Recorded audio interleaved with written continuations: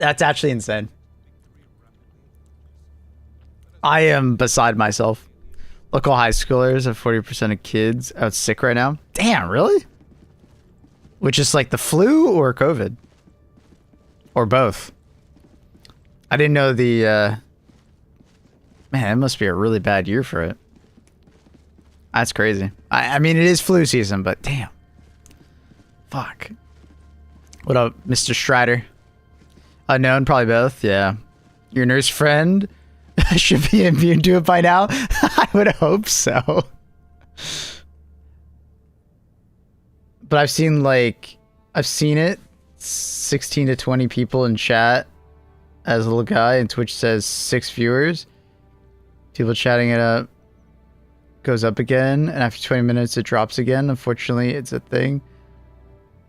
Yeah, I don't know. I mean, those people could just be chat hopping. Like,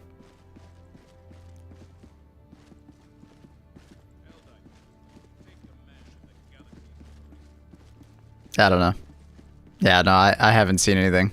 Viewership's down, but that's also just because Helldivers is in a weird spot. And there's no other games at the moment. But hey, Battlefield 6. Battlefield 6. Flintstone gummies protect me from everything.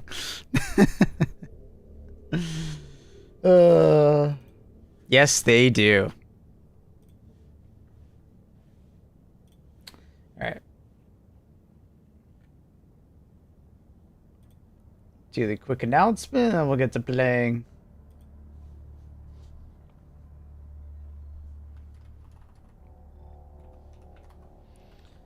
Live HD2.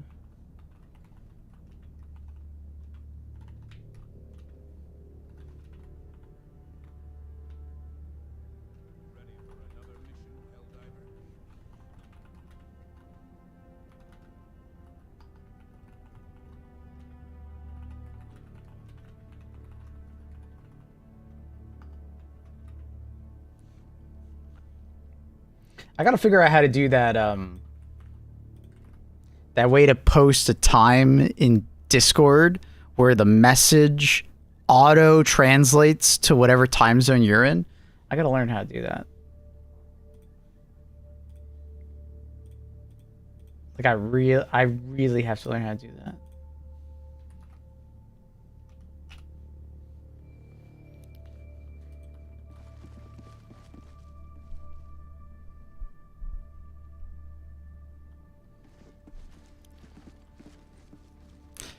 Copium for Battlefield 6 release. Did they put up a release timer? Yeah, they put it up like last week. It's basically tomorrow and 7.5 hours. So about 31.5 hours from now. It's Chronal that comes out at 1 a.m. for me. It's coming out at like midday, like NA, a little bit early afternoon EU. And it actually makes sense because it's DICE LA is the main studio. It's like, what is it, 8 a.m. for them? So it actually makes a lot of sense why it's coming out then. Because DICE LA is like main developer. I've never touched a Battlefield game. Do you think I could get eased into it? Or will I keep getting like 360 no scopes? Do you have much experience with shooters? Like PvP shooters?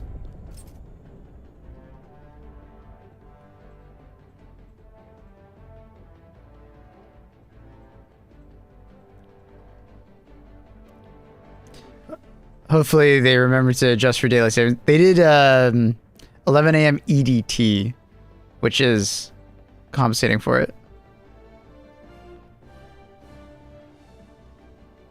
You just need to set a timestamp in the message. Discord auto adjusts it normally.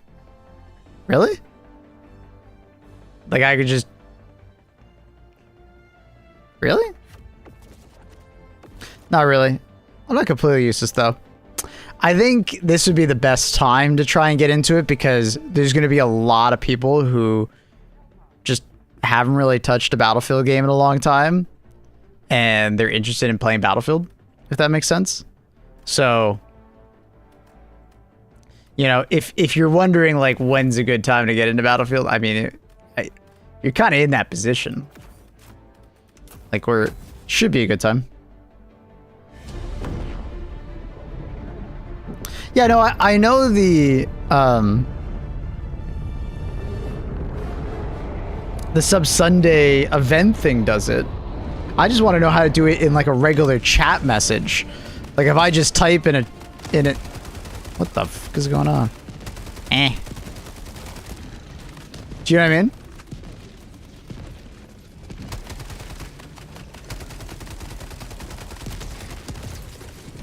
Flush mobs galore right now. Woo.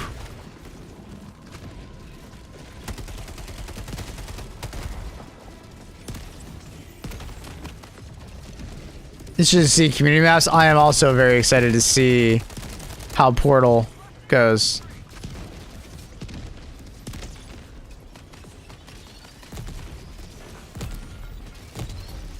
I pre-ordered so so you can preload it. Fair. Honestly, fair enough.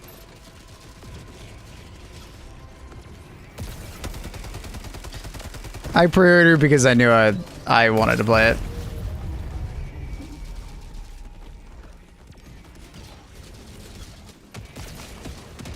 Yeah, I mean, you've probably seen it in other Discords. It's like a grayed out, like,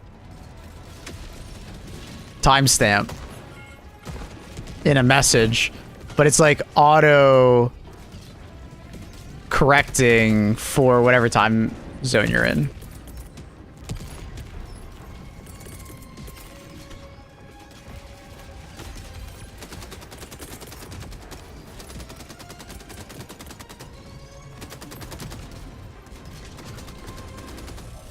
Oh, fuck.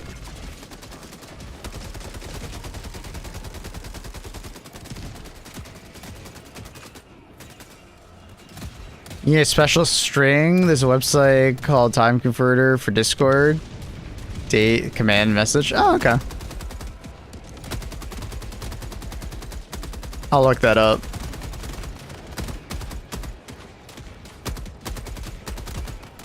Because honestly, that'd be really easy. Because, like, making an event is fucking annoying on Discord. It's, like, unnecessarily, like, hard to do. It's not, like, hard, but, like, it's time-consuming. It's more time-consuming than you would like. So just being able to put a date up would be nice.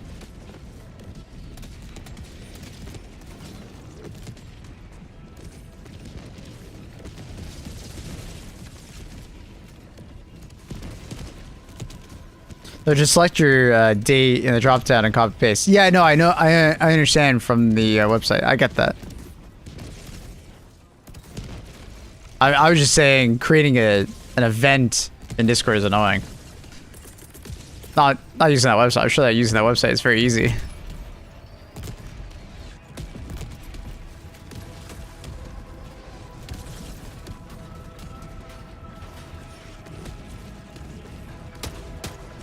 Can't take the same gadget.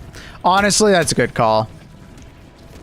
I kind of enjoyed playing engineer with both an anti-tank weapon and anti-air, personally. But that's also because vehicles are the bane of my existence. And if I'm playing engineer, I want to be fully spec'd for anti-vehicle, you know? How many items you still have to unlock in 2042? Oh, quite a few. I didn't do that much when it first came out. But I have all those, like, quests saved up, right? For just, like, tons of, like, battle pass leveling, so it shouldn't be that bad. I doubt I'll get all the skins, but that's okay. I don't need them all. Huge Battlefield fan. I hate to say this, but for me, Battlefield 6 is my waiting room for the true game of the year, Arc Raiders.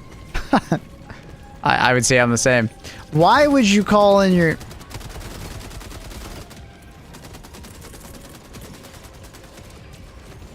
He called in his goddamn mortar on top of my... Bruh.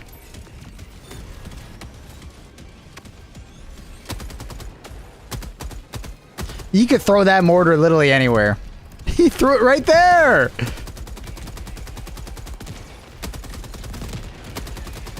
Rude AF.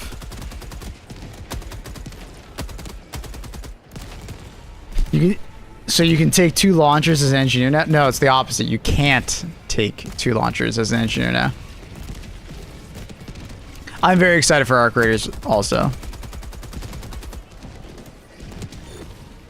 You used to be able to take 2. Like just an RPG and a Stinger. But now you can't have both. They're probably doing it because vehicle players felt like it was overpowered. Vehicle players have a lot of sway in Battlefield games. Even though they're usually a minority, they have a lot of sway.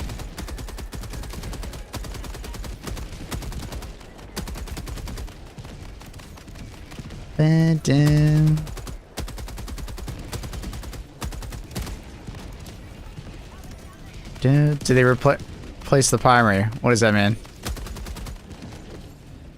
Neither of the weapons we're talking about are primaries, they're gadgets. Helldivers 2 is gonna be so dead in a month? Yeah, I mean, it's just unfortunate timing, right? Like, it would be dead no matter what, even if Helldivers was in a good spot. It doesn't matter what's happening. Like, Arc Raiders plus Battlefield 6 will get a lot of attention. I do suspect the mid-October patch will be good. You know, for repairing a lot of the damage that has been done in the last month. And we are most likely going to get a war bond somewhat soon. I thought he'd stop firing. I thought he'd stop firing.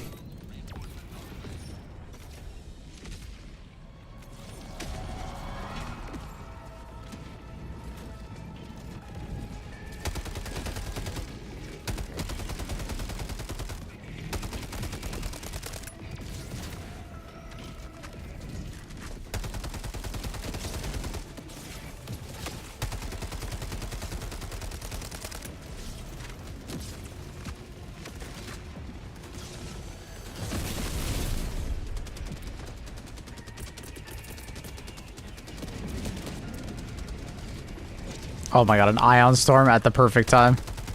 That's crazy. Why do my teammates hate shooting the stingrays? I swear they're doing it on purpose.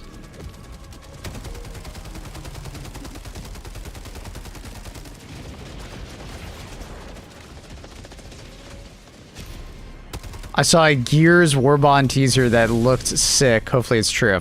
No. I can tell you right now. Nah, not this soon.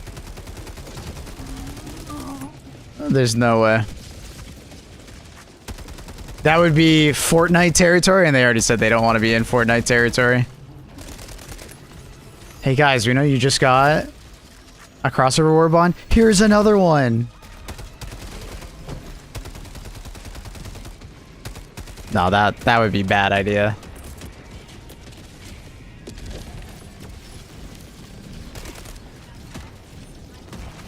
Have you heard of AI?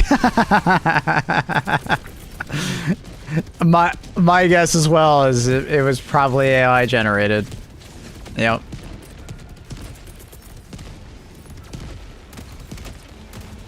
Do you think you will ever give up the coyote? Yeah, of course. You stop using it all the time. It's just a stupidly easy weapon to use. So when I'm just like reading chat 90% of the time, I don't have to pay attention. But even since it's come out, I've used lots of other weapons, so. Arc Raiders is PvP and PvE? Yep. You said it should be less PvP. I don't understand what the second part of that is, but it's a PvEVP game. It used to be only PvE, but then they changed it midway through development. Yeah, Maple, please scan yourself for Sora. Oh, Jesus, dude.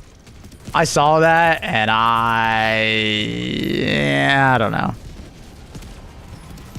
If HU2 had a Gears of War passive, it would 100% be an active reload. I would hope so. An armor passive that if you timed it correctly, you got somehow like a faster reload or like something else. Yeah, that'd be really cool. More bonus damage bullets, I don't think they would do.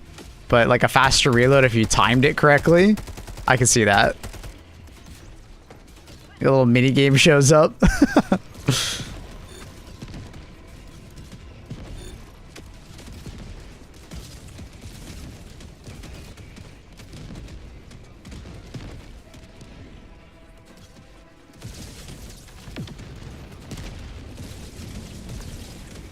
Health regen booster. You just mean like you regen health slowly over time or something like that? That'd be kind of neat.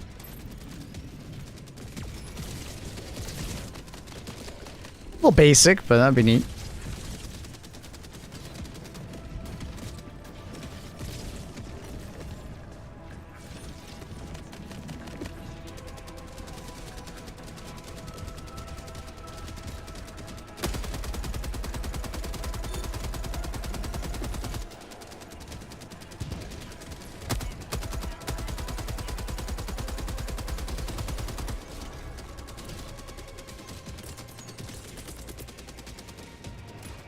The one thing I'm worried about with Battlefield 6, though, is people are going to make portal servers, like, almost immediately, and it's just going to be XP farms. I am kind of worried about that. That's, like, my one thing about Portal that I didn't like. Is that Portal gives you XP, and it's, like... And it's pretty easy to make XP farms. I never liked that. I always thought that was really dumb. Alright. Gonna sleep. I'm recovering for tomorrow. Good luck, buddy. Fight the Rona.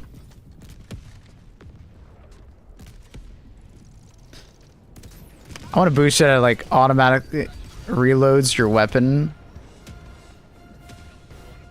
Like RoboCop style. Like you're like holstered your secondary weapon and it reloads it.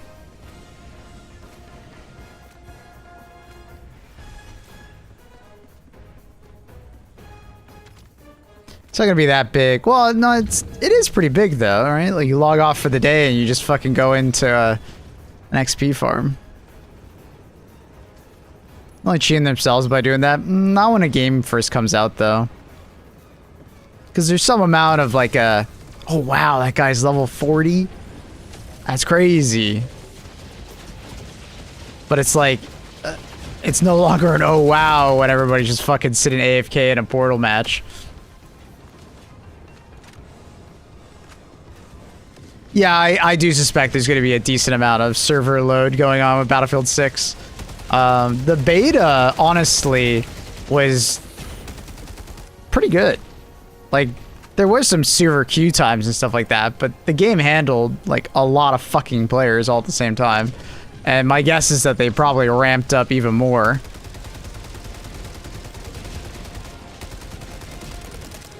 So I do suspect there's going to be some server instability. It kind of happens with any large, you know. Why does nobody shoot the fucking stingrays? I have this thing about like playing Illuminate lately, where I swear my teammates fucking hate shooting at them. I don't know why, man. I don't know why. It's like I'm the only one who sees it. That guy's level 40, should get a life. Nah, I mean, obviously some boomers will say that, but there's like a, wow, that's super impressive. That's awesome. And that happens every multiplayer game.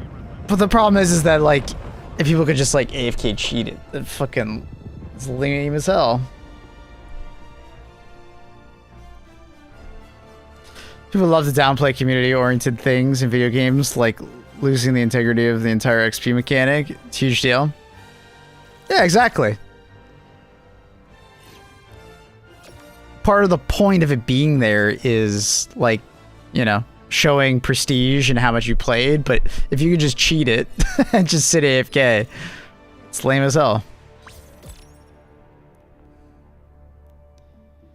Yesterday, someone asked me how old I was so they could use age-appropriate shit talk. I like that. I like that a lot.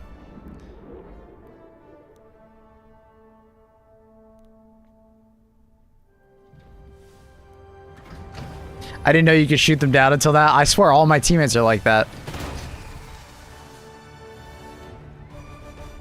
They think of the Stingray as a pet, and you just adopt it midway through the game, and, you know, you just have to dodge for it, and that's it. The entire rest of the game.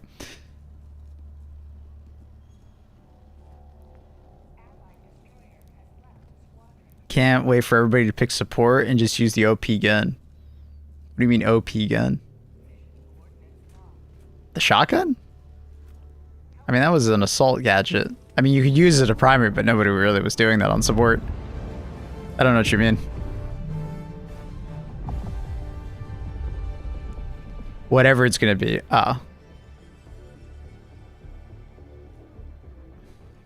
don't know. I think they've done a much better job at like balancing it, so not everybody's just gonna play assault or support.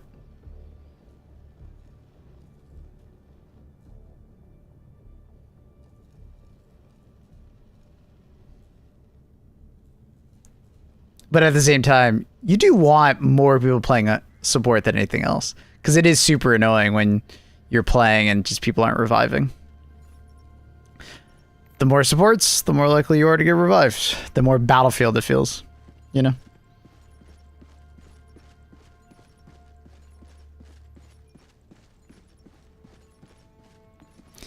It's always about playtime. That's not true at all, Cosmic.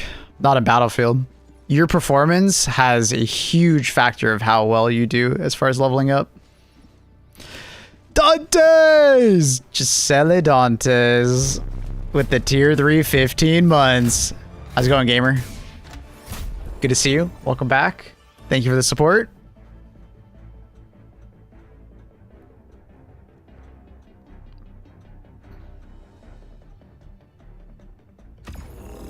Remember, medics in Battlefield don't revive. Yeah, that's why you need more of them.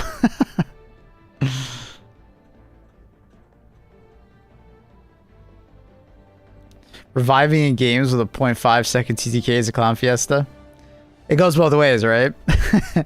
You could easily get revived and then get shut down really fast onto the ground, or, you know, you died in 0.5 of a second, and, you know, teammate mops them up and you get revived, and that's fucking gaming. I love it. Goes both ways. Do you see Twitch drops for the game when it drops? Like, when do the Twitch drops start? I haven't looked. I mean, I can in a second if you want me to. I mean, I assume the Twitch drops start at the same time, but maybe they're trying to do some hype shit where it'll start early.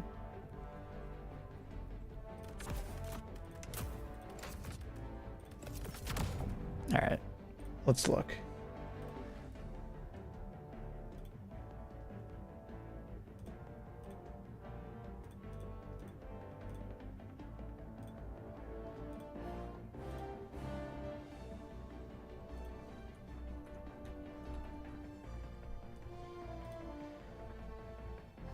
So this is what the drops section looks like.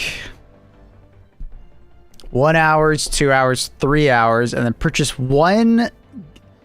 Oh, nice. There's actually a skin for gifted sub. That's actually huge. That's big for a streamer. Not bad, not bad, not bad. I think that's an engineer skin.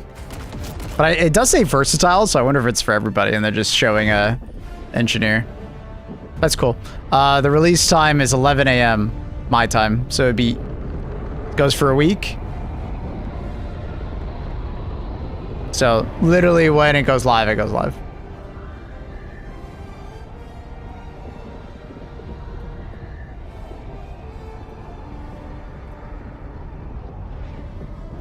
Did you play more EOT outstream? Yeah, I finished it yesterday outstream. Good ending. Very cinema. The last boss was hard.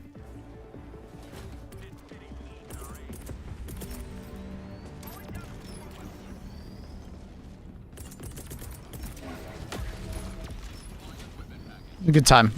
I didn't like do all the side content. I did a lot of it, but I didn't do all the side content.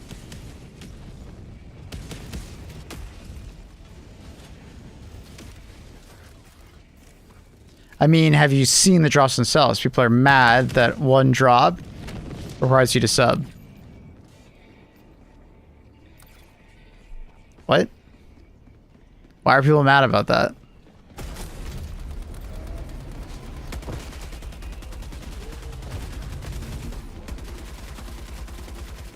People are so cringe. I don't have an issue. Yeah, I figure you did have an issue, but I don't know.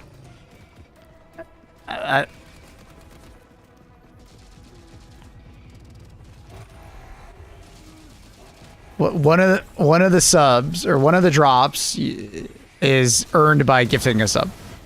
You don't have to gift a sub to get the other 3 drops, but if you want that one drop, you gift a sub. But it's like that's been the case on Twitch for a while now. It's not a big deal. Like just it's like any cosmetic in any game. You don't need everything. Just ignore it.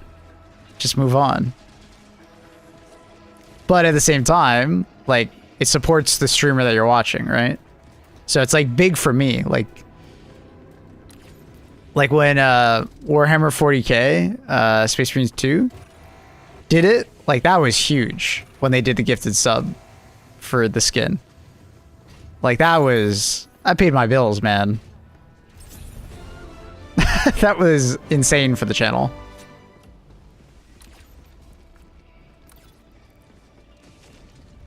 Do I count as a bug if I kill bugs and spread democracy? No. You're a bug killer.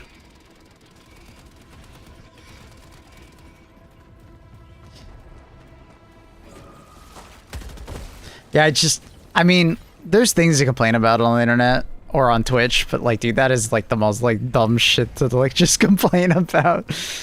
Wah, I can't have every cosmetic in the video game because some cost money. Just like, I don't know, man.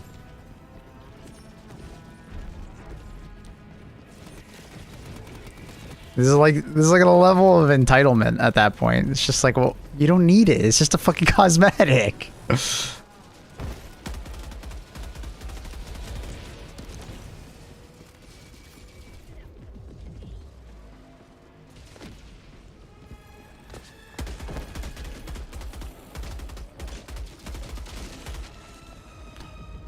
It's like going to Chipotle and complaining that you didn't get guac for free.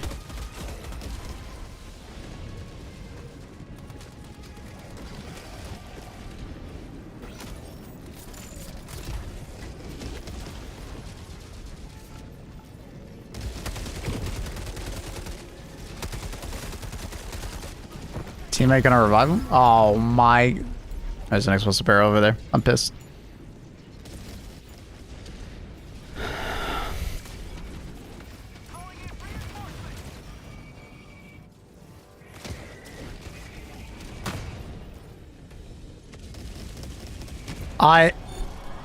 You're jealous of me. I'm jealous of you having an M&M skin. Hey man, I love M&Ms as well. They're fantastic, you know. Chocolate snack to have, okay? I would love to have an M&M skin. Did you know if you pre-order Battlefield 6 through Best Buy, you get a $10 gift card? Oh, really? Interesting. Can you like get an online code from that, or do you have to get like the physical copy?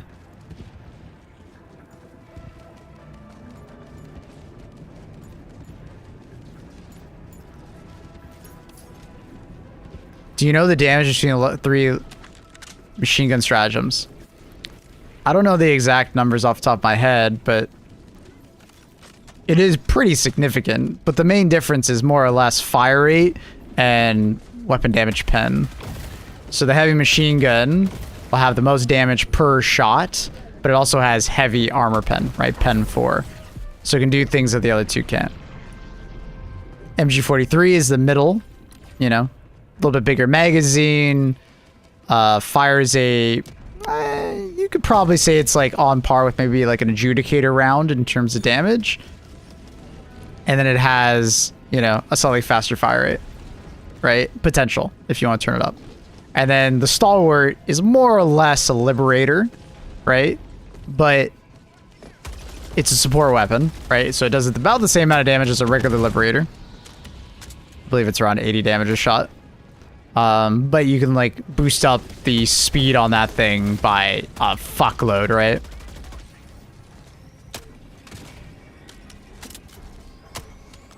Crazy fire rate. I know all that, just curious about damage numbers. Oh. Yeah, I'm not a Wikipedia page, brother. Just bring up the Wikipedia page.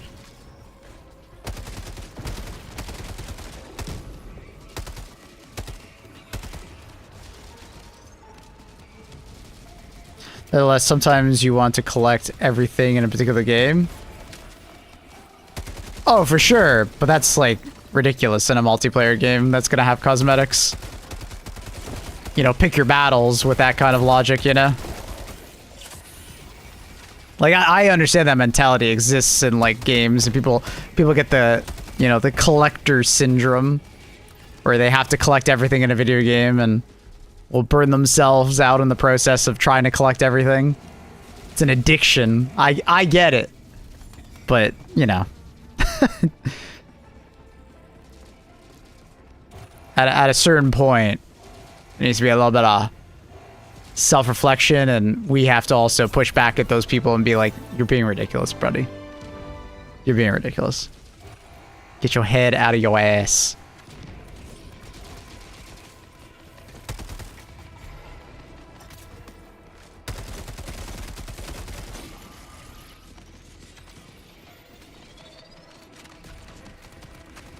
You even see it a bit in, like, Helldivers, right?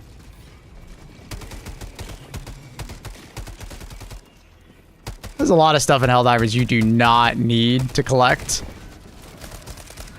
Hell, you don't even need every war bond.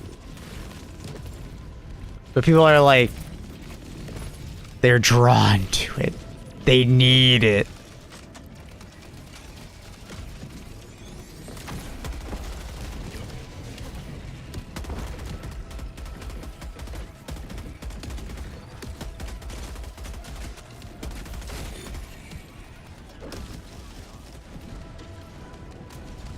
Helldivers is like too many cosmetics. I just choose one and I don't feel need to change.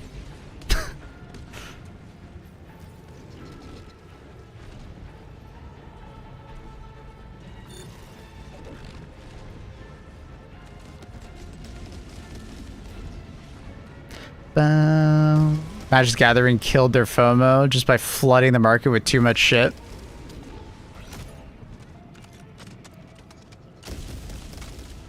Looks at the roadmap. Universe Beyond will kill this game for me in particular. Is there like a video game with Magic's Gathering, or are we talking about like the card game? Like actual just the card game?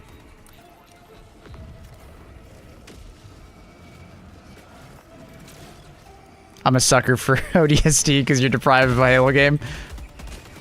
Fair.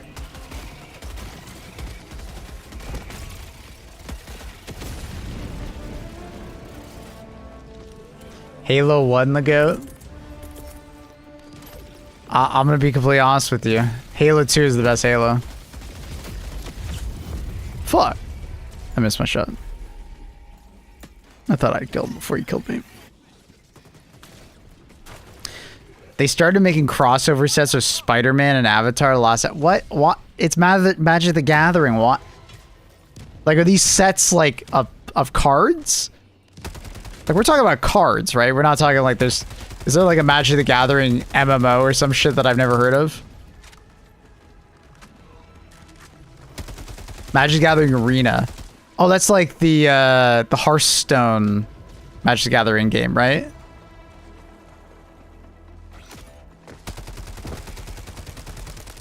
Right? They just have their own, like, digital card game version. The visual... So, wait, they made a physical cards as well? Damn, that's crazy. They really are selling out. Like, it's one thing to have, like, a card set in a video game. man, they also made it fucking physical. That's wild.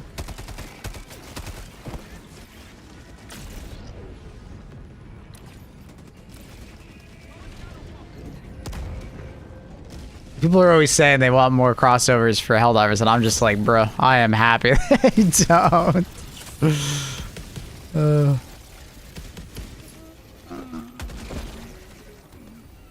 Final Fantasy was a few sets ago. And it's like, crossovers aren't necessarily a bad thing if you do them right.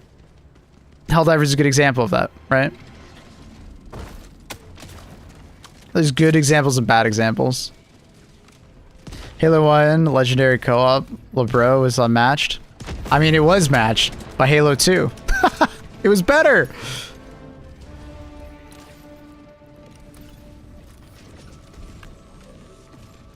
Halo 3 didn't change much, so... I thought Halo 3 was really good, but...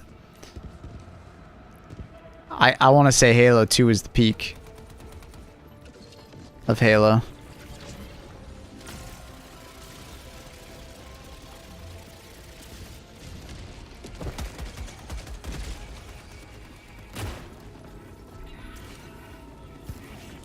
Halo 2 Legendary felt awful. That was like in the best possible way. Jackal snipers. CE was better than 2. What the fuck? Huh. No way. The physical cards in digital game are almost identical. And I'm assuming they don't...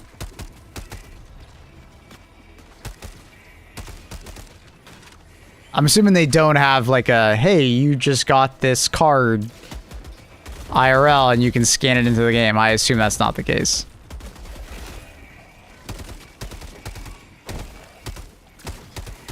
Right?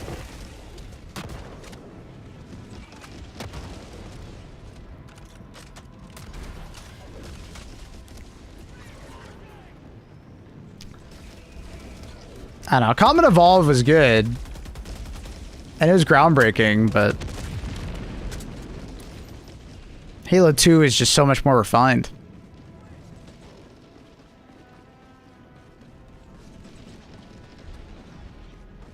And Legendary Edition was like, or Legendary difficulty was actually like properly hard.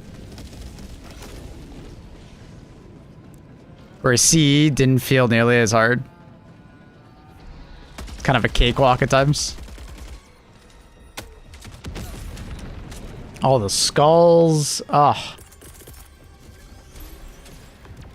Paid twice, yeah. Yeah.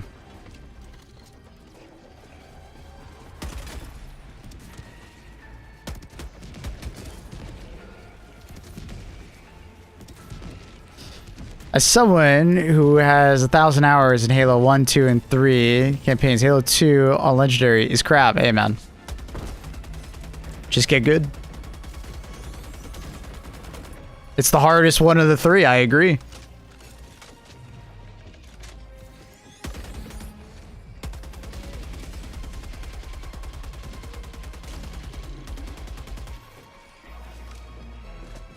You didn't play Reed? I bet he has. I think he's just saying 1, 2, and 3. Before Halo Infinite came out, me and a friend did all 3 playthroughs. And there's no doubt, Halo 2 Legendary is by far the hardest. I love that.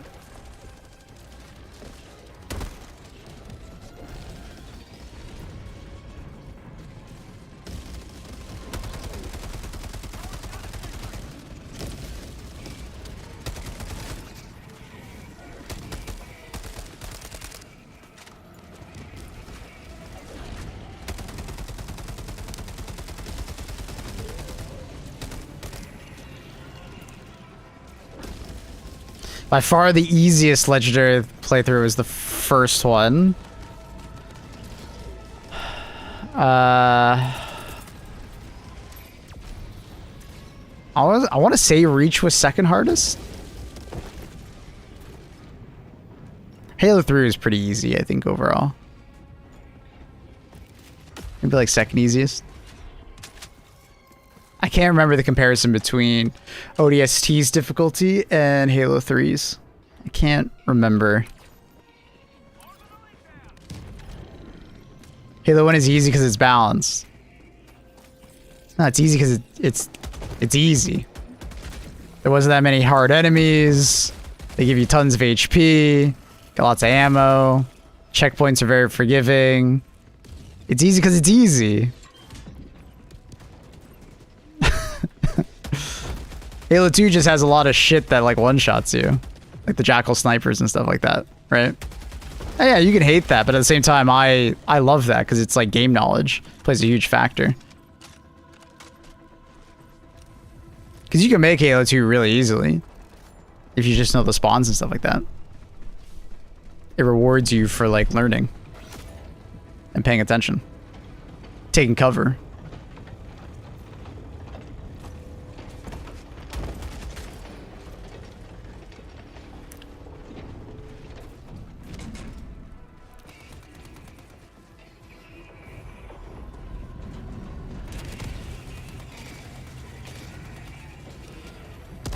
It made legendary difficulty actually feel legendary.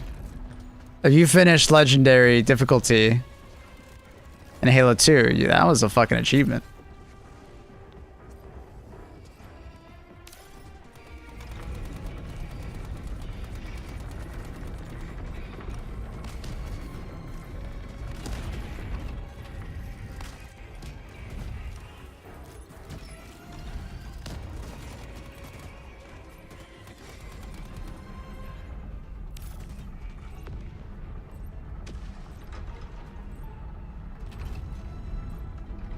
It's already lined up, bro.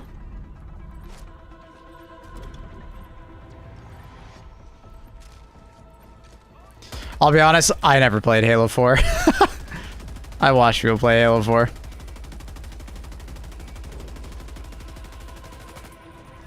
Lamau, Halo, play a real game like Resistance Fall of Man. Lamau. When's BF6 release date? Tomorrow, 11 AM EST.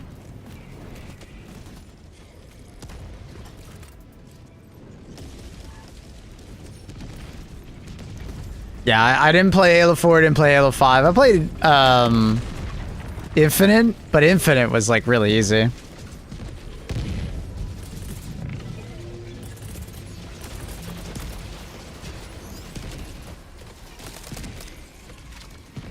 I don't know if it was just like, well, now I'm on PC, so I have mouse and keyboard aim, or I don't know.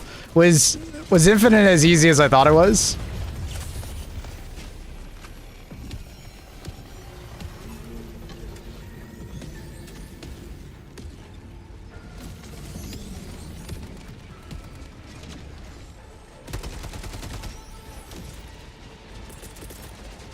Oh shit, I walked into it. I thought I was coming on the other side. That sucks. Once again, teammates not shooting fucking stingrays. Why does nobody want to shoot them?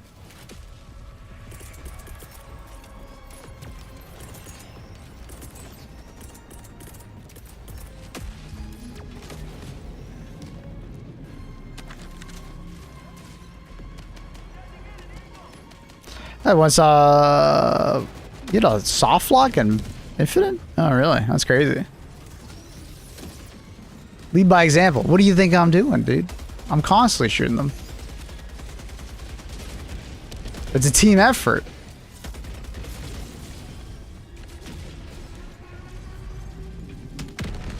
Can you have a booty call and meet the love of your life the next day? Annie, what the hell is that kind of a question?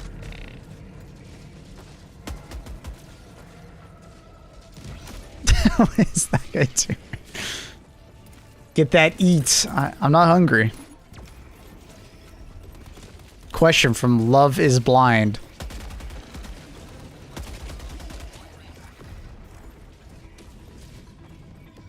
Halo 4 was really disappointing for every aspect of my opinion. 5 actually enjoyed. Tried to innovate. Infinite.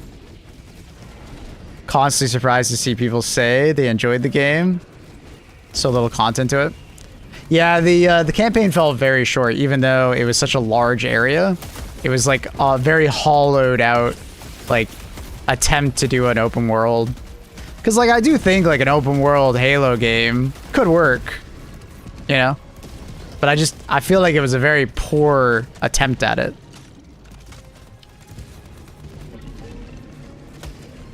Like, I didn't hate Halo Infinite, but I also didn't think it was great. It was like 7 out of 10. I don't know. Like, I'm not going to be harsh on it because I don't think Halo Infinite was that bad. I enjoyed the grapple.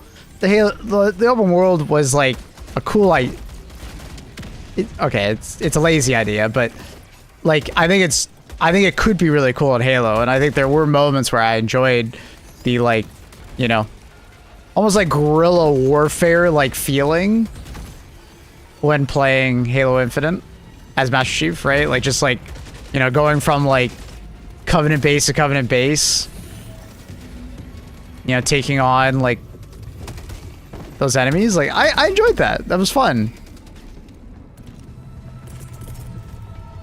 I think it fits with, like, I don't know, I think it really fits with Master Chief, but I don't know, it just, the way they did it was just so bleh. It was so phoned in. Like, the world didn't feel that alive. And I don't know if that was just because of consoles not being able to handle more AI and stuff, but, like, I don't know. Very boring. The world also, like, very boring. Like, the level design was, like, very meh. It also didn't feel that impactful. It didn't feel like going around and I was doing anything. I was just like, okay, occasionally I get, like, a cool unlock from a boss that I killed, or, like, elite enemy that you kill. But, like, you wouldn't be able to hold on to it for very long because it didn't have, like, infinite ammo for it. So it was like a limited time pickup kind of thing. Even though some of the weapons were actually kind of neat. Do you think you'll stop playing Helldivers when Battlefield 6 drops? I mean, I don't see how I'll be able to play Battlefield 6 at the same time as Helldivers. I mean, I could boot up both games at the same time, but I don't know how the fuck I'm going to play both Bladed. Do I get AI to play Helldivers for me while I play Battlefield 6? Do you have the strats? Let me know. Infinite had like 3 tile sets: forest, banished base, and like indoor futuristic structures. Yeah. Yeah. Map design wise, it was very like phoned in. You're not skilled enough to play 2 games at once. Oh, Jesus. My brother played through Halo 4 Legendary in one day, and it bricked our Xbox on. Wait, it bricked it? Like you actually like couldn't play on your Xbox anymore? That's so fucked up. I'd be so mad. Especially over like the holidays. Ugh. Most of the story happens off screen. Yeah. I don't know, man. I thought Infinite was alright. I liked the new gameplay. I liked that it was more mobile focused. I liked that, like, it was on PC. But at the end of the day, like, the rest of the stuff that matters in a Halo game, like, you know, the story and, you know, the moments in the campaign, not really there, man. You don't have any freezes yet? I don't freeze at all. Restart your game if your game is like locking up. Delete your shader cache. Verify your files. I would avoid playing on bot missions.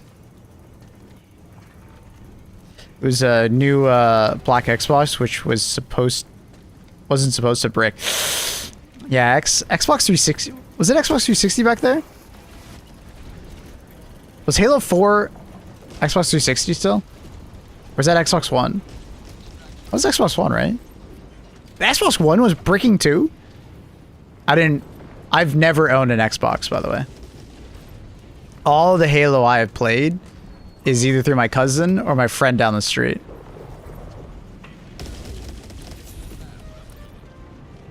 but I still have hundreds of hours in every Halo game.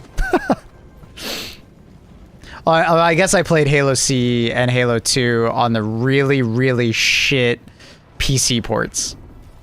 Like, guys, for all you quote-unquote youngins out there that complain about PC ports nowadays, you have no fucking idea how bad PC ports were back in the day. When a game was console-focused and they ported it to PC, holy fuck, it was bad. Like, it was really bad.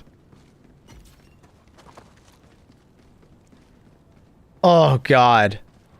I remember attempting to play Halo 2, because I really like Halo 2, obviously, on PC. Jesus, dude.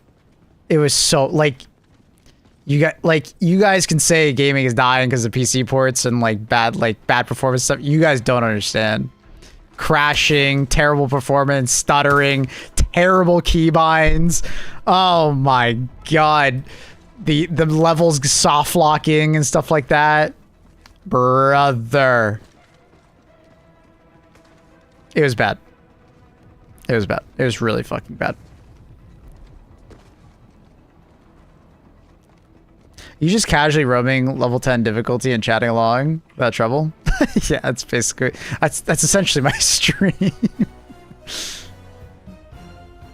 Ugh. Just started playing this today. Yo, Twisted, hell yeah. If you're looking for some resources, highly recommend my YouTube channel. There's some, like, I just started playing today videos on there. Like, what to know for my first dives, some early loadouts to maybe look forward to. There's a Warbond guide. Bunch of reviews, some tier lists. I wouldn't really recommend the tier list just yet. Save those for later. It's more fun for you to discover. Console button prompts. Yeah. Yeah, that shit was funny. But the game's like, press X. Okay. You press X on your keyboard. It's like, it doesn't do anything. You're like, ah, fuck. 2042 later? Yeah, we're gonna play some 2042 later. What up, R-Type? How you doing, buddy? Best moments in Helldivers are me and my friends not knowing anything? Yeah, exactly. I would probably recommend my first video just for some, like, very basic explaining of, like, the ship and the map. And then, some, like, basic loadouts if you're, like, struggling. But for the most part, yeah, absolutely.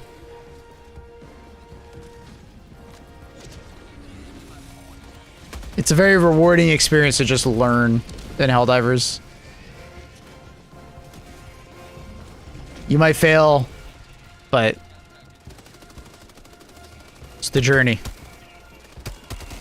not necessarily the destination. Just don't love squid diving. I get that.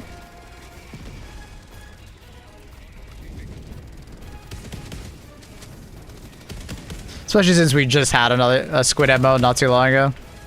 So, it is what it is.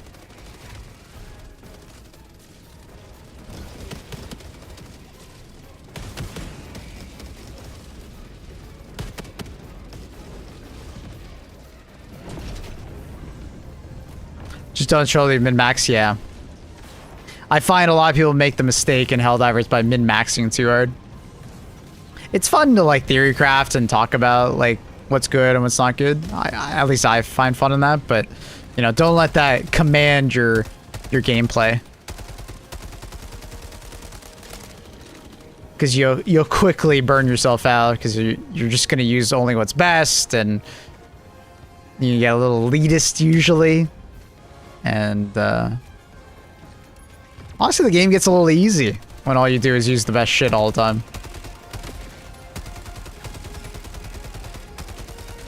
Genuinely more fun to struggle a little bit. You know, you don't gotta, like, tie both hands behind your back, but make it a little bit tougher on yourself can be really, really rewarding experience. Get some very cinematic moments when you're, like, back up against the wall.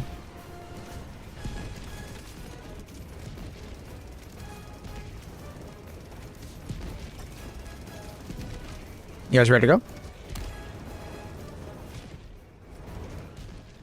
Level 25 and a level 72. Hell yeah. I was wondering why it felt a little bit, you know, tougher.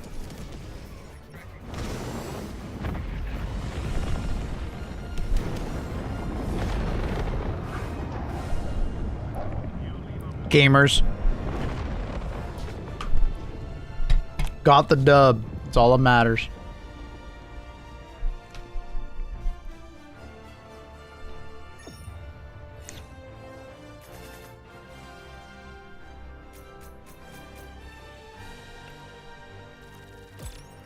We'll see where Halo goes with the next installation. I don't know. Like, I'm sure the next game will look beautiful because it's on UE5. But will it run well? Will it play well? We'll see. I hope it doesn't feel like all these other like UE5 games. Because that's a problem with like Unreal Engine 5 is that a lot of UE5 games tend to have very similar feeling, like weapon mechanics or like movement. Because obviously, under the hood, the physics system is usually pretty like similar. But we'll see. I don't know. Infinite, I think, was a failed experiment, but I hope they learn from that. But I hope they learn, like, you know, it could be good. You know, like the occasional level that is kind of like Halo Infinite would be cool. Like, I think to some extent, like my favorite moments in Halo campaigns were the tight like it's a mixture of the tight corridor gunplay, you know, progressing through a level with some like exposition happening. And then you then get like this grand battle moment where like it's a huge environment and there's like vehicle gameplay everywhere, like, you know, all these different Covenant like vehicles are shooting at like UNSC forces, just like all that happening all at the same time. Awesome. And then imagine with a little bit of sprinkled in of, you know, a little bit of Halo Infinite like open world. Like, you guys ever play Crysis, like the original Crysis? Like, the level design of the original Crysis is essentially what I just explained.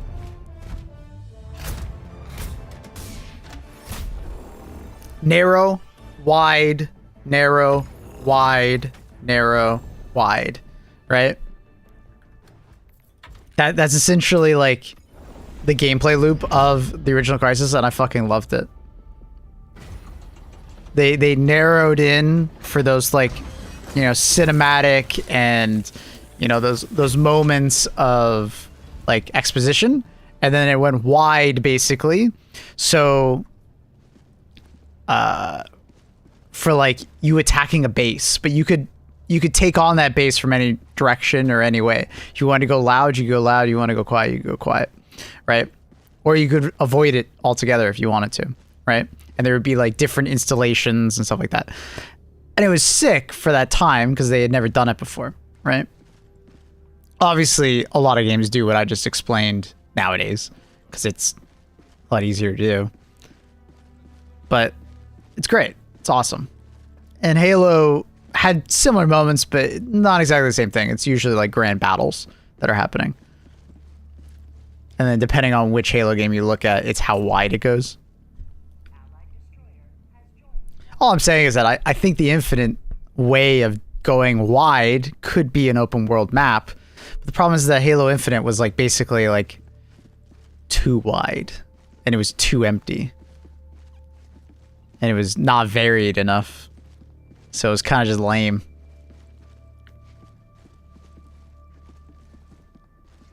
Something that I really liked about Ghost of Yotei is that they took that design philosophy and they ran with it. It's an open world game, but it's not one giant area. It's basically just a bunch of like islands in a way that you travel between. And each area has its own like unique thing to it, not just like the aesthetic. And the aesthetic is a big part of it, but you know, different gameplay from each one, different enemies from each one, different story beat, and it works well. You know? So, I don't know. I hope the next Halo game's good. I want a Halo game that's good. But do I have little faith in 343? Yeah, absolutely. 343 is a mess.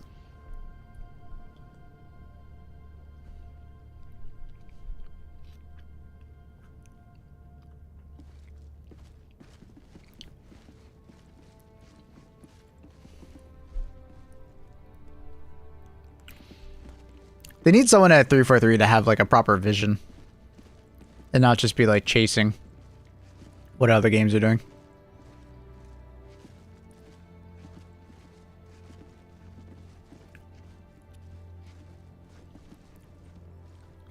I agree, Dinka.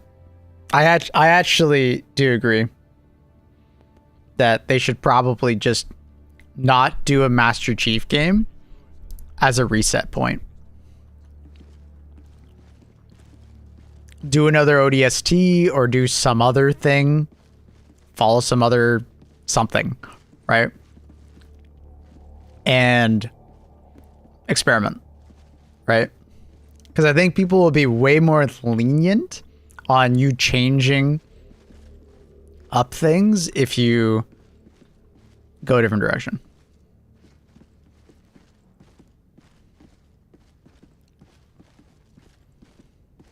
You know, you either go more reach or you go like more ODST.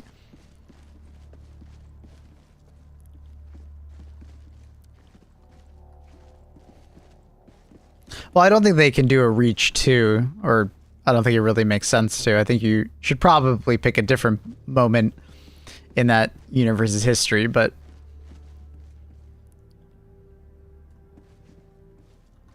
the reach round. Shut up.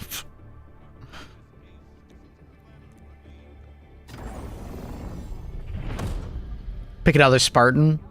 Yeah. Yeah, to some extent you could just pick another Spartan and just go over their history, right? Halo Wars 3? Well, I don't want them to do another turn-based.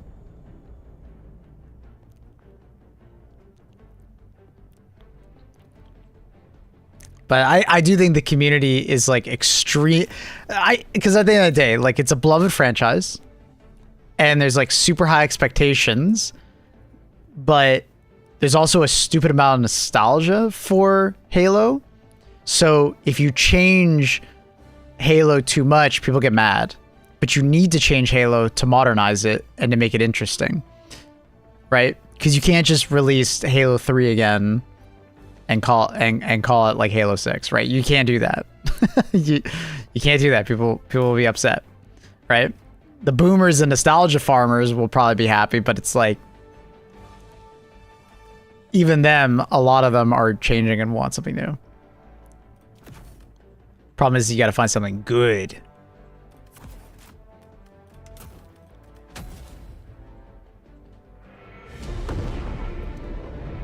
And then we've talked about this on stream before, where like Halo is in this like really difficult position where the franchise needs to modernize and needs to have like a new identity, but then so many people are so nostalgic to it that it can't really modernize without people getting very upset.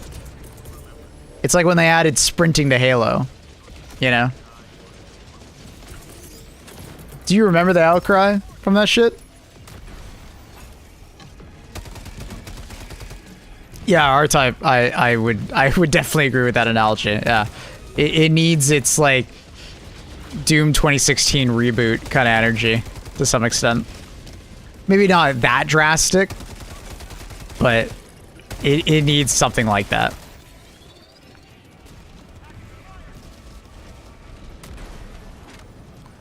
So there, like I don't envy 343. I think 343 is in like a shit position, you know, because the gaming community around Halo doesn't want it to change too much, but it needs to change.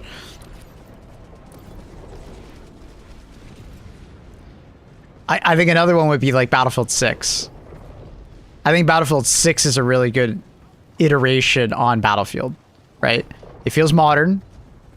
I think they did a lot of really good things to Battlefield 6, but it still has that Battlefield feel. You still feel like you're playing Battlefield. You know?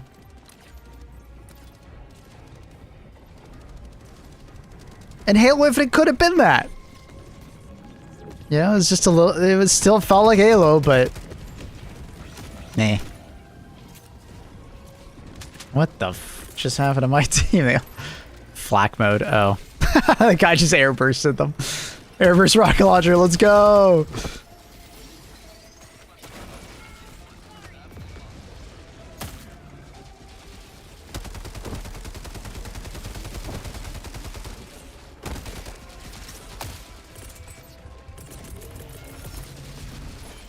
All left arrows. Where the hell is the scrambler? Oh, it's right there.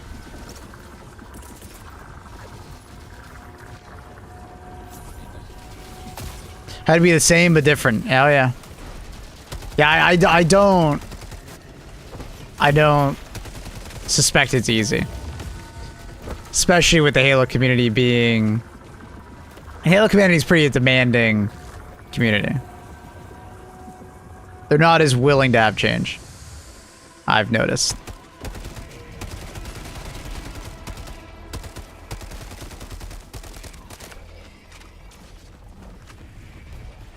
It's a very nostalgic focused community.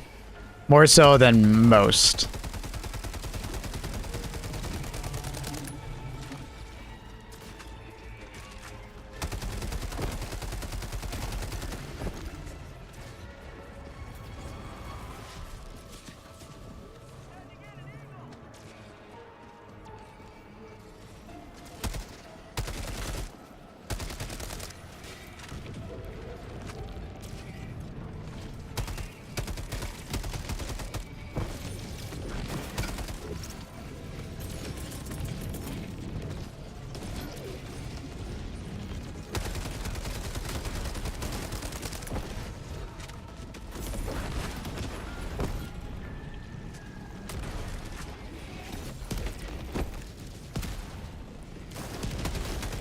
Damn, dude.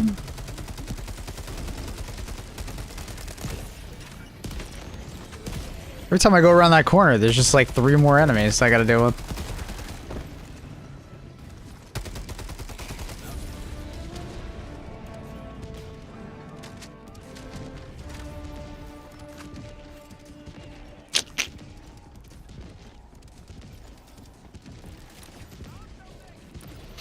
Halo 1 was a good game. Or, sorry, Battlefield 1 was a good game. It was a good iteration. It was.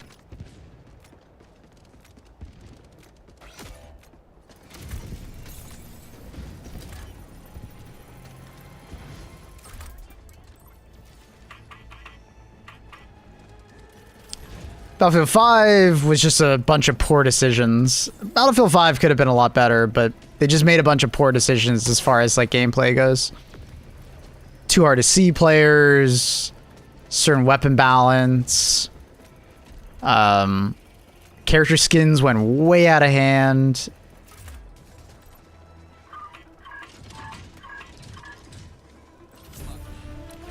It was just like a death by 1,000 cuts kind of situation with Battlefield 5, I want to say. There was no like one thing for Battlefield 5 in my opinion that like really destroyed it. It was just like, well, they made a poor decision here, they made a poor decision here, they made a poor decision here. And just kind of like added up over time. 2042 is like rotten to its core. They've been able to, you know, fix a lot of stuff. 2042, and I do like it, but I do like it now. But yeah, it was just kind of rotten. Cat air. I agree. I think Halo would be very difficult to revive for me. I think Halo as a sandbox, Infinite was a sandbox, with like mostly sand. Yeah, very little tools. It was a very vast sandbox without that many tools spread out. Toys, I should say, not tools. Say Halo 5 had like the largest amount of toys in the sandbox, but to me it felt same with like a different paintbrush. Like the idea of like properly varied weapons, vehicles, not just like varied. Yeah.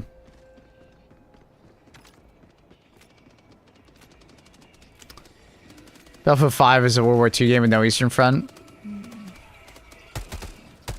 Funny enough, that happens a lot. I feel like a lot of World War II games don't add the Eastern Front.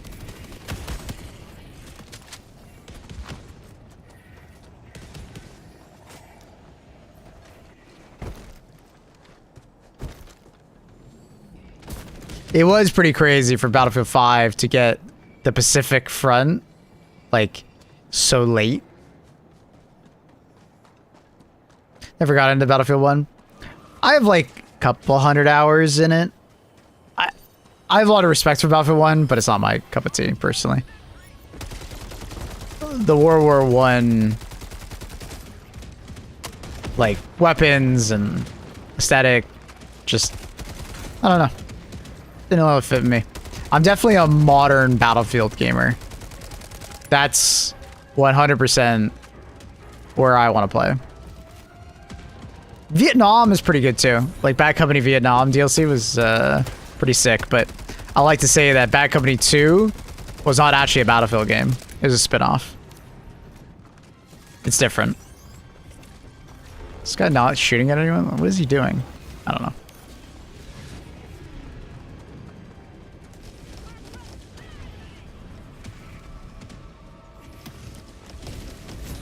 Like, I think Battlefield 1 is like one of the best Battlefield games they've ever made, but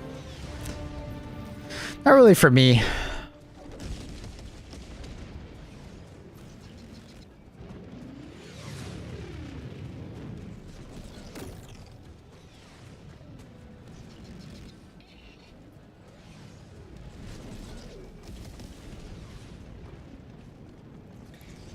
You ended up playing 2042 the most, ironically. Interesting. I have like 200 something hours in 2042 now.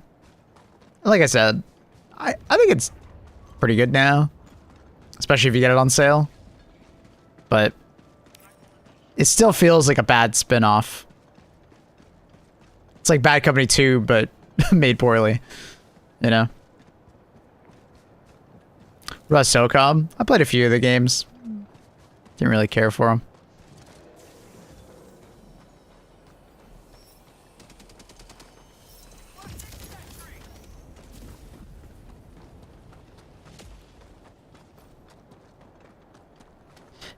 I'd probably have more hours in 2042 if I didn't play at launch.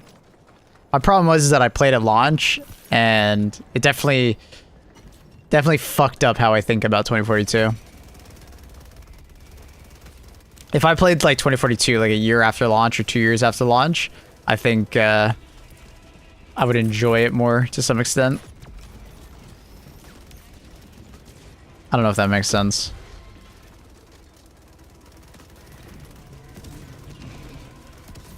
I didn't like the progression of some things because I never knew about some weapons and vehicles until I saw them on the battlefield killing me. Or the stealth bomber that came from the event after that one. I don't even know what we're talking about. What game are we talking about? Is that 2042? 2042 just has like really bad UI. Like, if you're in-game, you can't see all the unlocks. You have to, like, go to the main menu and then look at the armory screen. And then you can see all your unlocks. And then you can see what you need to go do. Which, I understand their thought process, but fuck, man. It's very annoying.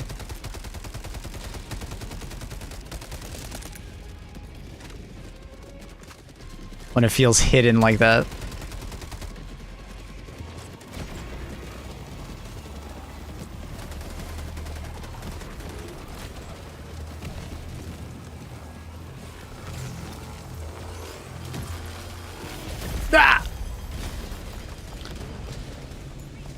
Floating Capital Ships 2142.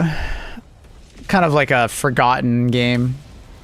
2142 In a way, okay, this might be a bit of a hot take, but I feel like 2142 will have a very similar remembrance to 2042. I know that sounds super weird, but there are some people that like 2042 and like the over-the-top kind of gameplay, right? Not way less grounded, you know, wingsuit enjoyers, you know? And that's kind of what 2142 is. Like, 2142 is not that good of a Battlefield game, but it at least had a really good game mode, right? I think over time, people will be less harsh to 2042 because the people that actually really loved 2042 will be able to talk about it and remember it fondly, right? But also, a lot of people didn't play 2142, and 2142 didn't have this, like, you know, this is what a Battlefield game is, and if it doesn't fit this mold, it's shit. Like, if 2142 came out today, I think a lot of people would actually not enjoy it. Because it's a very different Battlefield experience. But the game mode, the Titan game mode, fuck, what was it called? Capital Ships? Whatever it was. Titan? No.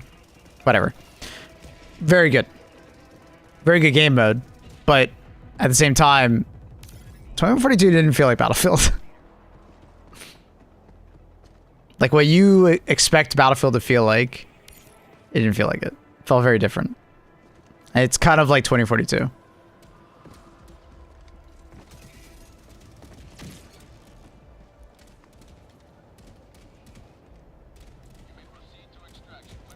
Like 2142 reminds me a lot of PlanetSide.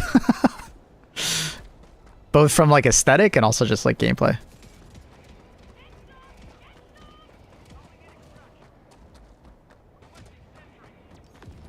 .2142 came out, Battlefield 2 is still getting Xbox, and that's probably what helped it not get hated on as much. The people that still wanted the normal Battlefield feeling still had Battlefield 2.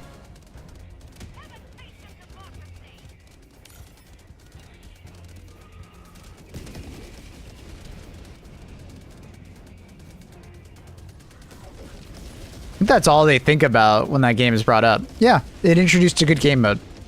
I don't think 2142 really added that much to Battlefield, and it didn't really feel like Battlefield, but that game mode was great. What are the chances of Arrowhead releasing a vid about the balance of the upcoming patch? We know that's already a thing, because Shams, like 2 weeks ago, said they were filming it in Discord. So, 100%? We just don't know when it's going to come out. It might come out the day of, or it might come out some other time. I don't know. See, I didn't like the elite classes.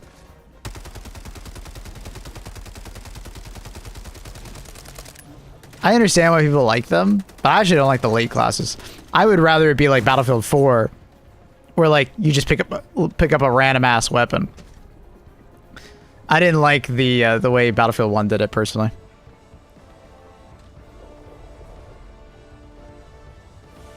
You made an enemy for life.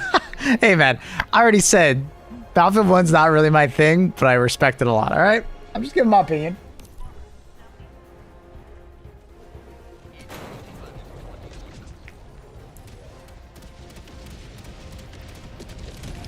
Yeah, I saw Battlefield 6 is getting pickups. And as long as they're like not stupidly overpowered, I'm cool with that.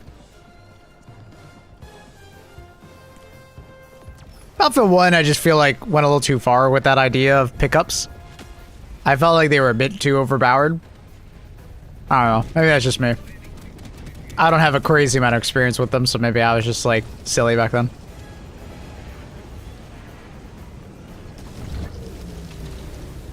The railgun? Yeah, I'm not counting the railgun. That was like a... that's a whole other story.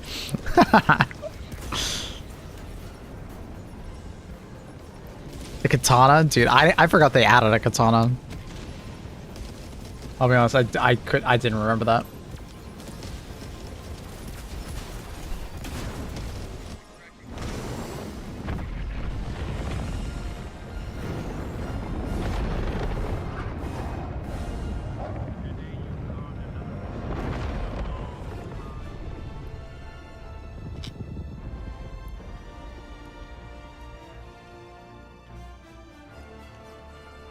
And the reason why I say that I think time is going to be kind 2042 is I don't know if you guys have seen it. I've definitely been seeing it lately. Is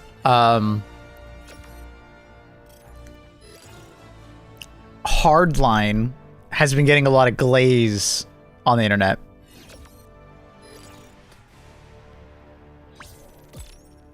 So I've been seeing people romanticize Hardline. Even though I would argue Hardline is a worse Battlefield experience than 2042. I don't even think that's a hot take.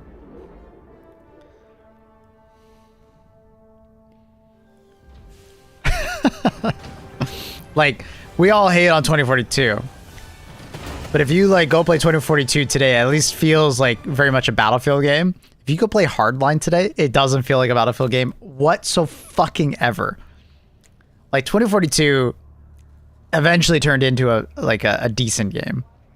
I don't think Hardline ever got that. It's like Payday meets fucking like Rainbow Six Siege meets Battlefield 4. Like, it's so weird. I played it for like 10 hours or something like that with some friends, and I just never booted it up again.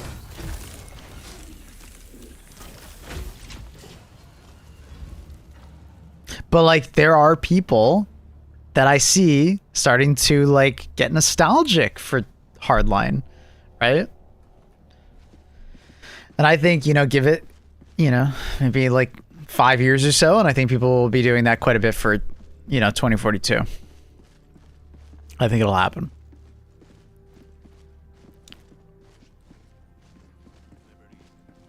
And I think 2042 deserves a little bit. You might not like it, but some people really like the over-the-top, faster nature of 2042.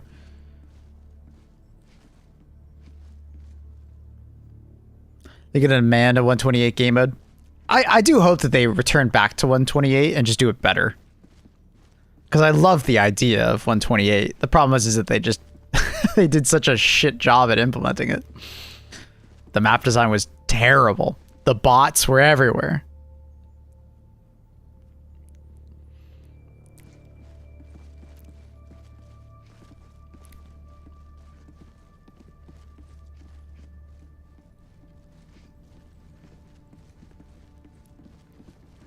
I always had that one bud that said, let's play Hardline. Yeah, I mean, some people, they like it, you know? Consoles can't handle 128. You say that, but they definitely can. Modern consoles can. Modern consoles tend to be better than a lot of people's PCs.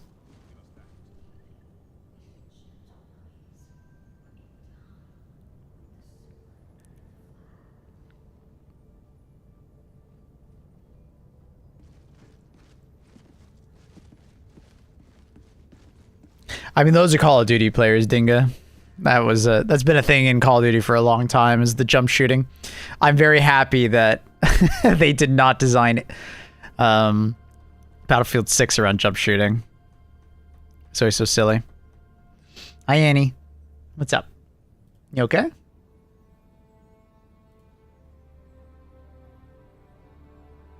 What's with the mood? 2 hours of FPS talk. Anyway, we angry.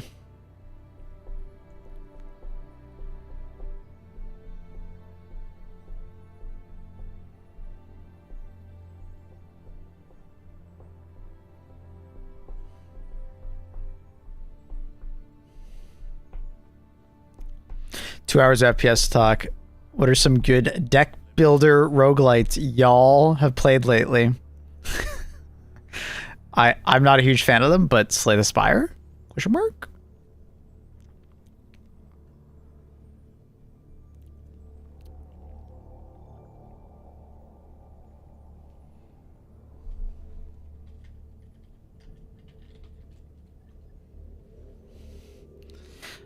I'm not looking forward to seeing myself get absolutely destroyed by the Battlefield 6 movement wizards.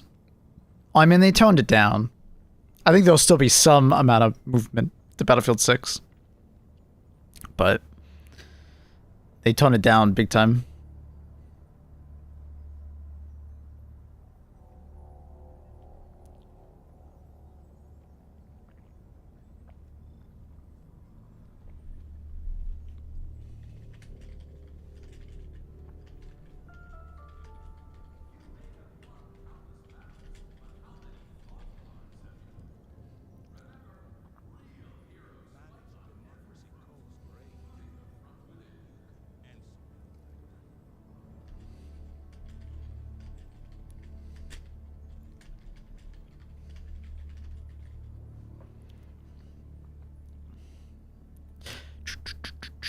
To me, Battlefield's about positioning.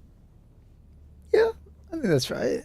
To me, Battlefield's a lot about, like, you know, there's some rock, paper, scissors, squad play, positioning, PTFO. But I'm happy that movement and gunplay is becoming more of a thing in Battlefield 6. I want the gameplay to be deeper, and I like that movement and gunplay is more important in Battlefield 6. Server connection failed. What the fuck?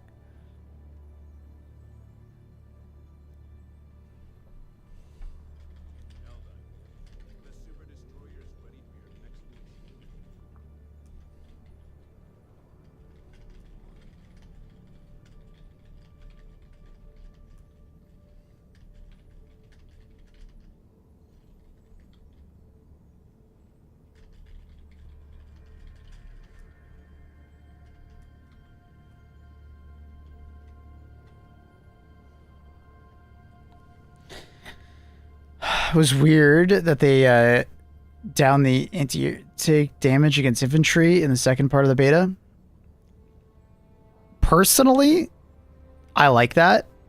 I hated how good anti-tank or anti-air tanks were against infantry, but I do think they went too far. Like, to the point where it was pathetic versus, you know, infantry. It shouldn't be pathetic. It should be like...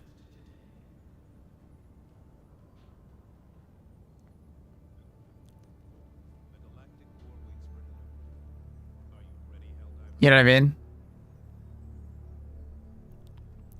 Because I remember, like, malding in certain games where, like I can think back to, like, Battlefield 3 and people, like, using the AA more for anti-infantry than actual AA.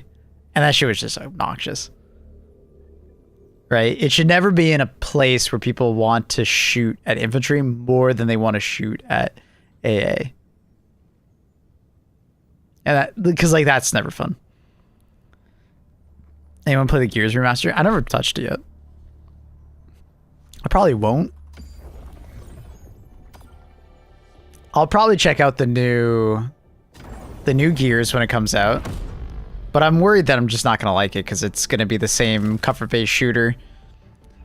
And that's another Xbox franchise that I think needs to modernize, but I don't know if they can. Like, if we just get another cover-based shooter for years that doesn't really change a hell of a lot, I'm just gonna be way too bored. I don't know. It's tough for me to want to play Gears as a mouse and keyboard enjoyer. The Gears of War gameplay loop was definitely made for, like, couch controller gameplay.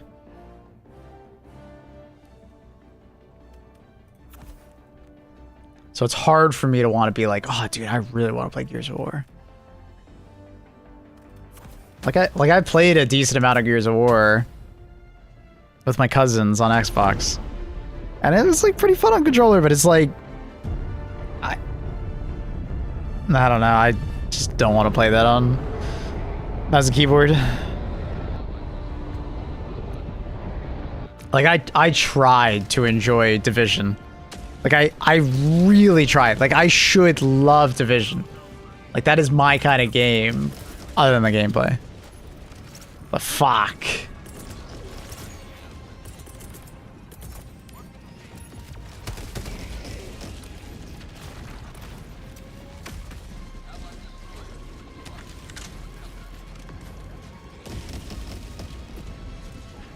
Dun, dun, dun.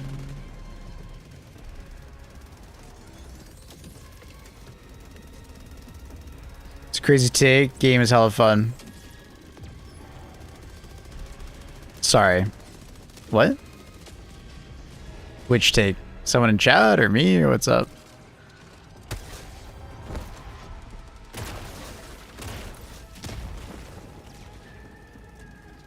The Division. I just don't like cover-based gameplay. Movement is a huge aspect to games for me.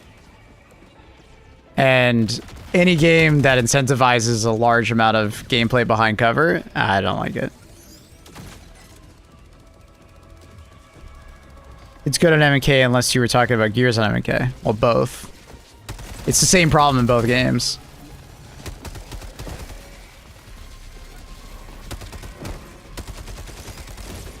They're games designed around cover-based shooting.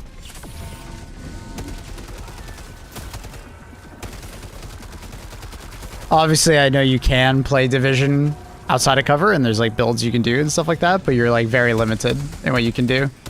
And then the environments that they have designed in Division often revolve around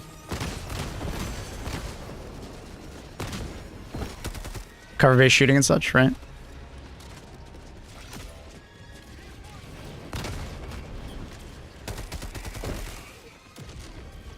So I was always quite sad when I played Division 1 and I was like, I just can't play this. This is boring.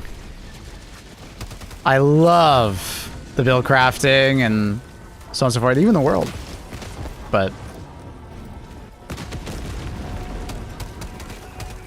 gameplay bored the shit out of me. Movement's too important. Snap to cover is super boring.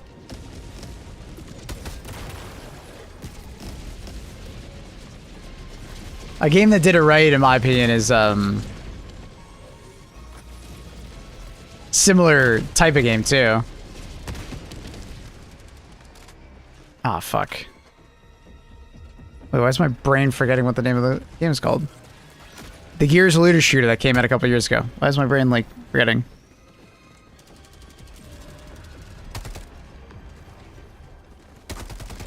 It could be so good if they designed it right.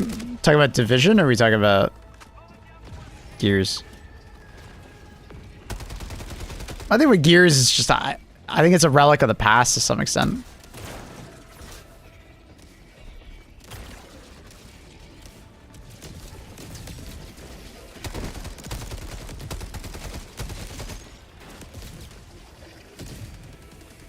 Division, I played Division 2. Gotcha. What would you change about it? For me, it's just like I would just create less of a reliance on cover-based gameplay. That would be my #1 thing for Division. You're talking about Outriders. That's it. There we go. Yeah, Outriders is a game that has cover-based gameplay, but it's like not incentivized at all. It's just an option. There's an equal amount of incentivization to be out of cover than there is to be in cover, which is fantastic. And that's how I would want a new Gears game to be, or like Division to be. I don't want it to be so cover-based. I don't mind that there is cover-based shooting or people want to play like that, right? But yeah, I'd want it to feel like pretty equal. I don't care for the bullet spongy conversation. That doesn't bother me at all. Like, personally, I'm like, I don't even totally understand why people care so much. It's just not that type of game. It's not, you're not playing Metal Gear Solid. You know, you're playing a fucking looter shooter, Diablo-like game with like, you're hitting for millions of damage, you know? Like, the bullet sponginess comes from you just not having a very good build. It's like the same thing as like any looter shooter. Yo, Draxel. Think of a tier 1 5 months. Appreciate you. Like, I get that, like, obviously, Division is more, like, realistic looking, so it seems weird, but, I mean, you quickly realize that it's a game of numbers. You're essentially playing, like, an ARPG or,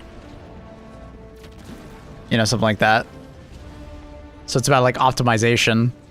So if you feel like you're bullet spongy enemies, it's kind of a hunker down, get better weapons, get a better build.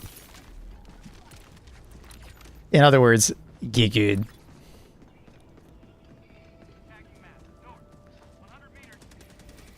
Wasn't running in and chainsawing people a big part of it, Gears? It was, but it was like usually enemies that were like basically in cap.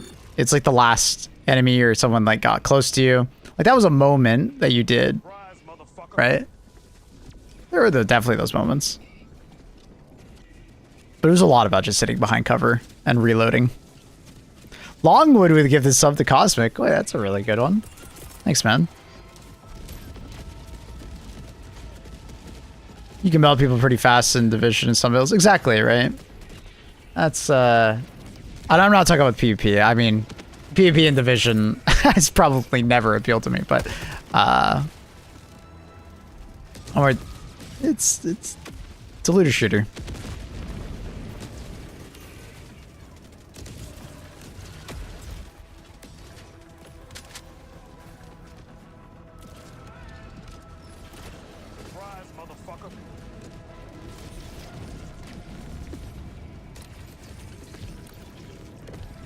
People use the Gears of War cover system to slide around and set. And that's my point, is that like I feel like people are longing for Gears of War to be less reliant on cover, but and they're doing all this crazy shit to try and not have it feel like that, but like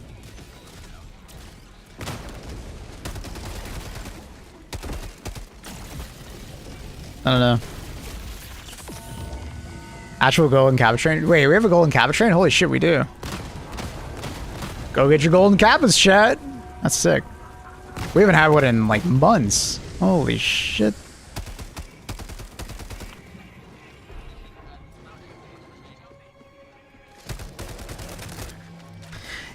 Yeah, no, I get where you're coming from, Funky. It's just not that kind of game. You're not playing like Metal Gear Solid. You're playing an ARPG. You're playing a looter shooter, you know? So I guess to some extent, like, they kind of fucked up because, like, the aesthetic of Division makes it seem too realistic. So you don't think of the game as the way you're supposed to think about it, which is, like, as an ARPG, like, looter shooter. You think of it differently, right? Longwood with another gifted sub.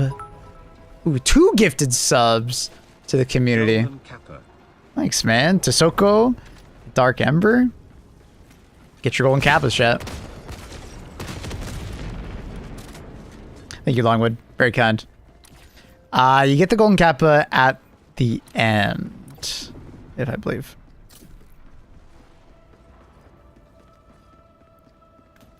Felt like I was playing airsoft guns. Yeah, no, I get where you're coming from, buddy. I get it.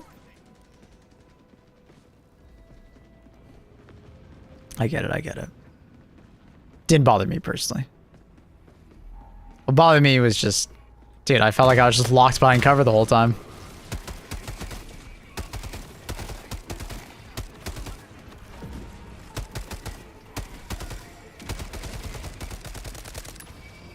That's what I liked about Outriders so much. Because I was worried that I'd be locked behind cover the whole time when I played Outriders. But I wasn't. So on the fence about Battlefield 6. Played the beta and it didn't click with me like Battlefield 3 and 4 did. Oh, that sucks. It definitely felt like those 2 games to me. As a fan of them.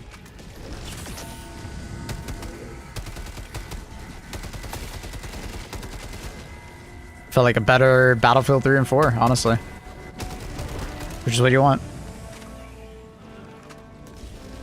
Yeah, I think it's like 100 bits minimum or like a gift sub or something like that.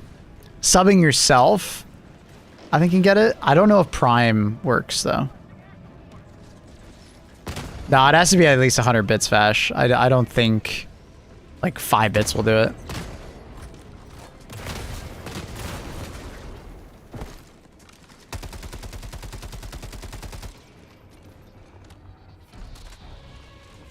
too rich for me. I mean, it's 100 bits. It's like $1. You don't gotta go crazy. It's a cool community here. Takes your fun to debate when needed. Got a gift? Thanks, man.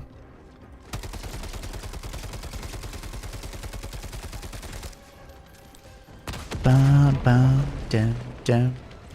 Longwood with another gift is something fast. Ooh, good snipe there. Thanks, man. Well, because the vehicles fell off to me, chopper handled like a boat. They changed it. They changed the handling of the choppers. I believe they made them more agile than they were. And the maps, small maps didn't work for me. Well, those were just added for the beta to increase contact points for data. Just go look at the maps that they've been showing in the latest previews. The rest of the maps being added are standard battlefield size or bigger.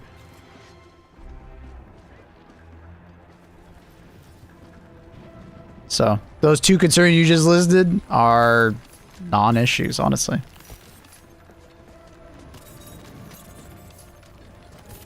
And I believe there is going to be a little bird, so if you want a super agile chopper, you got that.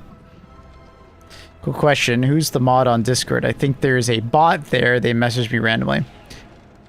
If you just like do like an like mod, I think you'll find someone. Or I can handle it after stream. Good morning, Carl. Oh, Annie messaged me. Wow, Annie.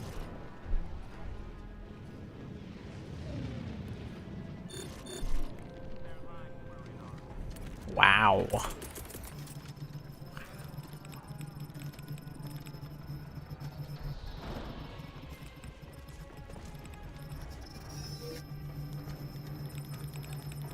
I did a purge yesterday of a bunch of people that Discord suspected of suspicious activity.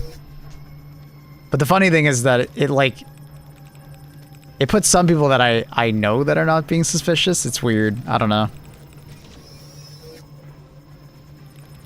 Could be your next girlfriend, guys.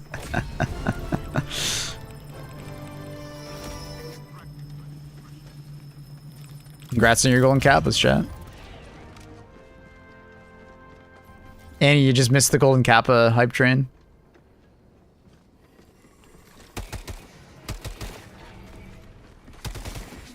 We haven't had one in months.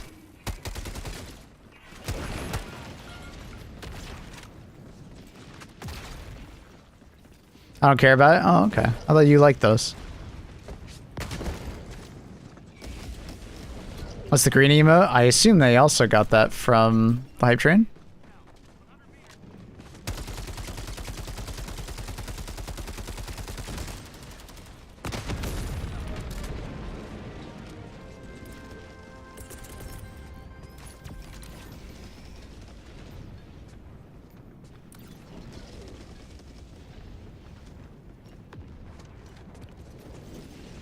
Never mind, I have it. I was gonna say, Annie, you have a lot of hype train emotes. She collects them.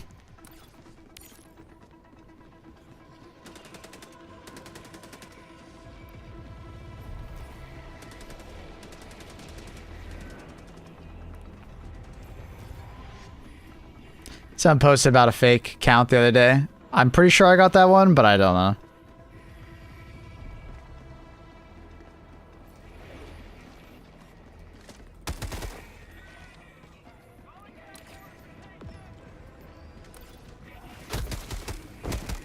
In the meantime, I just highly recommend just ignoring them, report them, and just, yeah. Let a mod know in Discord. I think if you just add Caleb or Carp, usually they got the ban hammer ready.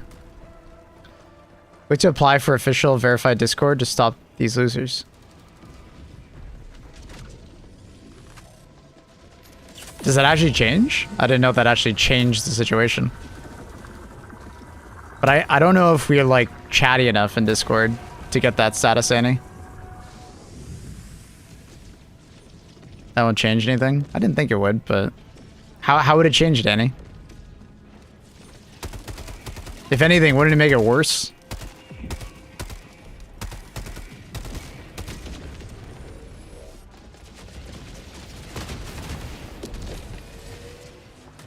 I heard it does. What did they say it changes, Annie?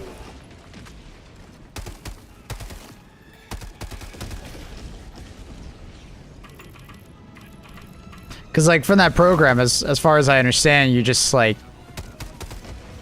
Twitch shares your server more. And I think you get, like, a couple features. But it's, like... I don't think it's mod related. I think they were just, like... other things.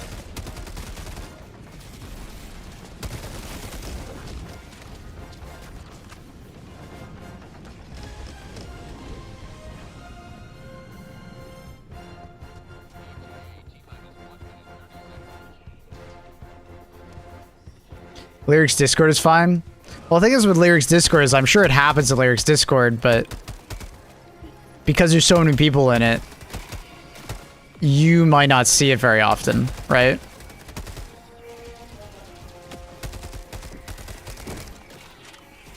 It's kind of like, I guess you could say herd immunity.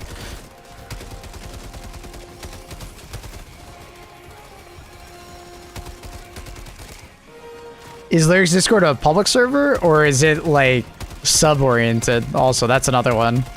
Because if it's sub-oriented, yeah, I mean, that makes sense. I don't know. Good to apply, makes you look more official, for sure. Yeah, but I'm pretty sure we don't meet the requirements.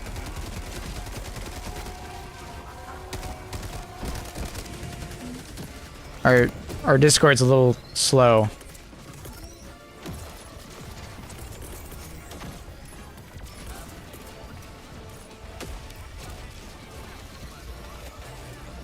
This is bad.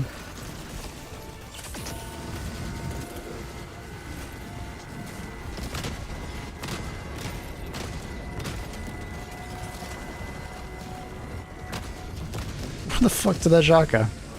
Ah. Dude, why is it so insane right now?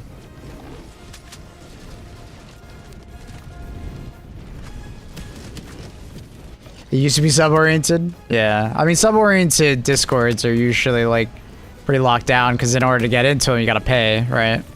So, the fishers, scammers, and stuff like that. Gonna be a lot more rare.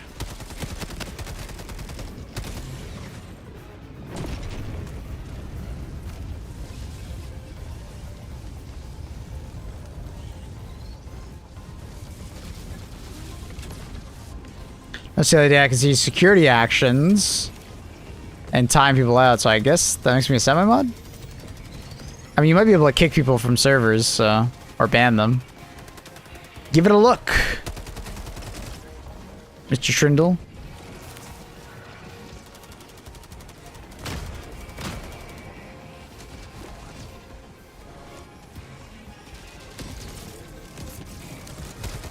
Ban me for fun. Oh no. Couldn't kill in time. Nobody's paying attention.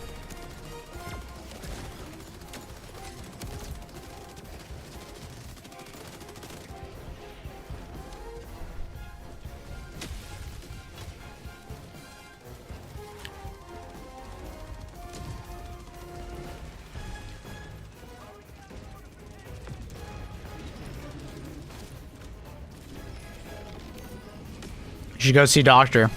Why?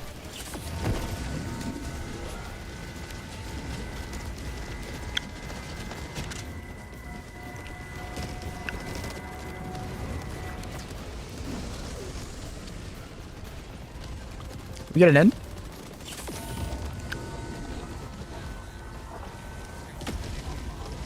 It's free and good to get a checkup. I agree.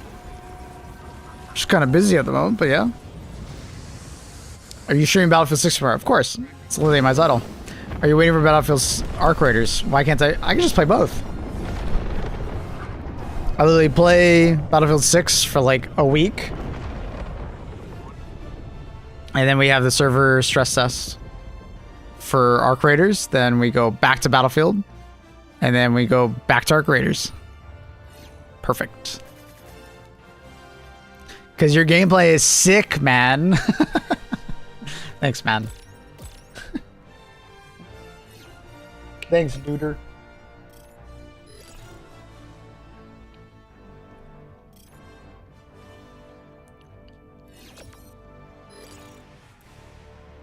What's your microphone? It's a good microphone, man.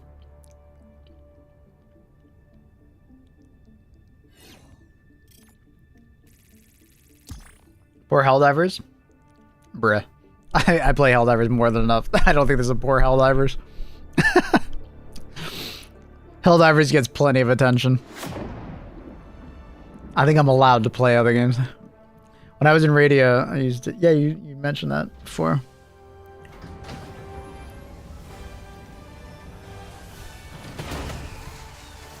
Okay, Annie. Enjoy. We'll be here if you need us.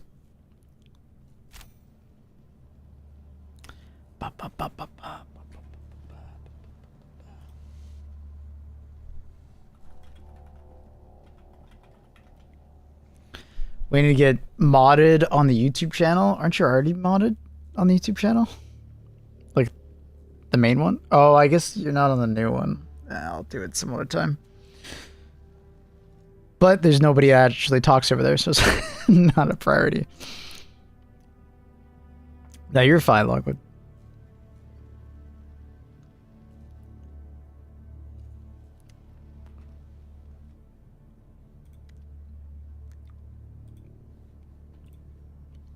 Damn, that guy was level 9?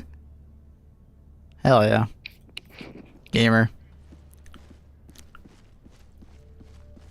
Gamer. What a gamer. Oh, Factor Strider with his bias. And his hatred for consoles.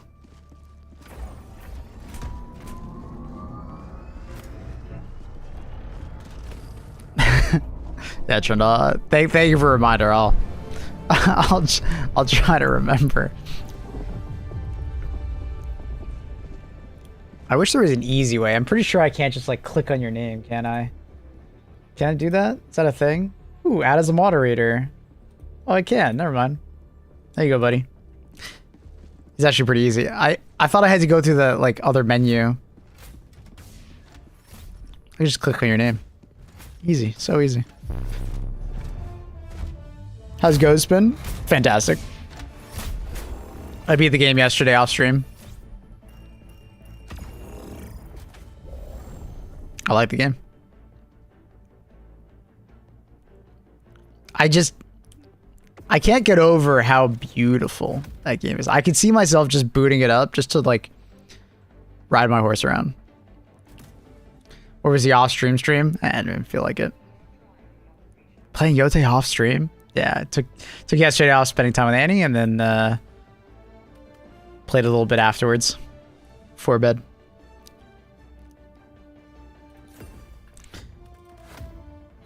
Yeah, we'll do that.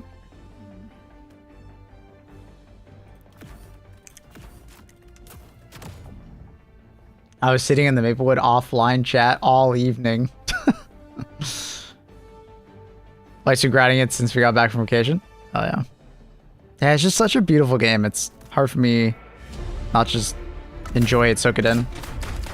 Gameplay is very fun. It's got a lot of stuff to handle. Like there's a lot of like juggling. There's so many different like weapons that you can pull out at any time. It's quite nice. People were like kind of complaining about it just being rock, paper, scissors, but I think that's like an oversimplification of the actual gameplay. Because yeah, the base gameplay, if you boil it down enough, is just rock, paper, scissors, but there's a lot more to it. BF2? Like Battlefield 2? Nah, Battlefield 6, bro.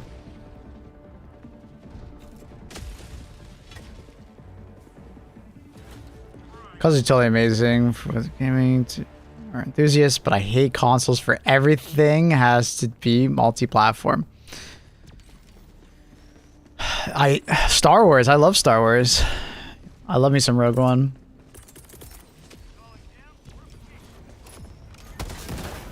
I don't understand why. What is wrong with games being multi-platform?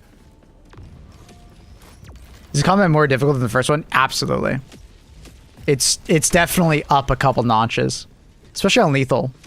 So in the first game, you could play lethal or hard, and in some situations lethal was harder, and in some situations hard was harder. Which I thought was like hilarious. Because in the first game, lethal difficulty, you dealt more damage and they dealt more damage to you. So it's kind of like if you play Jedi Survivor, that like, you know, that realism kind of gameplay or whatever. But in the new game, you do not deal like significantly more damage, and they deal significantly more damage. They one-shot you very consistently, right? So the difficulty in Yote is definitely much higher.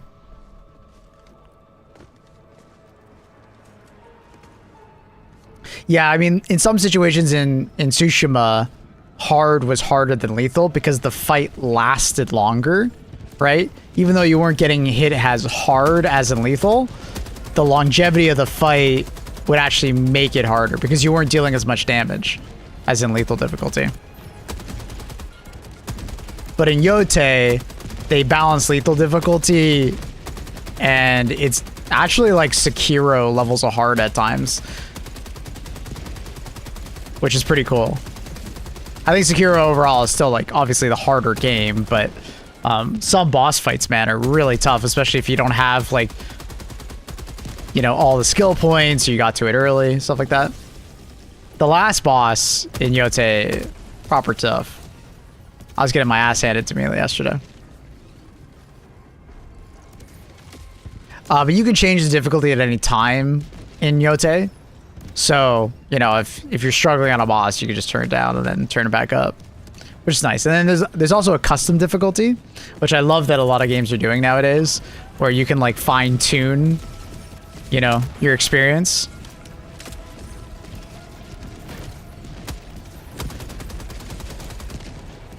So Carl, your problem is that games have to be multi-platform, and because they're multi-platform, they're optimized worse? I think that's a correlation moment, brother.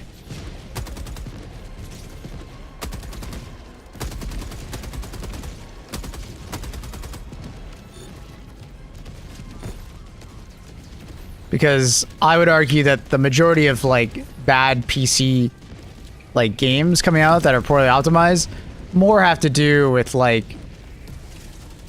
you know, UE5 or, you know, a game developer that like insists on like frame gen, or not frame gen, sorry, on upscaling. Or the last part is they're using a very legacy engine that is like designed for like 60 FPS more or less. Think Bethesda, think Monster Hunter, think any what's it called, Dark Souls game, right? They're just like super legacy oriented engines that are like designed for a certain low FPS.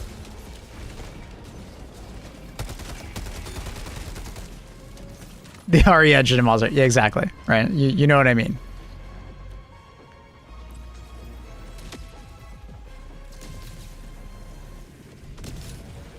And then also the topic that we're always talking about, game developers pushing the bounds of what games look like and what they can handle, but our graphics hardware has not progressed as fast as what they are pushing.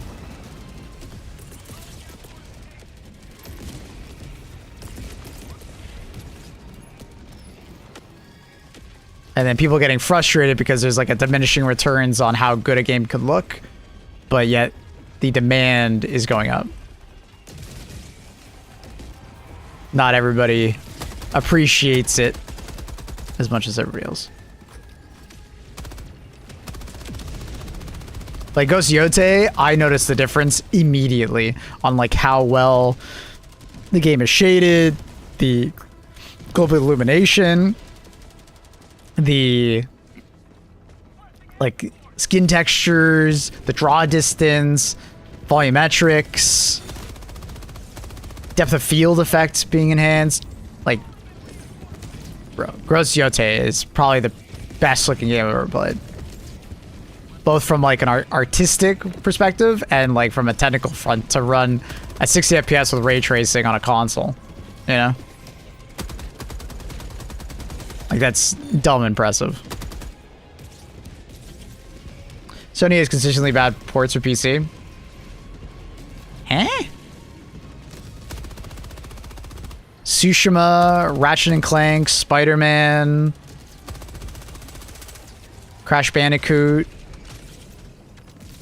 Horizon games, God of War, they're all fantastic. I don't...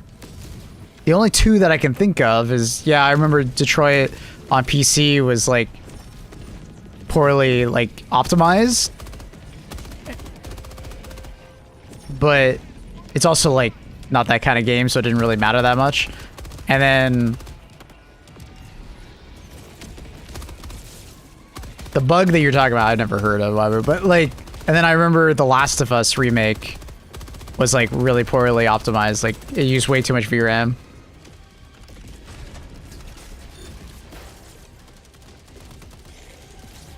I didn't have that problem, Carl, personally. It ran just fine for me when it came out. There's also the Spyro one. Spyro also ran really fucking well.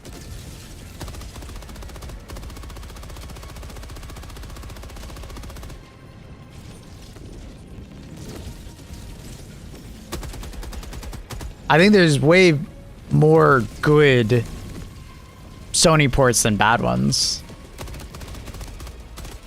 I don't think they're all perfect, but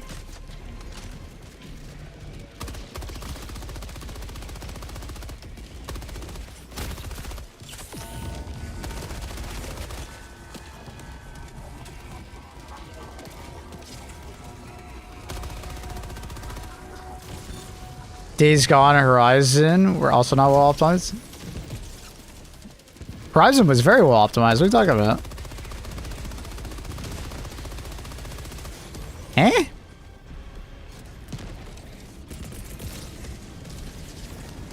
I remember Digital Foundry did a tech test on it, and they used equivalent hardware to the PlayStation, and it ran literally the exact same on the PlayStation hardware to the PC hardware, basically.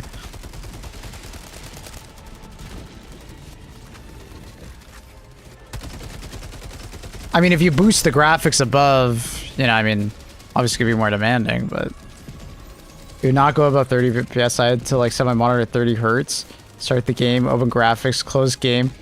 What? No, I didn't have that at all.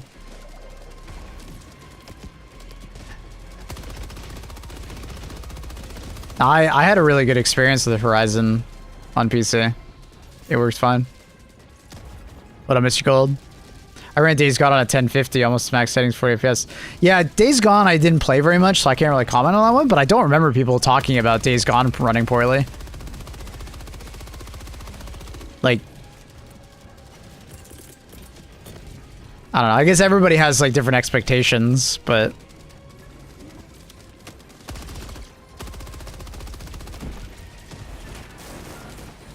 I think expectations are always a big thing when it comes to optimization. It actually has a bigger factor than most things that we talk about. Because it's like, what do you expect the game to run? But I think people get this idea that because it's a console game, it should run like really fucking well. But it's like, you know, it'll run at 60 FPS on probably medium to high settings if you have equivalent hardware to a console. But like console hardware on average is actually like really high compared to gamers nowadays. Whereas it used to be different, right? Like, PC gamers used to have, like, way better hardware on average to a console. But it's not that case anymore. A person with a console usually has about the same amount of hardware as, like, the average gamer. A face when you're excited. There's finally one person online in your HG friends list. It's Maple. What the hell? You're not excited to see me? That's crazy. You're bugging.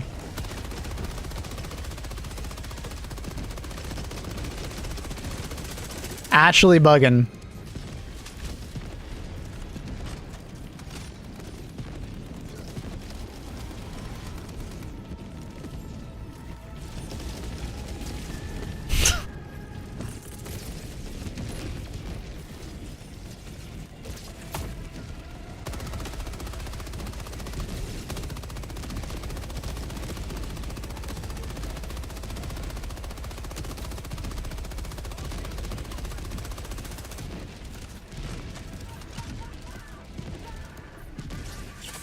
PC is slightly better.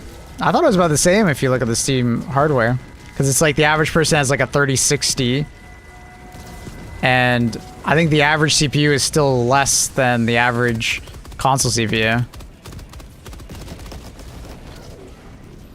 Could be wrong. I haven't looked at the PC hardware. Steam hardware survey. September 2025. Okay. Yeah, like CPU wise, console technically still has an advantage. A 4060 laptop.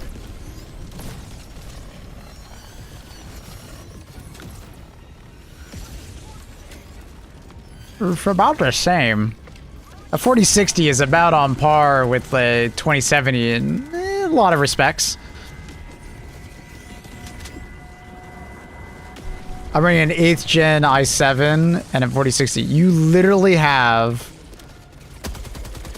console hardware, more or less. That's exactly what I'm talking about. That is like average. That's literally average PC hardware, basically.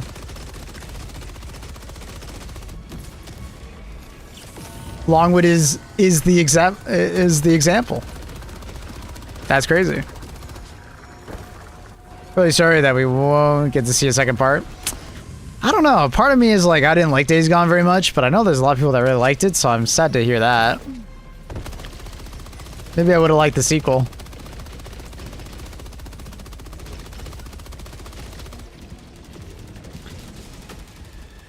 H-Gen's a bit old for the 40 series. Not the low end of 40 series. It is a little bit old for the 46. I don't know. It is a little old. It's definitely its bottleneck. It's not that bad though. It could be worse. You could have like a 4070 Ti.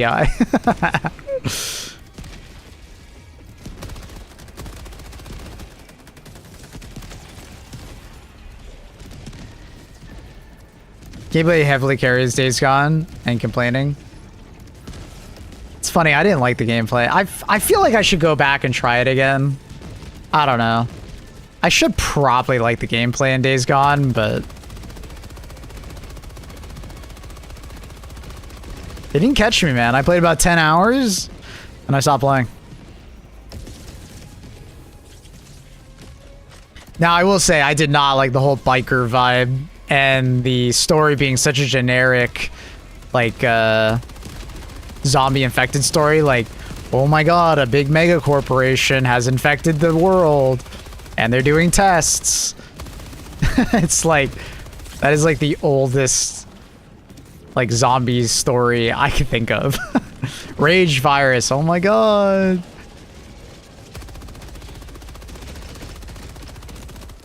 I don't know. I didn't like the story of Days Gone at all, which probably didn't help it. But I don't know, the gameplay didn't vibe with me. I can't even explain why. Because I just haven't been back. It's been so long since I played it. It's been like 5 years.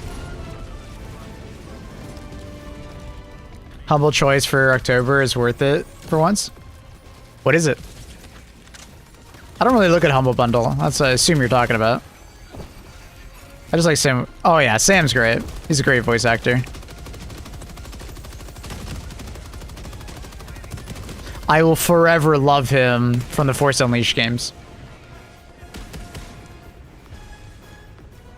I thought story was okay, or good in Days Gone. I think it's just like I've watched and played so many zombie games that I'm just burnt out. I'll be honest. Yeah, I thought the production quality was high. I can understand that.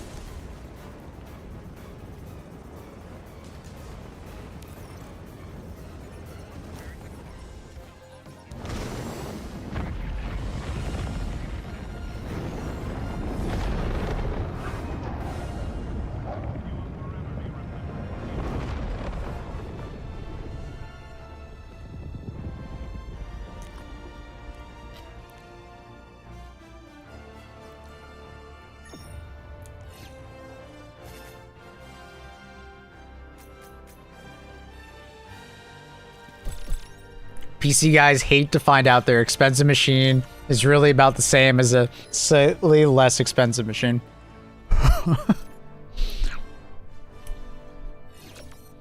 PC gamers just aren't really accepting yet that their hardware is getting outdated. Atomic Heart, V Rising, System Shock, Caravan Sandwich. The hell is Caravan Sandwich? I don't even know that game. Is that an indie title? Caravan Sandwich. Oh, I saw this game. This actually looks kind of cute. I think I would actually enjoy this. Was it good? Caravan Sandwich. Okay, dude. It's funny. Its recent reviews suck, but it's very positive overall. I remember looking at this game, but I was like, dude, $30? I don't know.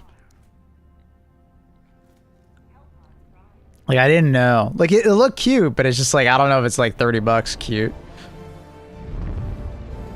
Like, I love the art style. I finished it one setting. Yeah, I got Dredge vibes from it. Like, I don't think it would be very long. Obviously different gameplay, but, you know, instead of a boat, you're a car. With some on-foot sections occasionally. I would assume the negative reviews are, it's only 9 hours! I don't recommend 15 hours in. But I can't recommend it. It's a mix of walking simulator with some, okay.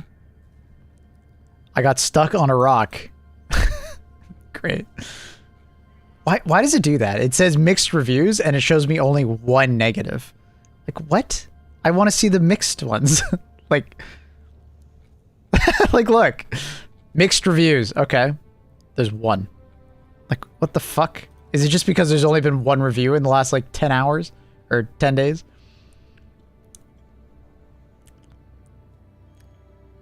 They're just talking about 4.5 hours. Get it on sale, drops to $10. Yeah, I think that's kind of fair. Trying hard to enjoy this, but the game is trying to be like an exploring. Worst traversal mechanics of any game I can think of. Nice art style. What's so bad about the traversal? I don't explain why. Like, I don't understand. Okay, I don't like when people do this. They're super hyperbolic when they like destroy something and they won't explain why. If you can't explain why it is the worst traversal mechanics in the game, like, what the fuck? Like, why is it so bad? Like, what's so bad about it?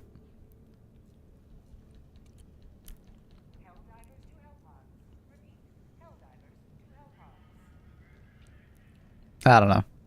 It's just, I see this happen a lot on the internet. It's like everybody's trying to type out a fucking Twitter post and they only have a certain amount of words they can put, so they can't explain like why something isn't very good. Dude, all you gotta do is put like an extra sentence explaining like, yo, I don't like this about it.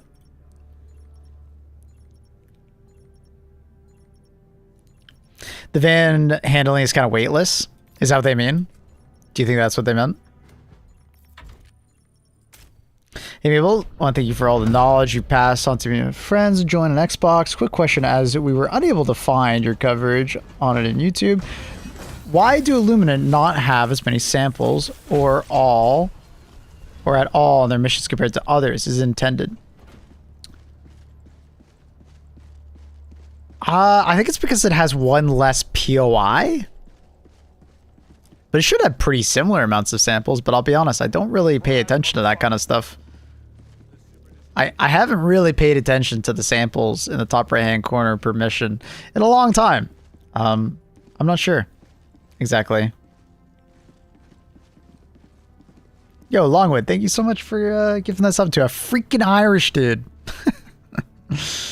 I don't know.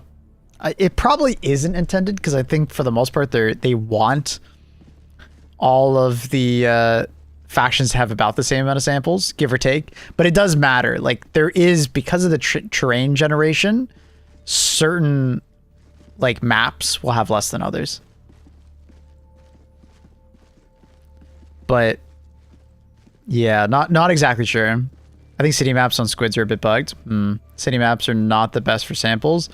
All the squid cities, if I had to guess. Yeah, I guess colony maps are like a given on open world, or the open maps on Illuminate, right? So, like you'll always have a colony city, and colony cities have never been good for samples, even on bugs or bots. And then mega cities obviously don't have great sample distribution as well, but that goes for every single faction. So that's probably why. Yeah, I would agree with Cosmic. We've been trying to grind samples and just realize while doing the major order that the Blitz defend have like no samples or like very little. 40-minute missions sometimes have like no rare samples. Yeah, I think that's terrain generation due to the fact that it always has a map, like a city on it.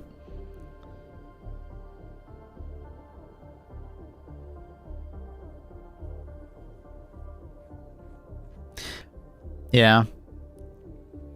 It's a bit weird. But I will say, if you're sample grinding, samples per hour is more important metric than samples per mission. So don't worry so much about getting all the samples on a mission. Just kind of keep going, you know, get to the next mission. Because you might spend like an extra 10 to 15 minutes per mission picking up all the samples, vacuuming them all up, but your samples per hour is going down because of that. So what are your suggestions for faction to grind samples? I think a lot of people like to do them on bugs, but technically bots would be the best.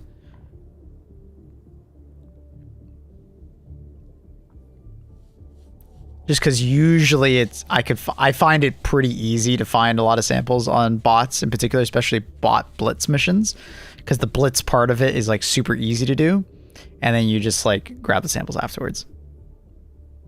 But I think it's a preference between bugs and bots. I don't think you can go wrong with either one. I would probably not suggest Illuminate just because of what you outlined. I thought BF6 was out tomorrow. It is.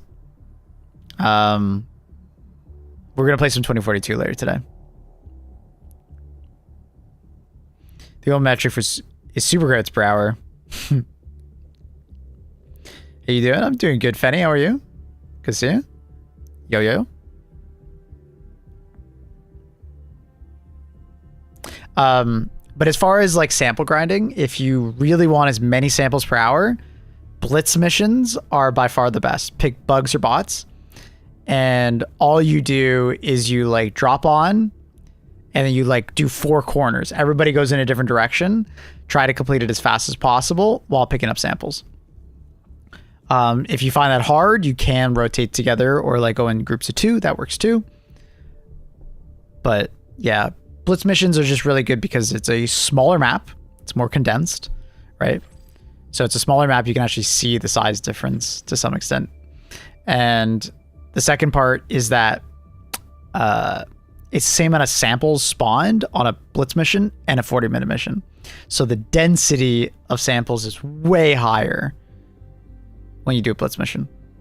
So it's much easier to, you know, pick up all these samples really fast and then extract. because the clock is actually a killer for your samples per hour. People spend so much time needing to vacuum up every single sample, but it slows them down in the long run.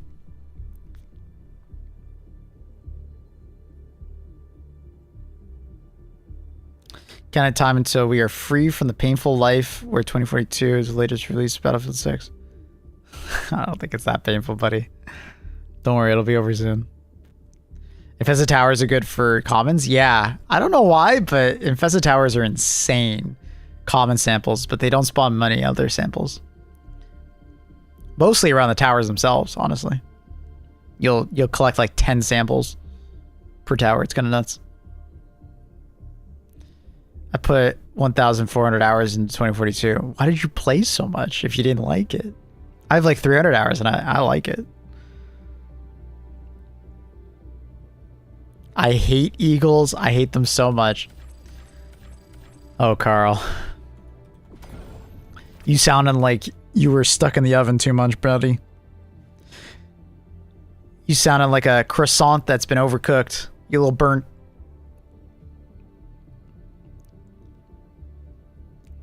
I had nothing else to do. It was 2042 or books. Were you in the prison system and that's like the only game that they try to play? There were so many games coming out around 2042. You know what I did when 2042 came out? I played it for about 5-6 hours and I was like, nope, cancel my EA subscription. And then I just played something else. I don't even know what I was playing, but I just had something else to play. I'm on disability, so close. Dude, there's so many games out right now. You don't have to play 2042.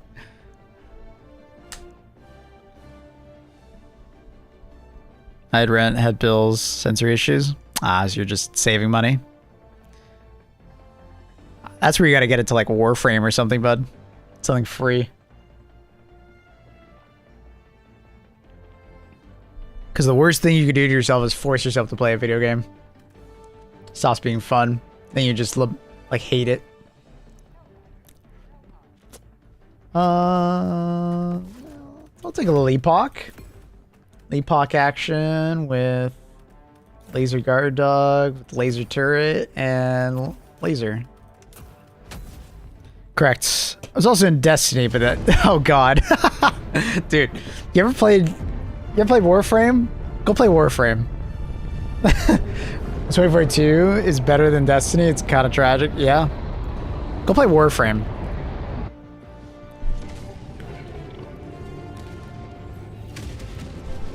My dude was just bouncing back between the Burnout games. And I'm not talking about the Burnout franchise. I'm talking about the actual, you know. These are the games that are so easy to burn out on.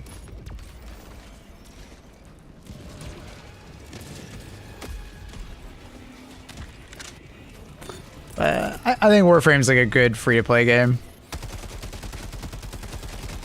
You gotta be careful about not spending money on it. It can be very enticing, but it's a good, like, time waster. If you just want a really long-term grind.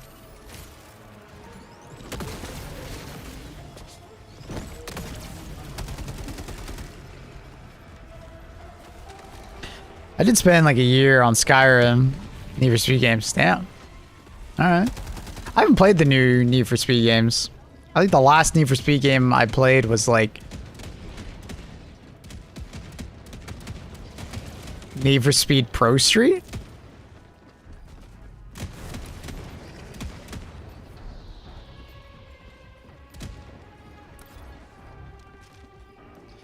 Their ass. I haven't heard anything, so I have nothing in this conversation. I'm just curious. The downfall and death of Bungie after creating a generational game like Halo 3 needs to be studied. I mean, they peaked again with Destiny, right? Maybe not Destiny 1, but like Destiny 1, like Taken King, peaked again. And then they managed to peak again with Destiny 2. Right? Destiny 2 did very well. But the problem with Destiny 2 is they were never super consistent. Destiny 2 has like a really bad reputation of, you know, good, bad, good, bad, good, bad, good, bad, good, bad, good, bad, right? And then now it's like really not good. So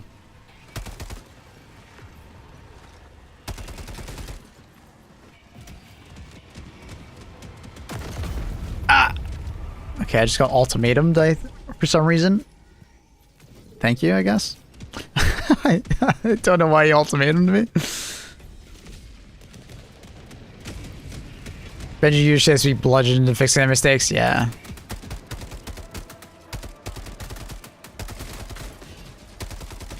They get, what's the word for it? They get too comfy in the position they're in, usually.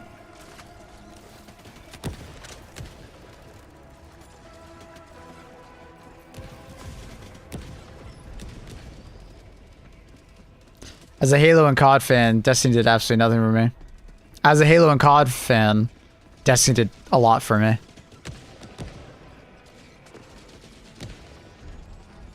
Just, yeah, I don't know.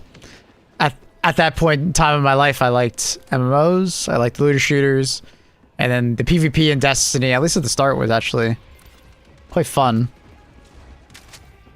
It felt like somewhere in between a Halo game and a COD game. So it's funny you bring up those two franchises. But it also had that looter shooter vibe, which was fun. At least at the start. To go get all these weapons playing PvE stuff and then bring them into PvP. Nifty idea, but the problem is that it was never properly balanced. Like it wasn't enough. I don't know. Destiny 1, at least with Taken King, was like super... I don't know when you played Destiny, but Taken King was like a really big turning point for that. Destiny 1, when it first came out, yeah, it was pretty lackluster. I can't blame you at all. It's pretty meh. But Taken King was a big turning point. Destiny 2... And it was the same for Destiny 2, right? Destiny 2 Vanilla, when it first came out, not great. Destiny 2 Forsaken, a year later, fucking phenomenal, right? So.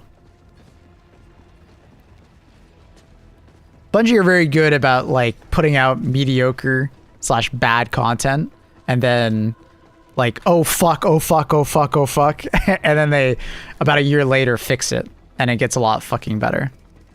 They're like notorious for it. If you play Destiny, you'll know. Make bad decision, poor implementation, a year later, good again. But then they make poor decision again.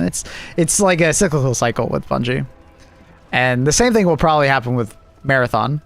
I suspect that Marathon will probably make a pretty big recovery because they're just investing so much into it, especially after how poor that playtest went.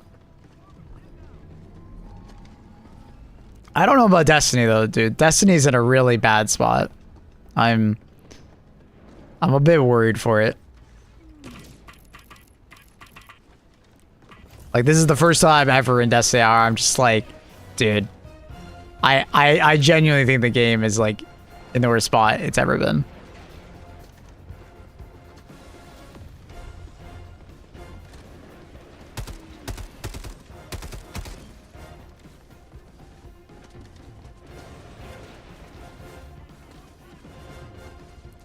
Imagine having the greatest IP in gaming industry, Halo, then choosing to sell it and earn all your dreams with 343.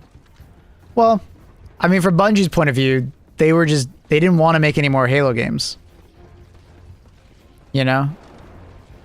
Because to some extent, after a while, it'll kind of turn into Call of Duty, where you're kind of running out of ideas, you know? And you're just making another one. You know what I mean? And I think Call of Duty does a pretty good job at, like, keeping it fresh. You know, I did really like the omnidirectional movement. I thought that was, like, huge, but, like, I think they didn't want to see themselves turn into a Call of Duty, I guess, right? Where they're just, like, they're making another Halo game, which is probably why they sold it. Actually, I think that's literally why they sold it. I think I remember reading an article from the guys that ran Bungie. Like Madden and 2K. A little bit different, but yeah, similar. No.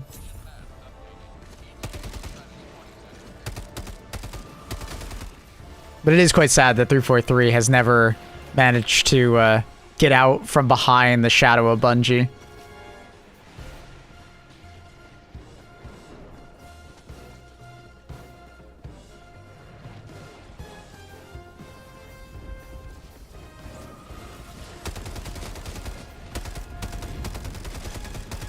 A damn tree.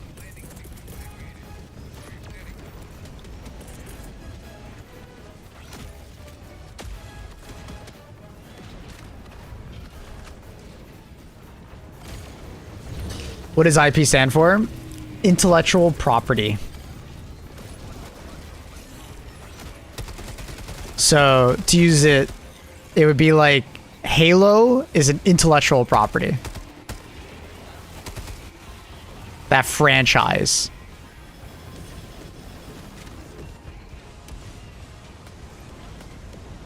What does PV stand for? Plasma Punisher. Did you hear that like 5 of Destiny 2's PvP content creators all left with the same week? I saw just like PvP content creators.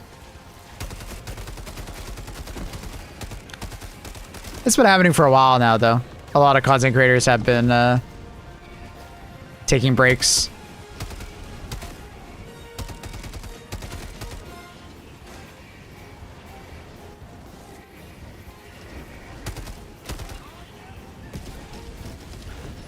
It's because fuck's his name? Grenadier Jake left. So a lot of people are following suit.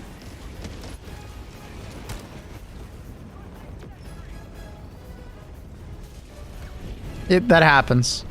It's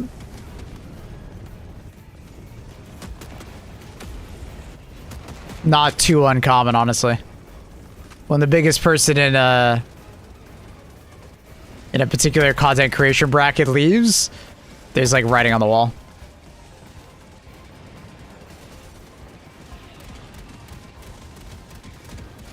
But I mean, me and my friend group have been like begging for Jake to stop streaming Destiny for like the longest time. Like all of he's been complaining and literally just complaining about Destiny for like 4 years straight. Like I think he stopped loving the game a long time ago.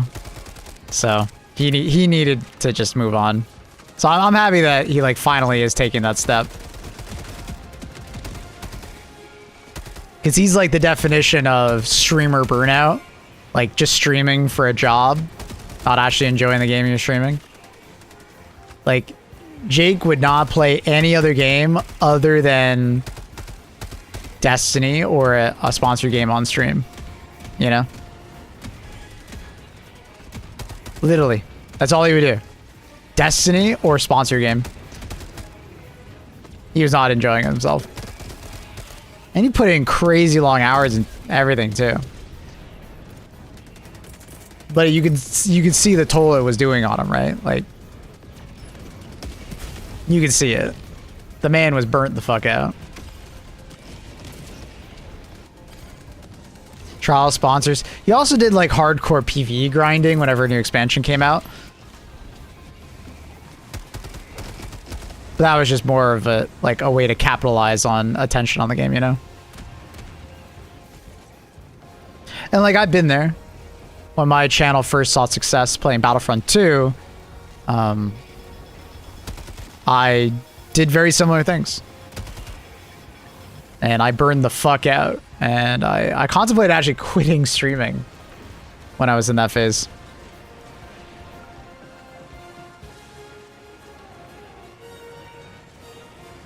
Why stay on one game? Because, as you could probably notice, most content creators only have popularity in one game. Your net potential revenue goes down a massive amount when you play different games, right?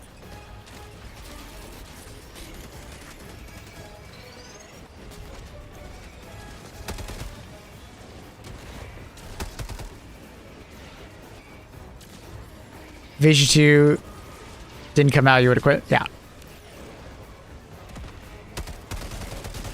I was more or less circling the drain at that point. What primary is this? It's the Coyote. Newest Warbond. Check out the review over my channel. Imagine if TV show did a totally different genre and plot every episode.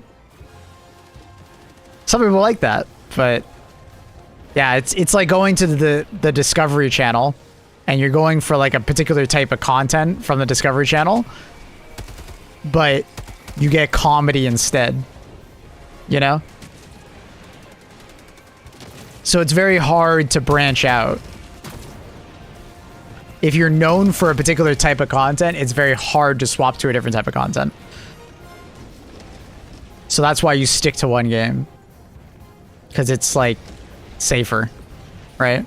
Because going variety is risky. It could work out, or it could go very poorly. All right, that's why I'm always telling you guys when I'm like, hey, we're going to be checking out a new game today. Hopefully you guys like it.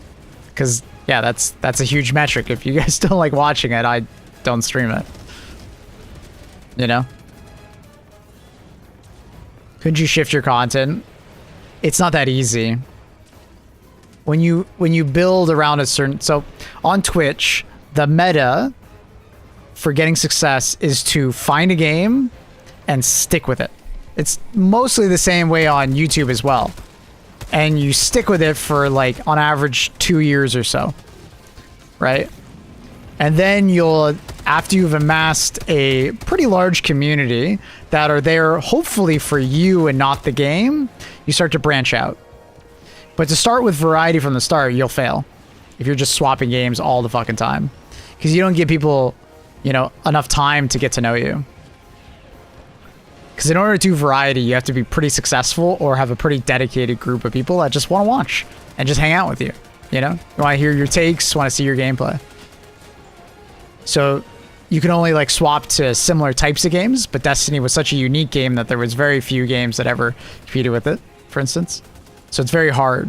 But if like, let's say you're like a COD content creator, a little bit easier to branch out.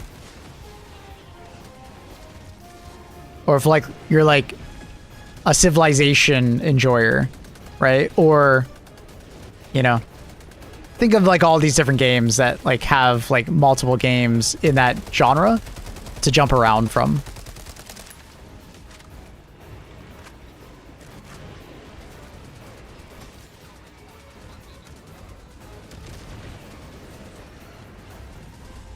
So like with Helldivers, right? I fucking love Helldivers, but obviously one day I hope that it's not my main game. I hope that I could play multiple games and then just, you know, jump in and play Helldivers when Helldivers is getting an update or something like that, right?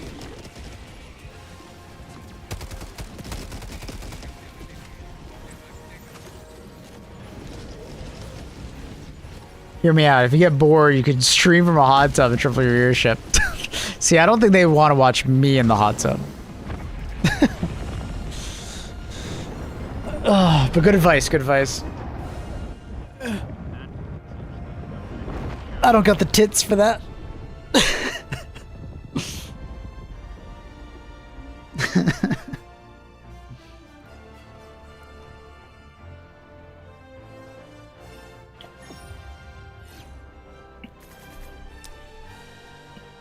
So anyways, yeah, branching out is, it sounds really easy. Just go play different games occasionally. But if you're known for a certain thing and people who watch your normal content don't like what you're doing in that other game because either it's just a completely different genre or because it's a different type of content you're providing, that's rough. You know?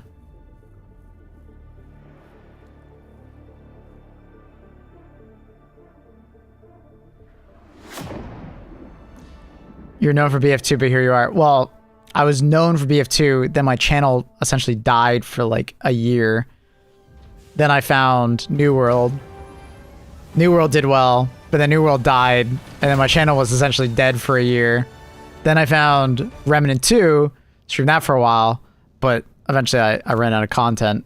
Channel died for a couple months, and then I found Helldivers. That's basically the synopsis of 6 years of streaming.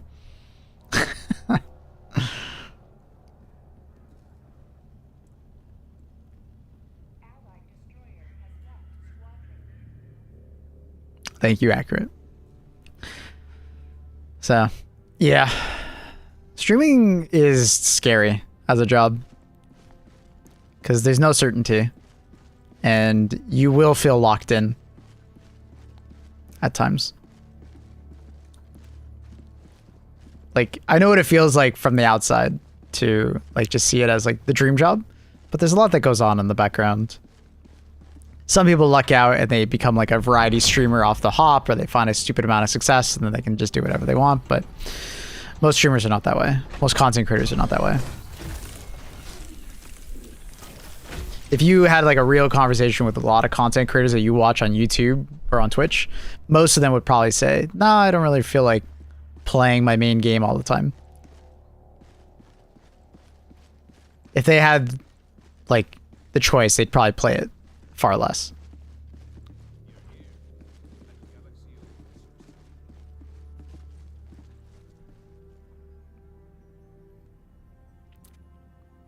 Because, like, HD2, I tell people all the time, I do not recommend playing HD2 this much.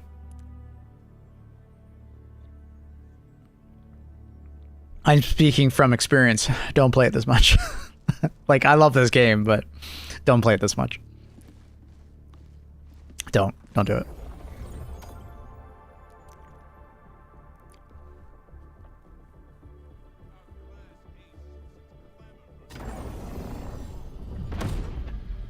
I can never have a main game. I mean, ironically, I was the same way. Other than, like, when I played, like, MMOs, I never really had a main game. I hopped around a lot as a gamer when I was younger. Other than when I played competitively in some shooters, like Team Fortress 2, Counter-Strike, or Battlefield. Those were, like, my main games at the time, because I was, like, investing time and getting better at them.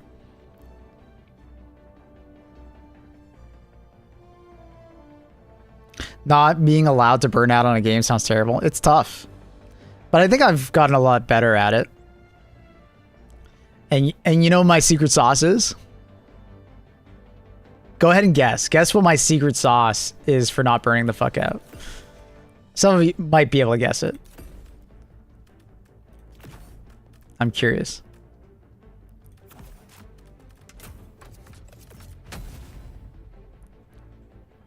Touching grass, chat. Yeah, I guess I've said it before. Yeah, it's you guys. I would have burned the fuck out, like, after the 90-day update if it wasn't for you guys. And it's not like, don't take it the wrong way that, like, oh, I'm milking you guys. No. It's more like the conversations we have is what keeps me around, right? It allows me to keep playing the game because I can, like I tell you guys a lot that when I'm playing HD2, a lot of the time, I'm reading chat more than I'm playing HD2. I've just gotten very good at, like, multitasking it. I use my peripheral vision to play HD2 a lot. Like, I genuinely think I look at chat more than I look at the game over the course of a 40-minute mission. It's pretty funny.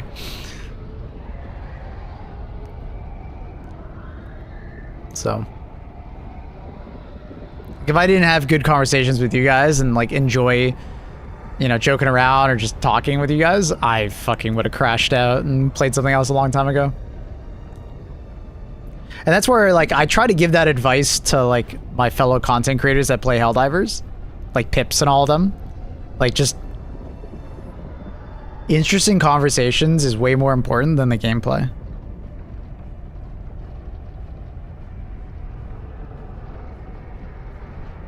At least for you, right? Obviously, the viewer, sometimes, like, you can tell that some people come into my stream and they're, like, annoyed that I'm not, like, calling in my teammate, or I'm not doing this or that, you know, because I'm not giving my full attention to the game. And I usually say to them, you're looking at this, you're looking at the game more than I am.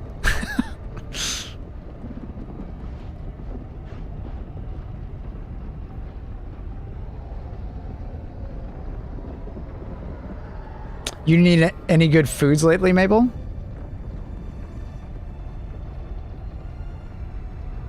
I mean, me and my dad got some decent Italian food the other day.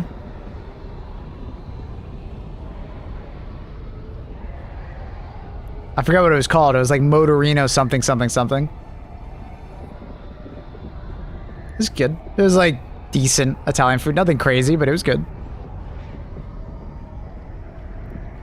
And then I've had a decent amount of Donner. I need to go back to that pho place.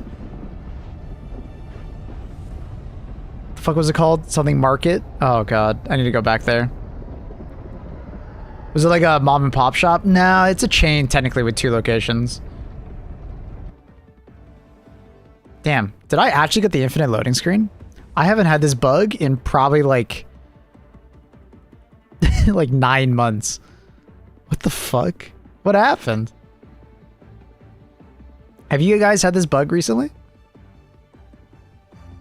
Curry pho? Yeah, I can't remember what it's called. What the hell is it called? It's called like Pho Market or Market Pho. I don't remember.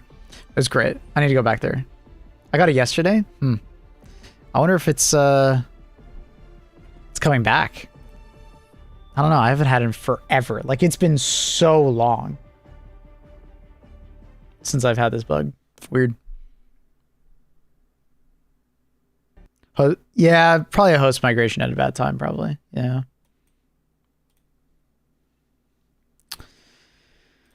Weird. Haven't had pho in forever. Dude, I need some pho. It's getting cold out again, so it's like, oh, it's the best time.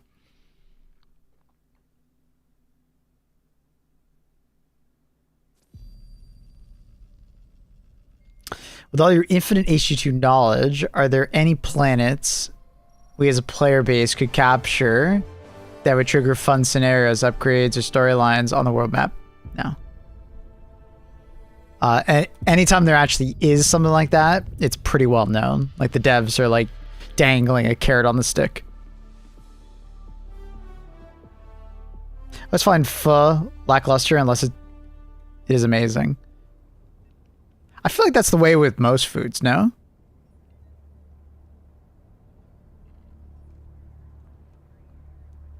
Isn't that the way with most foods?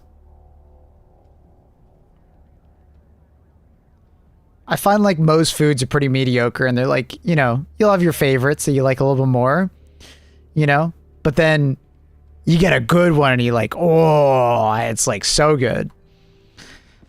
I don't know.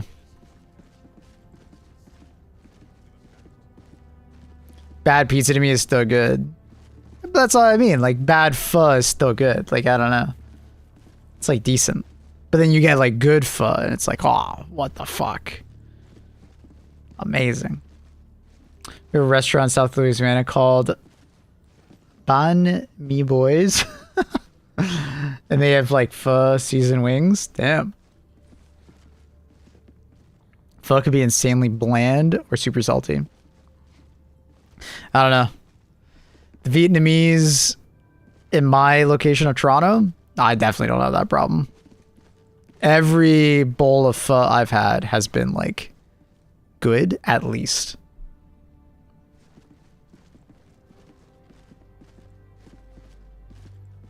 Those Vietnamese, dude, they know what they're doing. Woo. Clay posted yesterday that if we take Persian, we could prevent Southern Gloom expansion.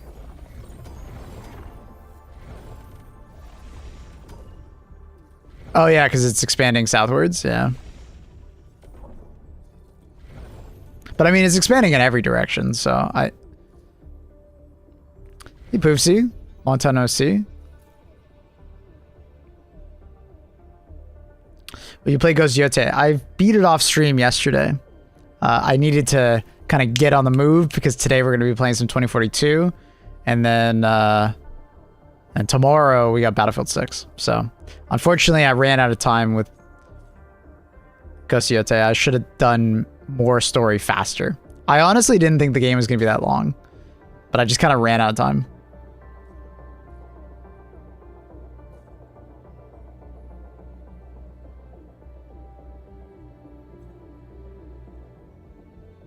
You beat it off. Shut up. Jesus. You guys are crazy. Yeah, I really liked Ghost of Yotei. It was very good. Very good. Literally just a good successor to the first game. Now, if you're like burnt out on like open world games, don't play it. You know, if you're burnt out on like that Ubisoft's, you know, open world format, don't play it. Maybe wait until you're in the mood for something like that. Because I see most of the reviews about Ghost of Yotei that are negative tend to be game or reviewers that it's like their job to play every Assassin's Creed game and every open world game. And like you'll easily burn out on that style of like open world. But what I will say is that if you're in the mood for it, like Ghost of Yotei is awesome. Holy, it's good. Beautiful game. So beautiful. I think that's like the main appeal to me is like the gameplay and just how beautiful the game is while you're doing it. It can be absolutely gruesome at times, but also like one of the most stunning games you'll ever play because of like the technical feats that they made and the art style. Stunning. Stunning. Ubisoft lost me when they sucked me into Skull and Bones. Oof. Sorry you got sucked into that. I saw that game and I was like, I'm going to wait for someone to play it and then I'll see. Duels on Yotei looked amazing as well. Yeah, they were very good. And I loved the difficulty, man. Yotei was so much more difficult than Tsushima. And I love that. As a person who craves difficulty, Yotei was awesome. I can't trust someone that gave a negative review. Like Skill Up, for instance, gave a pretty mediocre review to Yotei, and I get where he's coming from. He's a reviewer of like all games, right?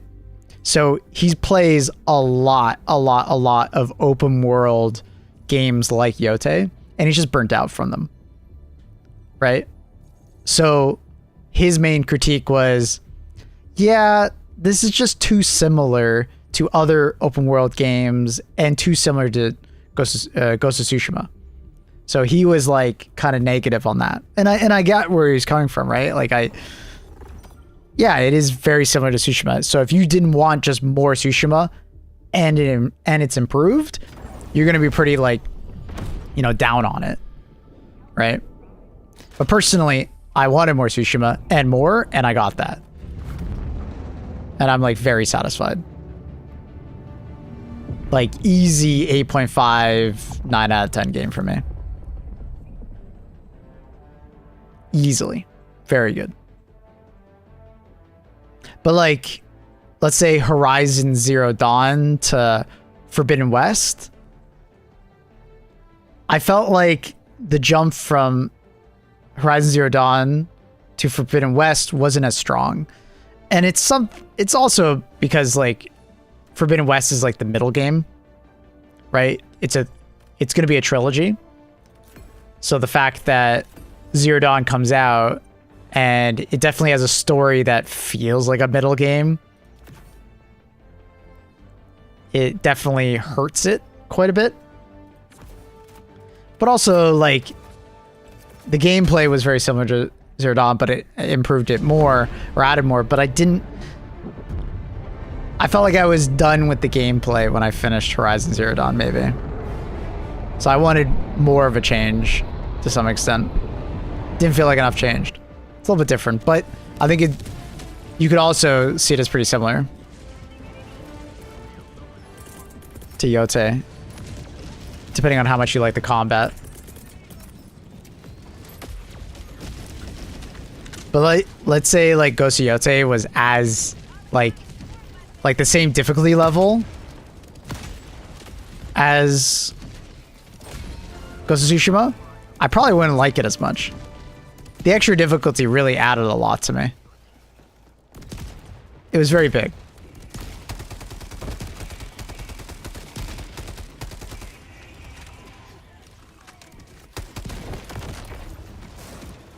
Wait. What was Ghost of Tsushima's Jin? What was his last name? Is that Jin Sakai? Is that the last name? Is that just a really funny like coincidence? Was that actually? There's a guy in my game named that. That's fucking funny. What are the chances of that happening?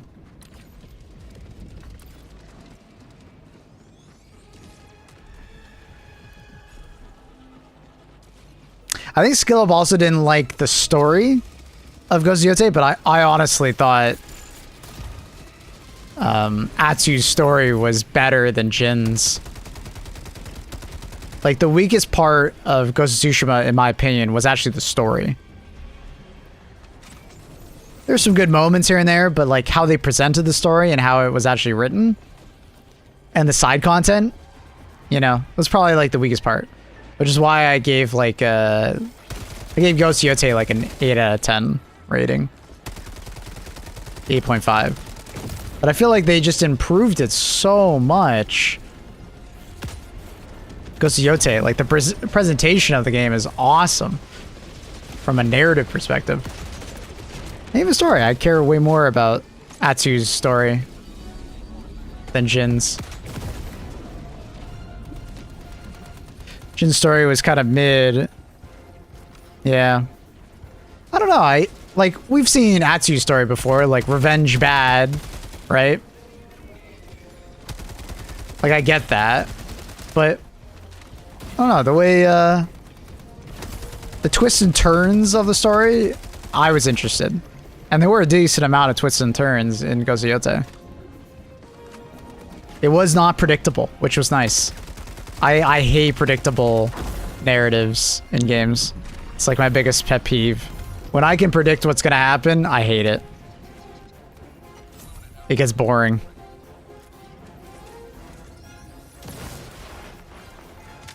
When I bother you with the tech question, you may bother me with the tech question. I did see that IGN op-ed about all Sony games are the exact same. They're all about revenge and stuff like that. All Sony stories are the exact same. I don't agree with it from like a fundamental level, because like it's actually just not true. But I understand where he's coming from.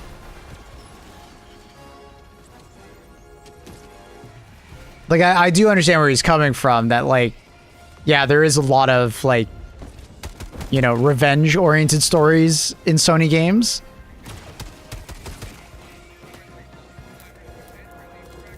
Of a protagonist going up against, you know, some antagonist that has, like, harmed their family or taken something from them, and then they have to, like, revenge-oriented plot against the one big bad guy, right? That's, like, pretty typical in a lot of Sony games. But it's, like, not all of them, right? There's definitely more Sony games that don't do that than do that, so. But I did think it was like an interesting article to read, even though I don't agree with it. Sony's the king of sad, angry dad game.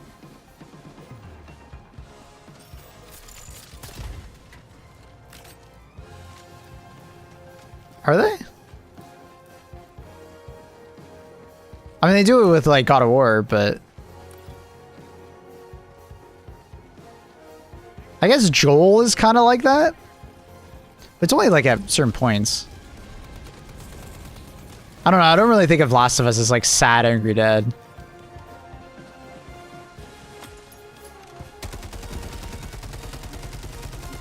I just go with protective father. That's only like 2 games, so I don't know. But 5900X seems to be very low used in issue 2. Should I worry if bench results are normal? You're probably just bottlenecked in another way. You're probably just bottlenecked graphics card wise.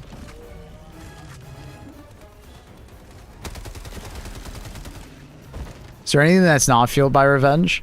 Revenge is like a powerful, like, human trait, so it makes sense that we make a lot of stories about them.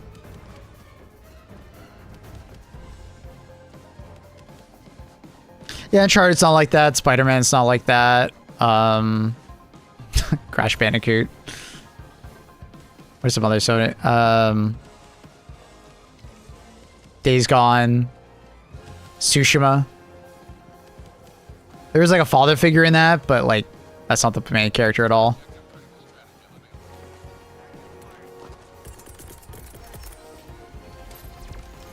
Infamous.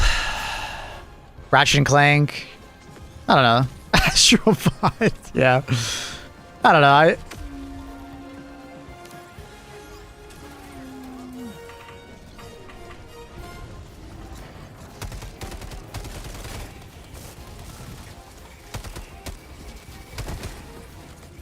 CPU just doesn't go up when I lower graphics settings, while GPU isn't highly used. What kind of percentage are we talking about, Gutsu? If you use mental gymnastics, you link revenge to everything. Fair. You laugh. Oh shit, I thought I had the still thought I had the harpoon gun on. It's like under 60%. That's not crazy. Like, what's mine sitting at?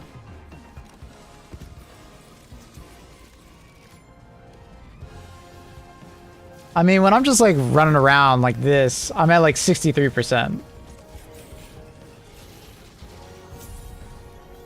But I also have like a 4090, so it's a little different for me.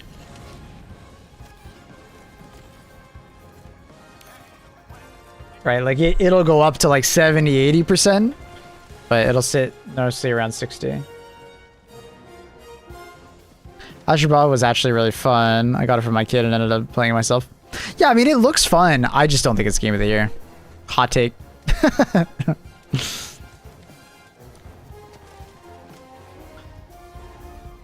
I think it looks like a decent platformer. I don't think it's Game of the Year, man. Like, I just thought it was weird that it got Game of the Year. I don't know. It was a cute game, looked fun. I can see myself enjoying it, possibly. But you compare it to Astral Bot to, like, a Mario game, and you're just like... Mario games of the past were just better. In a lot of different ways. So it's just like, I don't know. Astral Bot, the only thing it had over a Mario game was, like... more cameos. You know? But like personally, I thought Black Myth Wukong was like literally a step up from like a lot of games in that similar genre of like the Souls-like, but like from a narrative direction, holy fuck, Black Myth Wukong was awesome. I really got into the story of Black Myth Wukong. I loved it. The gameplay was really fun. The world was really interesting to explore. I think the gameplay could be argued that it wasn't as groundbreaking as it probably should be, but like it was still very good gameplay. Tons of bosses that made up for that gameplay. I don't know, man. I genuinely think Black Myth should have won that. Sackboy walks so Astro Bot could run. Fair take. Yeah. Yeah.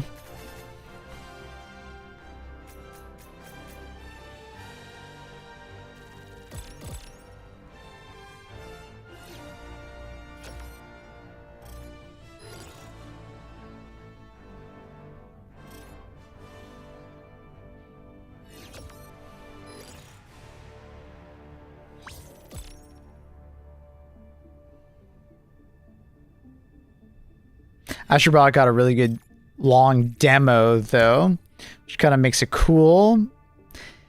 Yeah, but I think that's like a marketing thing, right? Because it's like it comes free and doesn't it come installed on the fucking PlayStations? So it's just a way for someone to like get a PlayStation and like just play a game immediately. You know, which is nice, but that's not like crazy to me.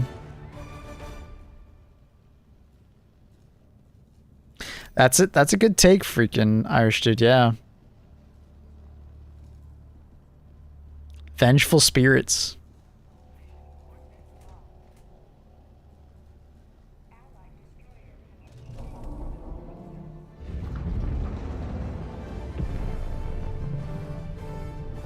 These award shows are questionable in itself. Yeah. I mean, you don't want it to be just a popularity contest, right? So you do need to have some input from like professionals in the industry. But I think you can definitely make an argument that, you know, they probably went too far for like the Game Awards in the direction of like game journalists getting too much say versus popularity.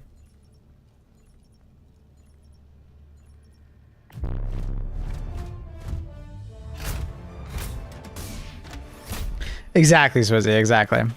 Right. Like, you don't want it to just be a popularity vote, because that's just silly.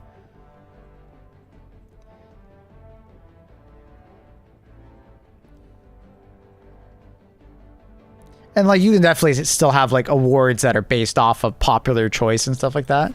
But from like an art form, having people that are like, you know, entwined in the industry and are like looking at it from more of like, you know, an art form rather than a consumption is, I think, really big. Because the masses will usually like follow trends or, you know, a pure consumption. Like, you don't want Fortnite all of a sudden winning because it's the most popular game that year, right? That's not the side of the industry that you want like getting, because that's what would happen if like popular vote was too big, you know?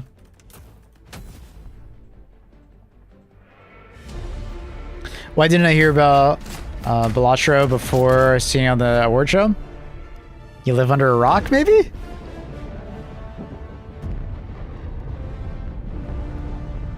I don't know. It was all over the Steam front page for a long time. I mean, it's an indie game or whatnot, right? So there's like no marketing for it. It's just like people's word of mouth and, you know, Steam. But it was like all over Steam's front page and stuff.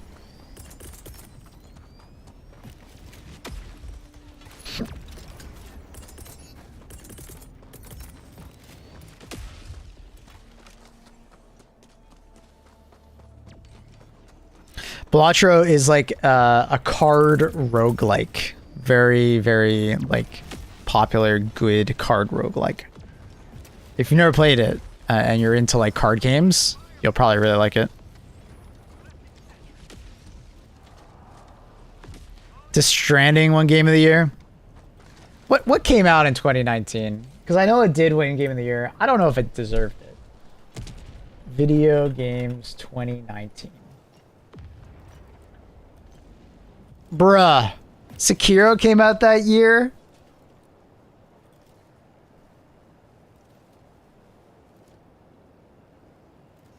Disco Elysium came out that year?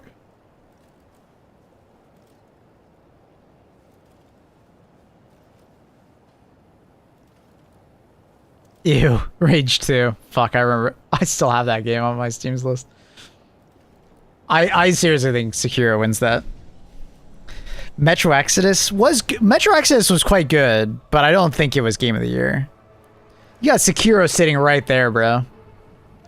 I don't think it was Death Stranding, but I think Sekiro won it. Well, I think it depends on the Game of the Year you're looking at.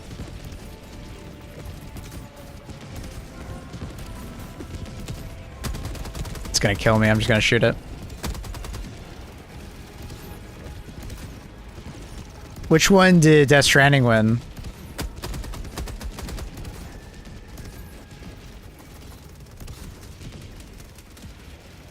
Death Stranding came out in 2019. It did come out in 2019. 2020 is when nothing came out. What was 2020? Did anything come out? Oh yeah. Oh yeah, Last of Us 2, Valhalla, Doom Eternal. Oh, Doom Eternal. Wait, you're saying nothing came out and I'm looking at like 4 great games. Oh, you're trolling. Wait, wait. I don't agree at all. I don't agree at all. Minecraft Dungeons came out.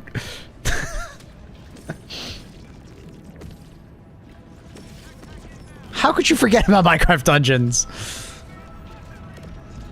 But like Final Fantasy VII Remake, people loved that. 2077 had a bad launch. Ghost of Tsushima was fantastic. Not game of the year, but it was fantastic. Doom Eternal was game of the year that year. No doubt in my fucking mind. Half-Life Alyx, although many people didn't have VR headsets, was very fucking good. But you know what I remember 2020 for the most? Fucking Warzone.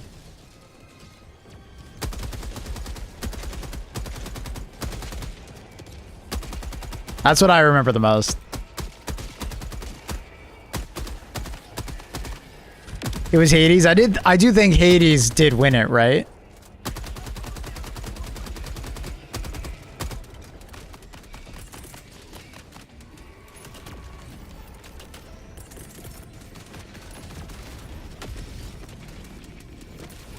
Oh, was it Last of Us 2? I guess that makes sense. Was it? I don't remember.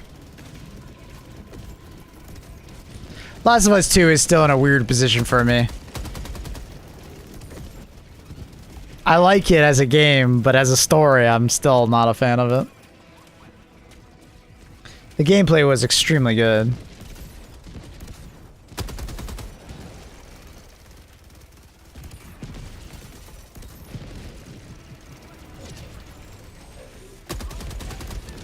My point was that a funky-ass game like Death Stranding was more beloved than like other games by journalists. For sure, right? And that's why you need a balance, right?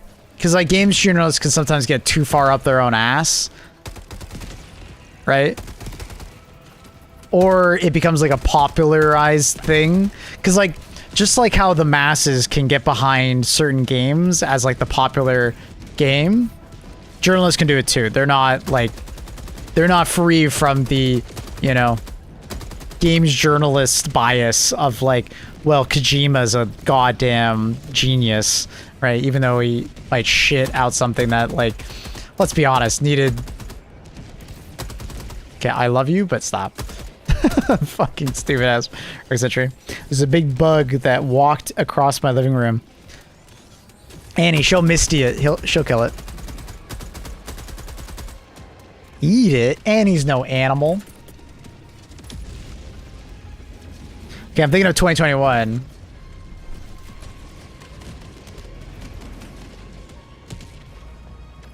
I remember playing Rift Apart. I really liked Rift Apart. I don't think so. I mean, there's no crazy good games here, right? Far Cry 6, not that good. Halo Infinite, not that good. Deathloop had so much potential, not that good. Sir. Sir? Stop it.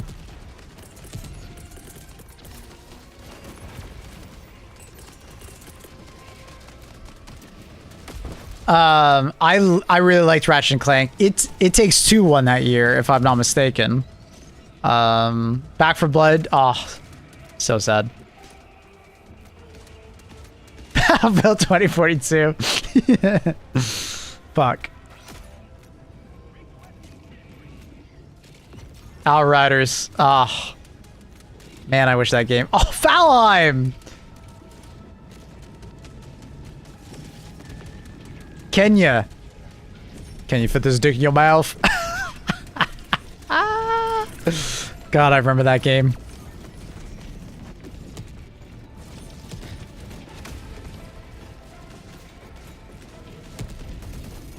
New World was huge when it launched. Is New World on this list?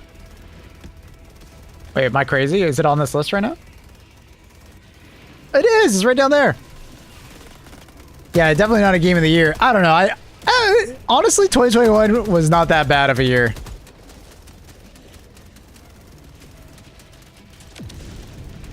...2021 was not that bad of a year. It definitely wasn't like a groundbreaking year for like crazy games, but it had a lot of like decent games. Nier game, Monster Hunter, for the Monster Hunter fans. Resident Evil Village is pretty well liked by a lot of people. I'm moving to the hotel. Oh my god, Annie, it's just a bug. Send Misty at it.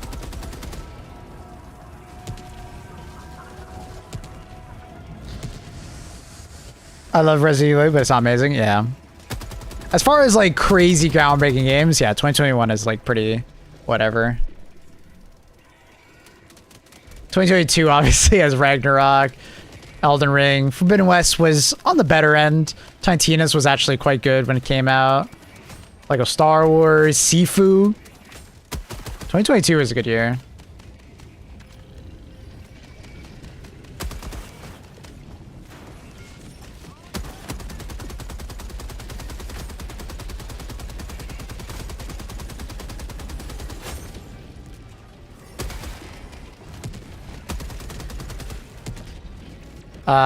Modern Warfare 2, people liked. Saints Row. Cult of the Lamb, people like.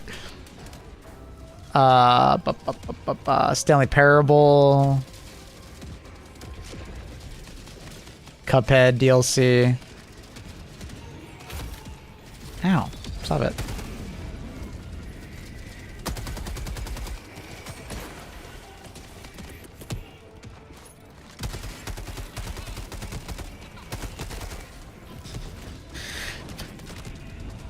(1998, 2007, 2017) are hailed as the three greatest in pivotal years of all of gaming. We'll check it out in a second. My teammates are dropping the ball. Alright. Start with 1998. 1998 was like, what, Half-Life? I don't even know what else came out. Half-Life, Baldur's Gate, Fallout 2, Resident Evil, Spyro. Hell yeah, Spyro! Brood War. Bro. Teammates, what is going on?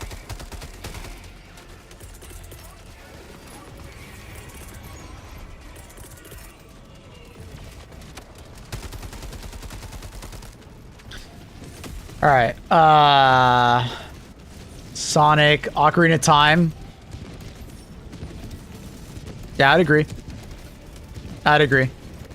FPS gaming got a lot from Half-Life, Baldur's Gate, StarCraft, for turn-based, you know, action.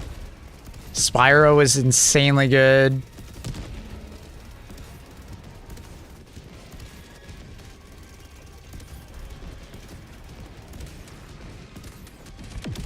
Yeah, fair enough. Fair enough. What was 2007? So it's like Halo, Call of Duty. What else came? BioShock, Portal. Oh, yeah. Original Assassin's Creed, Call of Duty 4. That's what I was thinking of. Those were the two that I was like immediately thinking of. Witcher was not that good. I did like Ratchet & Clank Tools of Destruction.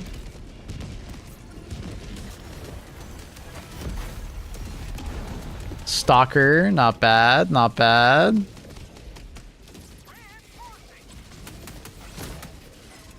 Original skate game. The B movie. Let's go! Ratatouille got a game? I didn't even know that. It's probably some fucking shit-ass Wii game. Oh. Too many zeros. Alright, Breath of the Wild, Resident Evil 7, Horizon Zero Dawn, absolutely. Origins, Hellblade, pretty damn good. Prey, good. Destiny 2, not for the first year. Wolfenstein, nice.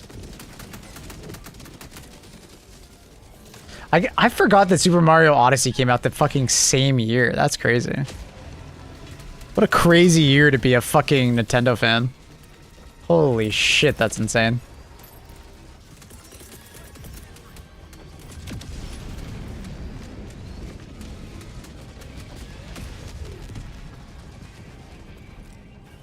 Crazy you didn't mention Banjo-Kazooie for 98. I didn't play it. I didn't own a GameCube back then. Or I didn't own a Nintendo console back then. Nor did I own one later. Not GameCube. I was 3 in 1998. Got a request. Can you stream a game called Wildgate? Because our player base is dying and we need an influx of players. You got some money? Ask your boss to pay me and I'm down. It's funny you say that. I actually really liked the beta. of Wildgate, but I played the release day and I haven't gone back. A random player that wants the game to thrive. Sorry, brother. It's not up to me. All I would do is kill my channel playing that game.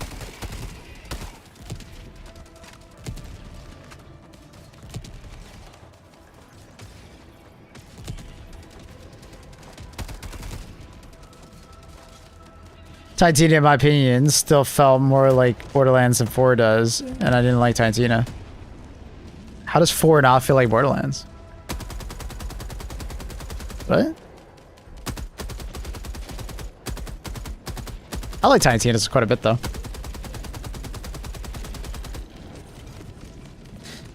I like the spin-off take of it. Definitely better than, like, pre-sequel to me.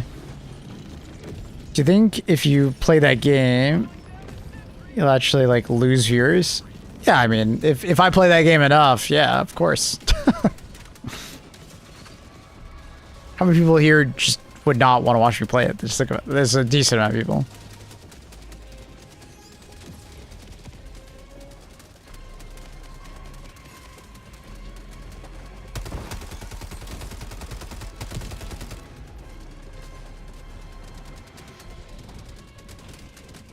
But what if GTA is a flop?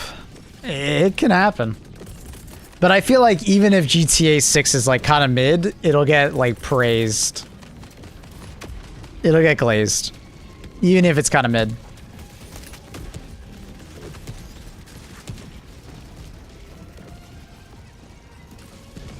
Wait, low key. Devil's Advocate, you mentioned Spyro when you were 3. How'd that work? Dude, Spyro is absolutely a game that a 4-year-old could play. I mean, I didn't play it the day, or like the release day, Eddie. I think it was like the year or two after. My dad got a PS1 and he bought Spyro and I played it. I was like 4 or 5. But my family never had a Nintendo console until the Wii, so there was no chance for me to play Banjo-Kazooie.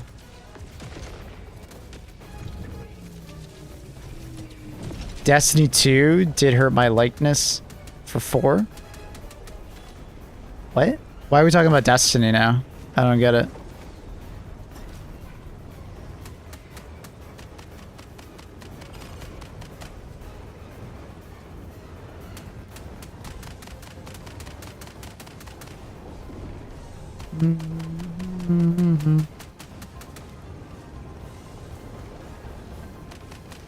Ba, ba, ba, ba, ba, da, da, da. I'm going on Love is Blind. Why, Annie? Why are you going on Love is Blind?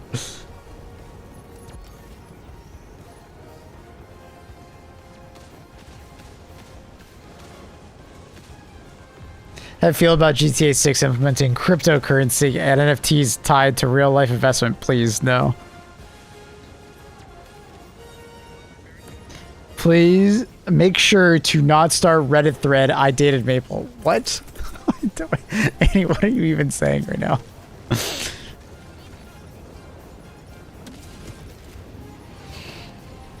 Oh. Oh. No, that would be a really dumb idea for GTA 6 to do cryptocurrency and stupid shit like that.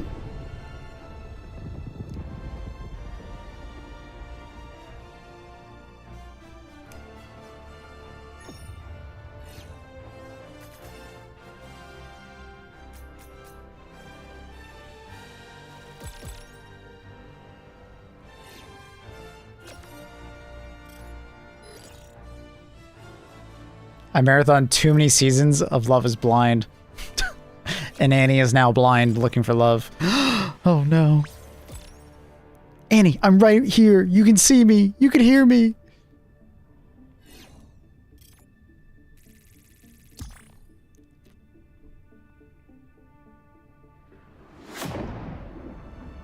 She's blind. She can't see you. But she can hear me. I might just be like a, you know, a grade void in front of her. People apparently dig up shit, but Maple might get famous from the show. And he goes on Love is Blind and just talks about me the whole time. Oh god. Annie, that's a good ploy. That's a good ploy. Annie's using that brain. She's using that noggin. See, we all thought Annie was crazy, but no, she's using that brain. All right. Good morning, everyone. People, hope you have a good rest of your day. Thanks, Eddie. You too. Enjoy some Banjo-Kazooie. I love watching this guy play HD2. Yo, what up, Nerf? And that's it for HD2 for today. Let's go play some 2042. No, I'm just kidding. I wouldn't do that to you, Nerf. They will integrate crypto stuff after a year or two to fleece the remaining players. That'd be wild.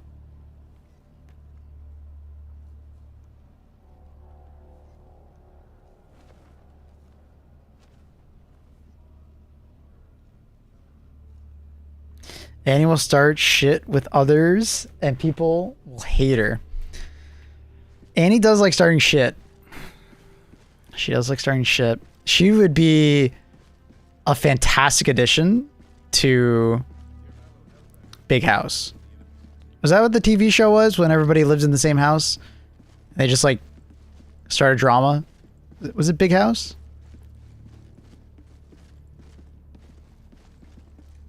Dude, it feels like a forever ago.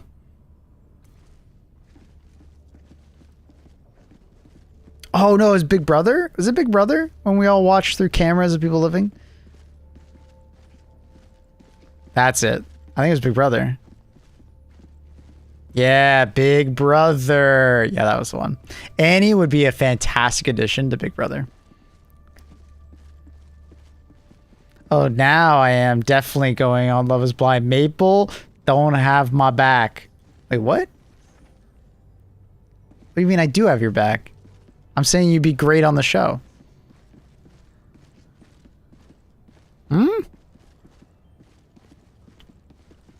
Annie would be amazing for reality television.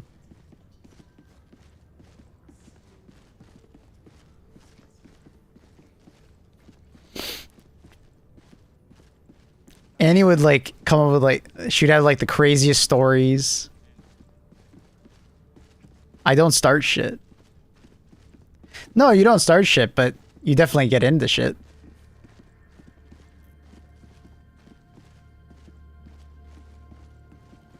Or you're just like, you know, you're like the person on the side reacting to it. You're a very good reactor. Like when you find some drama in the house, I feel like in Big Brother, be sick.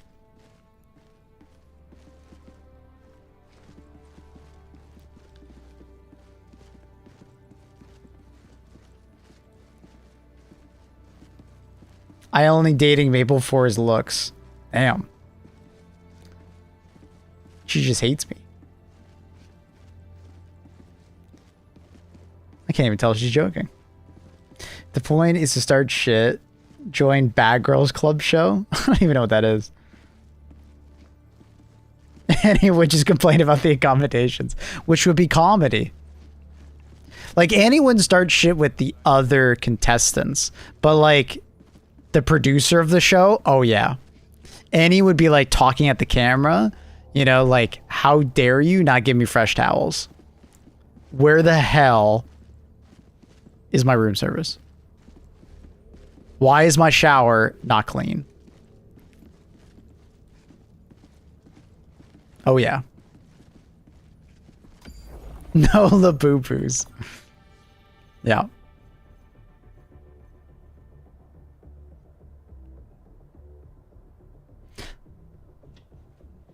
Like a contestant just going crazy on the production staff would be awesome.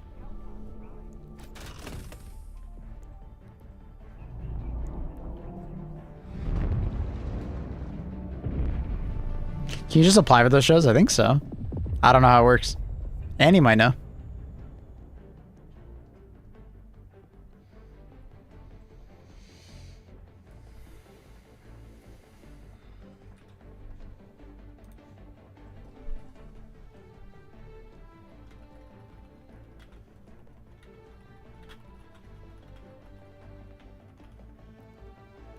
Ba, ba, ba.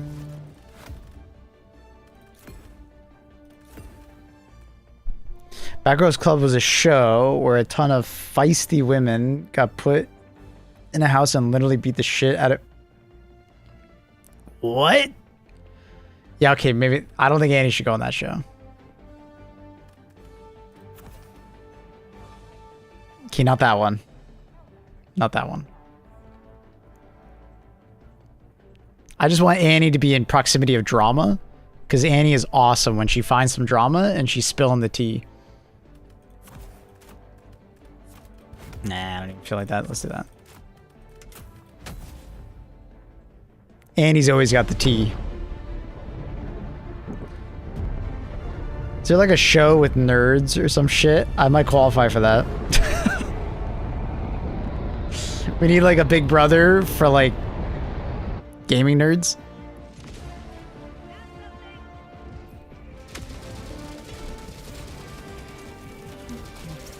But I don't think I've ever heard of Bad Girls Club.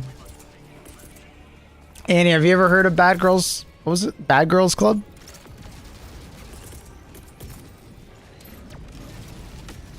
Beauty and the Geek. That's me. I'm the geek, Annie's the beauty. I've not heard of that.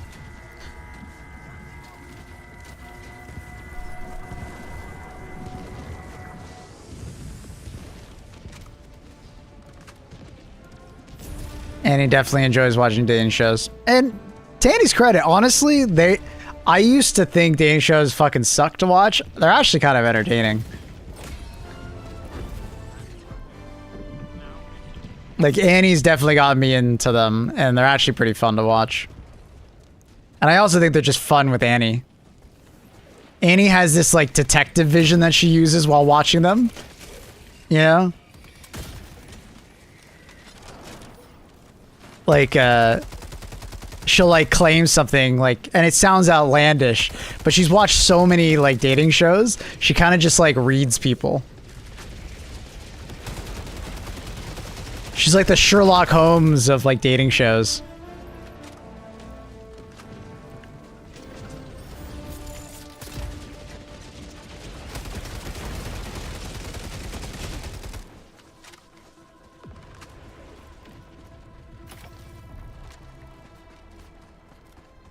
Like she'll call something out about a person, like a contestant, and I'll be like, Annie, what? Where are you getting this from? And she's like, I just have a feeling. And I'm like, nah, surely not. And then all of a sudden, Annie's like actually correct about them. Now, Annie's accuracy on these is sometimes a bit, you know, questionable. You know, she has like a 70% hit rate probably. You never believe me? Well, I'm usually skeptical. It's not that I don't believe you, it's just I'm skeptical. Some of them I'm just like, Annie, I don't know about this. Like, they've literally told us the exact opposite. And every once in a while, Annie's like dead on.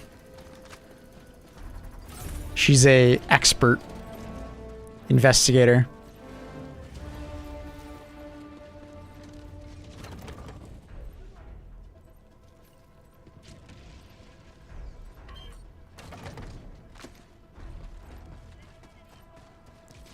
$5, Annie is shit talking everybody on the show, and sometimes right.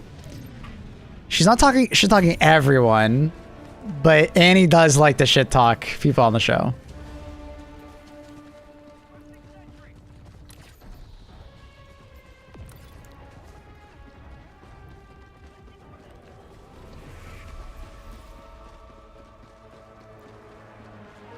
But it's like not everybody. It's like, and usually they deserve it. Like they're shitty people, you know.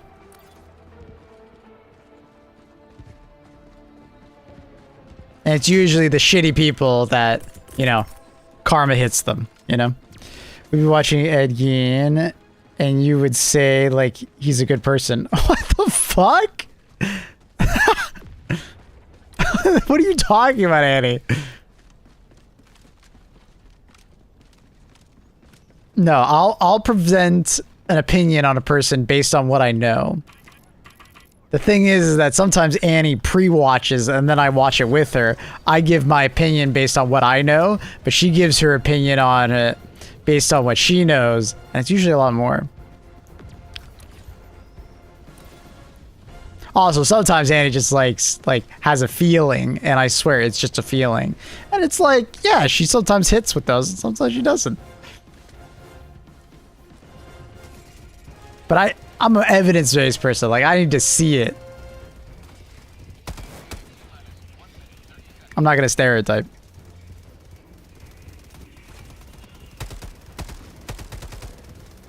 I'm gonna give people the benefit of the doubt, usually.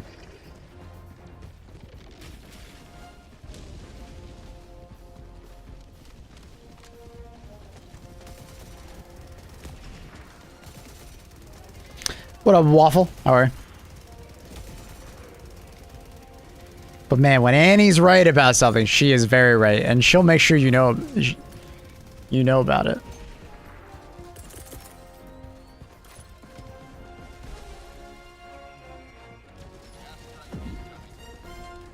If I say slow, you give me the benefit of the doubt? Hell no.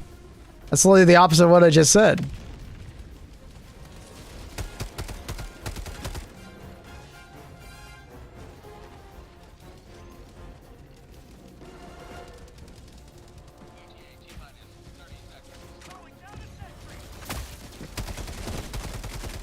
You know, my race, but also as a content creator, I'm not going to take the risk.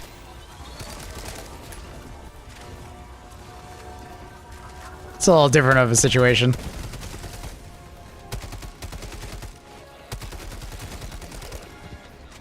Having me is a risk. You're damn right.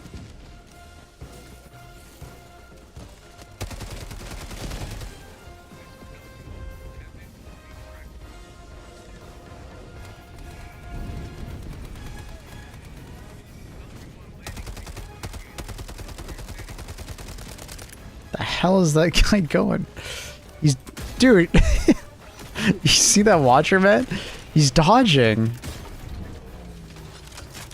Oh my god, look at him swooping around. Joel's in control of that one, I swear.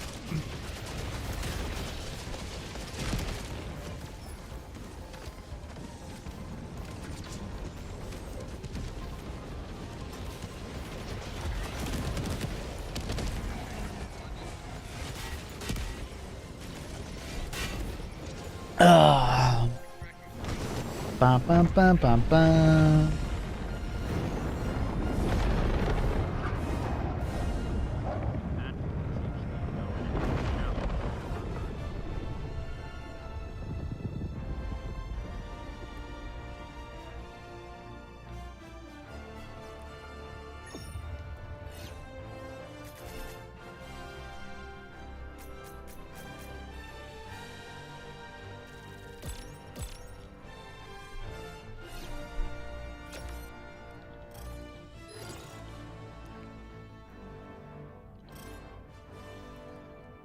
What's the difference between this channel and my offline one? Basically, I use the offline channel to stream games that I know don't do very well on the channel, or if, you know, let's say I want to continue a stream going longer, but the viewership is dropping too much, I'll like host myself over there and just continue the stream over there.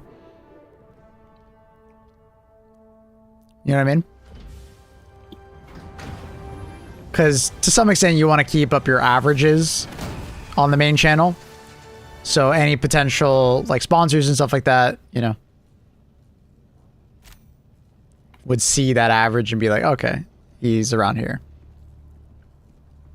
Right? But there's sometimes games that I want to stream, or points in time in like Helldivers history where it's just like viewership isn't particularly good, and I want to go play something else, and you know, that game maybe doesn't do well on the channel. The offline channel is like really good for that.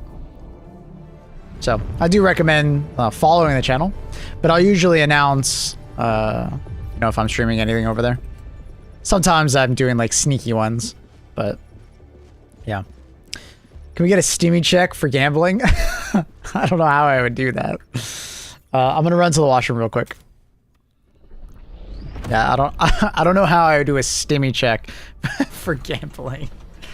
I technically the stimmy check would you like I'm pretty sure you get points for like donating. Like if you give bits, you get points in return.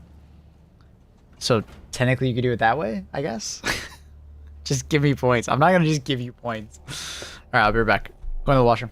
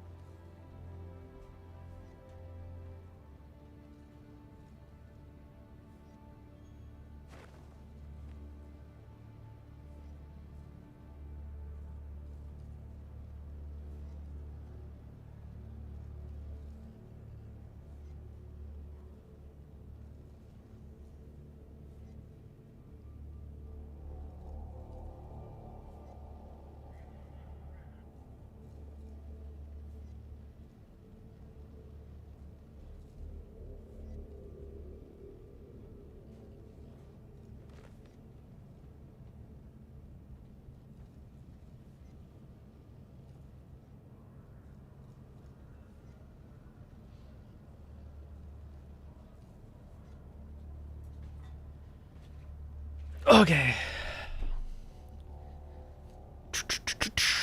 Bleo blaming his skill issue on others. Bleo, what are you doing? Or I guess it would be, instead of Teo, it would be Bayo? No? Teo? Bleo? Or I could just call him Bao. It's the alter ego of Teo. Give out welfare payments, give out welfare payments. Potato. Potato.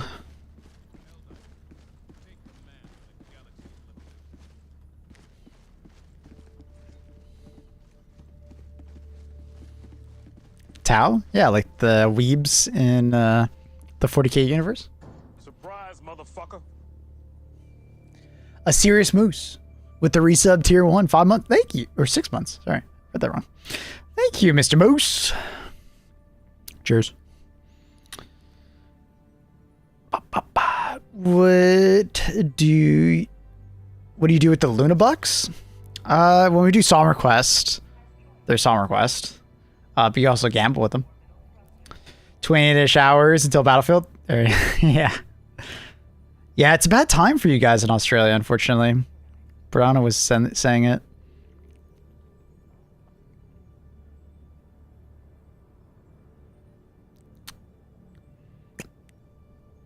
It's not a terrible time. It's like honestly pretty good for NA.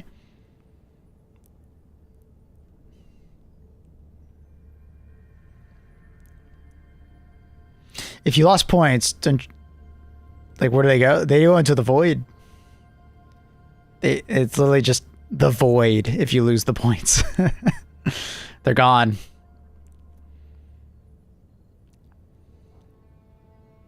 Like, if you look at my points, I have like nothing other than what people have given me.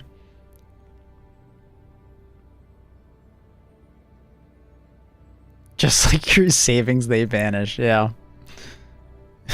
Goes towards Maple's car collection. What the fuck?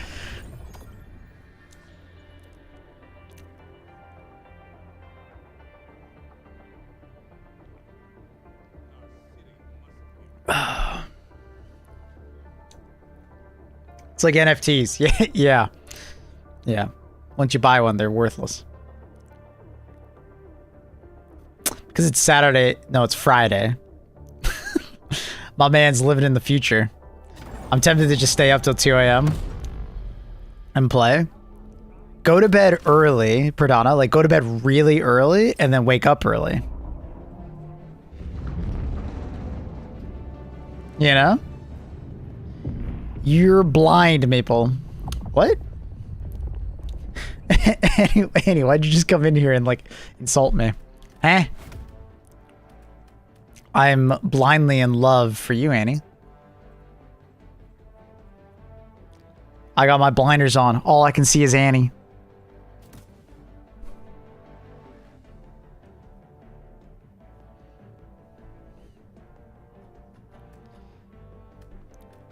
Going to bed at 7 and wake up at like 3 for a game is actually peak performance. That's what I'm saying, dude.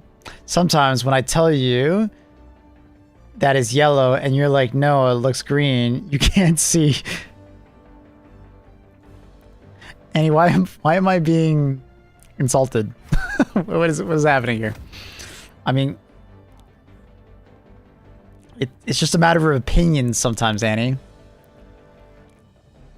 The thing is that what you're talking about is when we're watching a dating show, like, you have an opinion on a person and I'm like, I have an opinion on a person, but then you take your opinion as fact and I'm like, well, Annie, it's just opinion.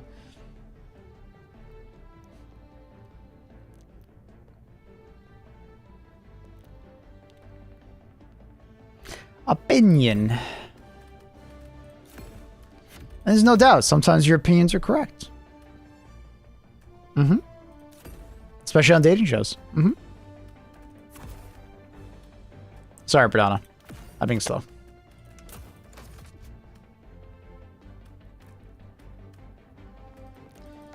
That girl was clearly so fake. You couldn't see it. Well, I mean, to be fair, Annie, I also wasn't paying attention. And Annie's talking about a particular girl. I think it's the one that I said looks like she could work at Hooters. At first, I didn't see her as that. I just thought she was like some like yoga girl, like kind of bimbo blonde. But as the show went on for Love is Blind, it pretty quickly seemed like she was just like a Hooters girl. Like, I don't know how else to describe her. You know, she's fairly attractive, but like kind of doesn't have like a ton of like, I don't know, a lot going for herself, I guess. So it's like just her looks. And then she uses that to like manipulate people.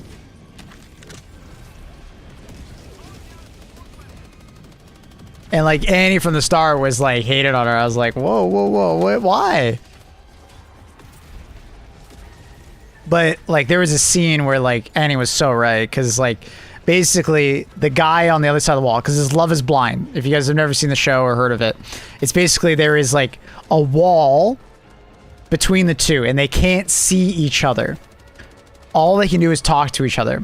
It's basically Discord relationships IRL. All right? And without pictures.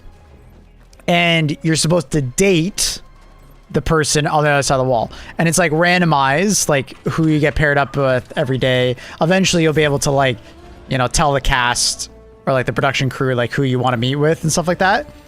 And the goal is to eventually find love and like engage with the other person, like to get engaged with the other person, right? And this would be over the course of like a week or so, 2 weeks. But at one point, the guy caught her in like, I don't even know exactly the situation what it was, but it was like he basically like, caught her in like a lie, like in a situation. And instead of like owning up to it, she basically like half apologized, then started like quote unquote fantasizing about him.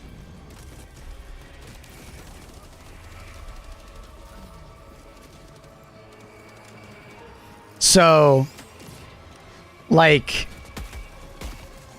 basically she just like manipulated him big time by like just bringing up sex and how much she wanted to see him. And it was like, oh shit. Yeah, as soon as I saw that, I was like, yeah, Annie, you're absolutely right.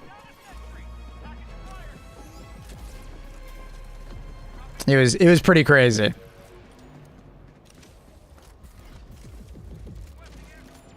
But the premise of the show is pretty cool though. If, you know, appearance was not the determining factor on meeting someone, dating someone, and maybe eventually, you know, being with someone. Premise is really cool.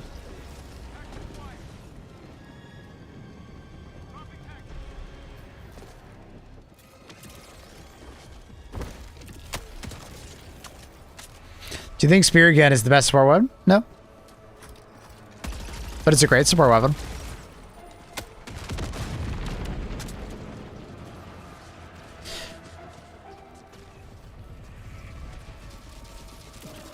Well, I mean, it's reality television, coach. The producers are 100% finding eccentric weirdos sometimes to come on the show. I do think they find a fair few normal people. At least for the show that Annie's got me watching. Like, I feel like a good portion of them are like normal people. Right? But there are like definitely some like this is one dude that's like, he has way too much energy. I swear he has something, like he has like a severe case of like ADHD or something. This dude is like, he's off his rocker. He has way too much fucking energy. He's like in his like late 20s, but he acts like he's like a 10-year-old. It's crazy. What's best then, and which faction in your opinion? Are we talking about the spear gun? Like, which faction is it best against? Or are you now asking a different question, like, what's the best faction overall?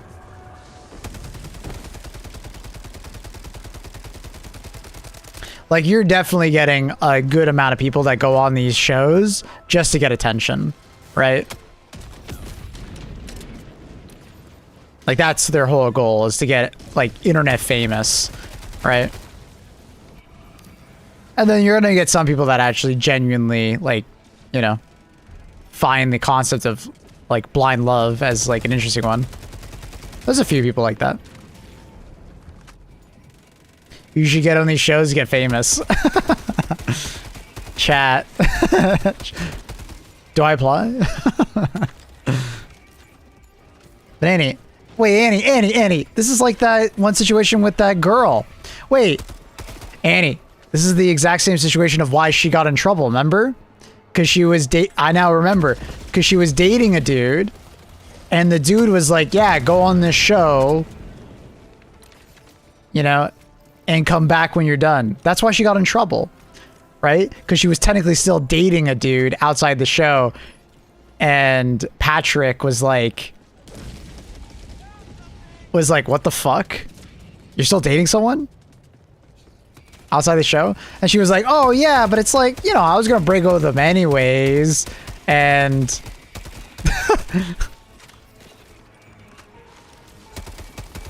I'll wait for you. Oh god. Brain rot content? Nah, it's not as brain rot as you think it is. It's actually like kind of interesting. I used to say the same thing, R-Type, but it's actually not as bad. Like if you asked me like a year before I met Annie, like about this type of reality television, I'd be like, oh dude, that's stupid as hell. But it's actually like, it's actually pretty good. Like Blow Is Blind was actually a lot better than I thought it was. The concept is actually kind of cool. Like I think some reality television is 100% brain rot, but you know another one that I thought was actually kind of interesting was 90 Day Fiancé. Honestly, kind of interesting. The people and the relationships that they have and like the different cultures and how they mix with like Western American culture. Very interesting.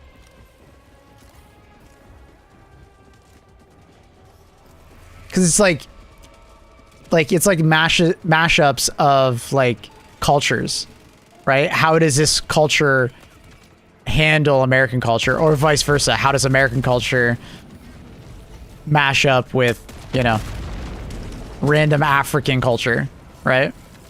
Shout out to Big Ed. Okay, I don't know about that one. That one's pure brain rot, but 90 Day Fiancé, Annie. I genuinely think it's kind of interesting at times.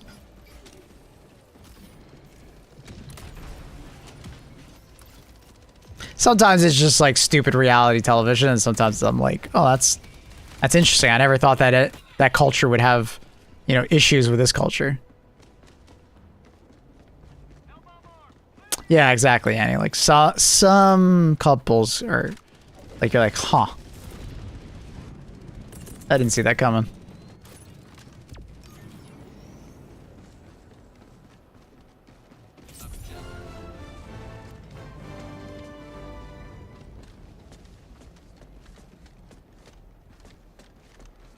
It's less brain rot than scrolling your phone. Well said. Quasar is probably best then. It's the easiest to use, but it's not the best on every faction. Like Quasar, for instance, is not better than Recoilless. Recoilless is better. But JJ, if you're curious about this topic, I have tier lists all over my channel to talk about this exact topic. I'd highly recommend checking them out. Stratagem tier lists, primary tier lists for every faction.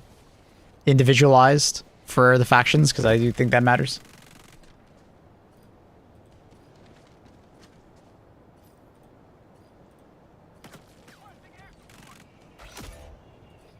Wait, I just like looked over on my YouTube stream.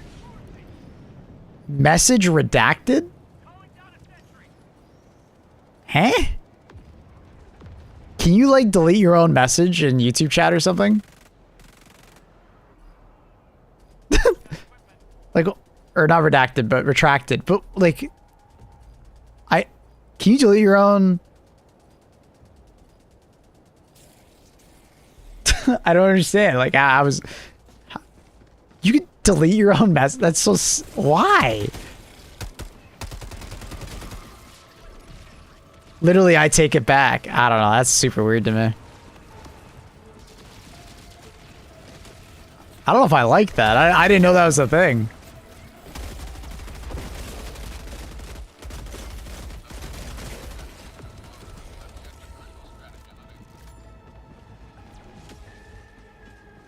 I don't like that. Because that means people can say some dumb shit and then just like, it's not there for the record, right? Can't hide from stream elements though. I don't know how to look up someone's like previous chat messages from stream elements though.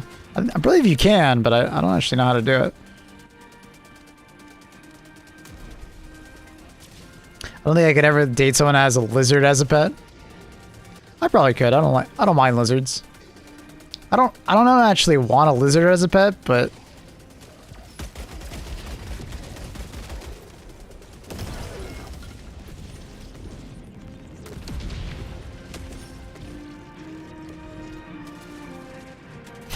I could date someone that identifies as a lizard.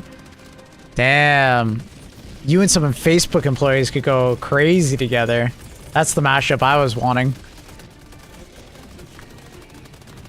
Just view it in the VOD if you're really curious. Can you on YouTube though? Or are you just mean like Twitch stream VOD? Like on screen?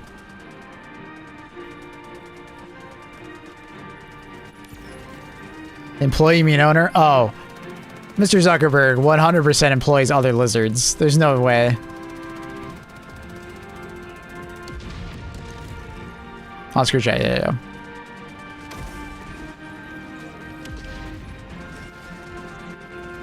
The Zuck.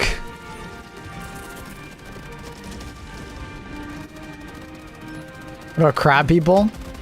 You mean people with crabs or like Zoidberg?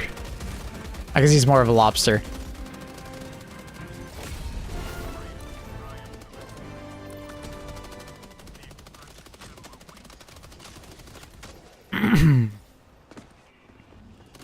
If you ever want to be entertained, you should read my past messages. Wait, why are you saying it like that? What did you say in your past messages? I don't remember you saying anything wild. Anyone know what time Battlefield 6 is out? Tomorrow, 11 a.m. EST.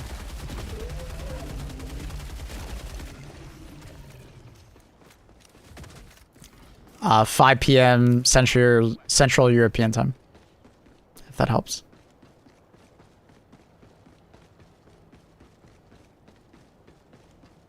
I trolled people when they did hate shit. Oh yeah? I don't even remember. I don't even remember that. Okay. Fair enough.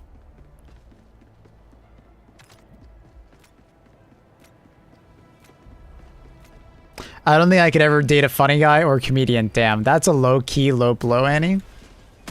Actually, that's a high-key low blow. Damn.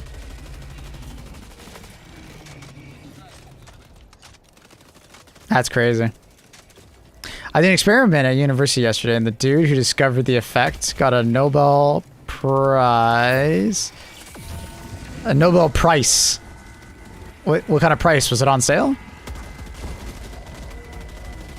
Prize at like 33, then quit physics and became a conspiracy theorist. Absolute based. He flew too close to the sun, I guess. He saw the Antarctic ice wall, and then he knew, dude. What kind of conspiracy theorist is he? And where is he from? Good one. Thank you. See, I am funny. People pride themselves with his unfunny jokes. Yeah, I mean, like I always say, if you can make yourself laugh, you'll be happy, you know, by yourself, you know?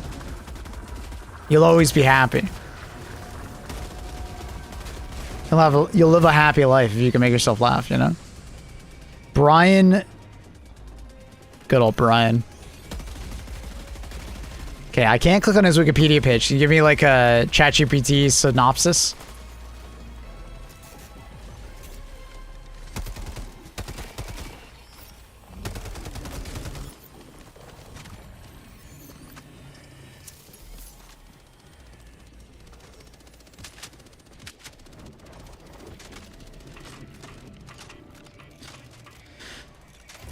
Describes how a supercurrent can flow across a thin insulated barrier or weak link between two superconductors, concept now known as the Josephson junction. Okay. Where's he from?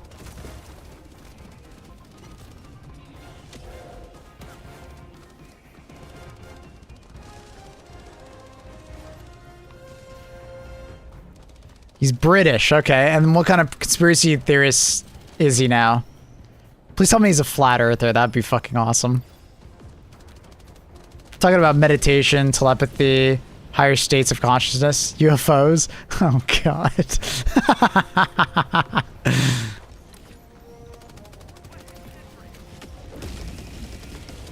Does he like biohacking?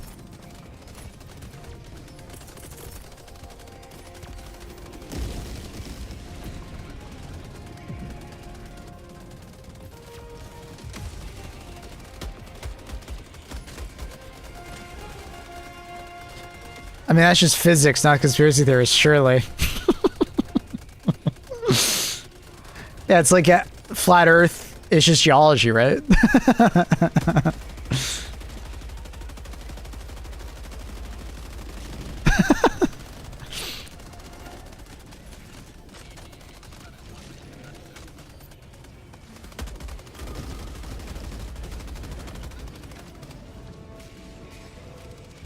He's dyslexic. He started the fundamental physics group.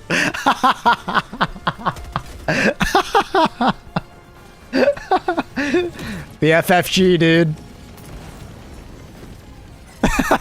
Physics. Either that or he absolutely hates the grammar Nazis at his school.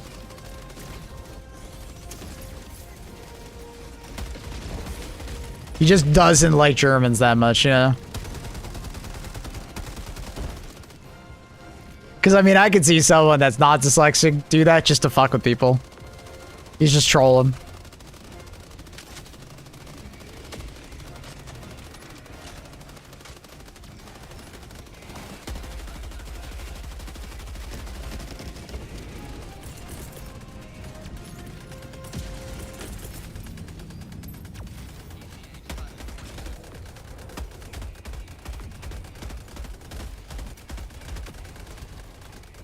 Oh, he researched telepathy, or telepathy and mind control for the CIA. Bro, how do you know about these? What are you gonna get your Nobel Prize in? What anime does to the human brain?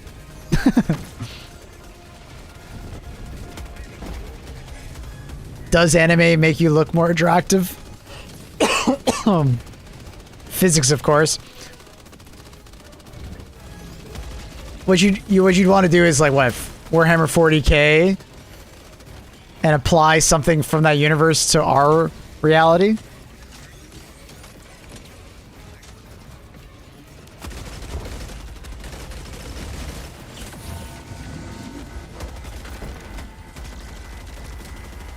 Oh.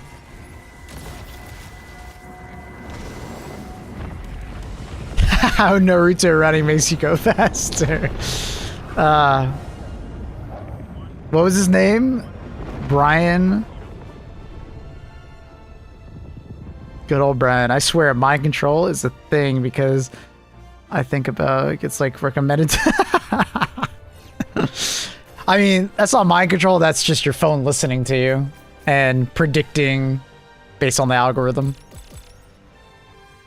Might look like mind control, but it just knows you better than you know yourself. He's Welsh, born in 1940, so probably does hate Germans.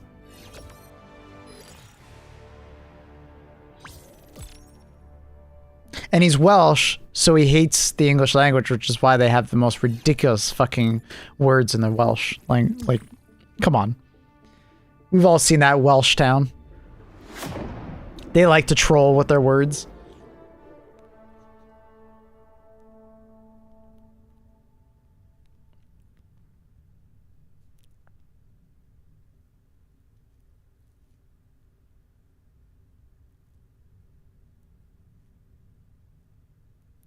What the fuck did you just pop typing? Equal microwave. There's no what? That's not a Welsh thing. Is that actually a thing? There's no way. I don't believe you. Nobel disease or Nobelitis is an informal term for the embrace of strange or scientifically unsound ideas by some Nobel Prize winners, usually later in life. I mean, it's the idea that like a genius is usually quite eccentric, right? I mean, obviously it's a stereotype, but like, and that eccentric nature might lead them to thinking some weird shit.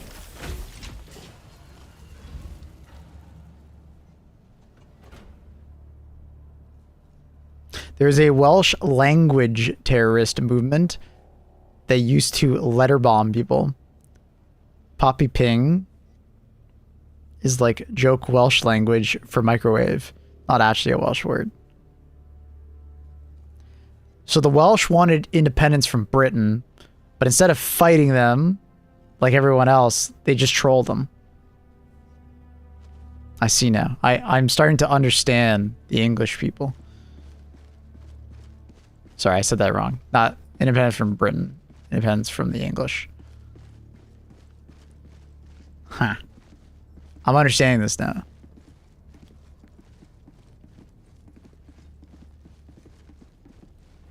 Those Welsh. Pretty funny. Pretty funny.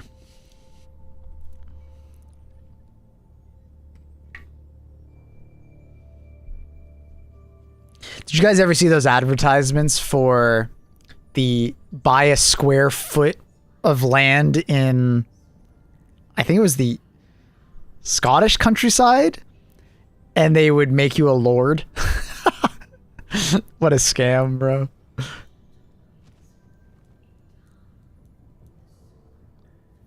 It was a scam, if you guys didn't know.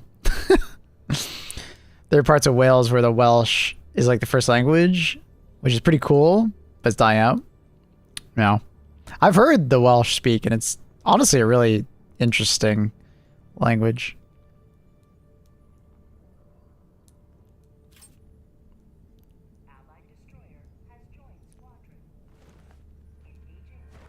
All right.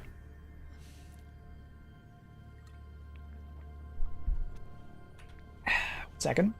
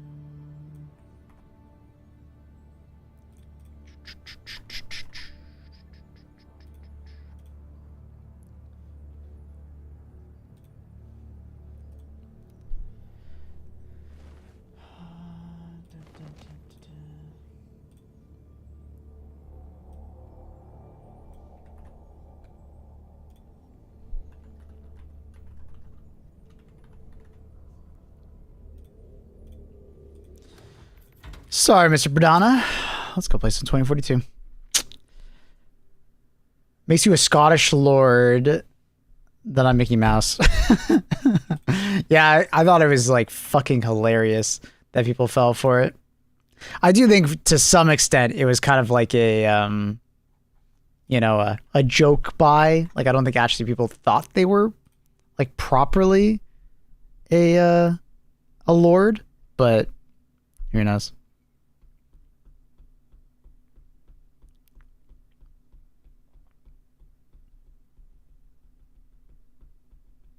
He actually made fundamental physics. You know what he should have done, though? For fundamental, he should have made it PH, and for physics, use the F. That would have been like the next, you know. That would have been the next iteration. Fundamental.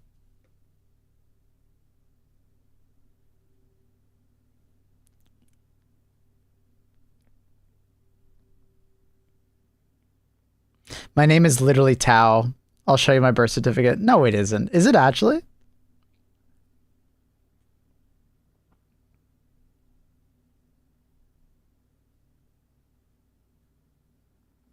Bro.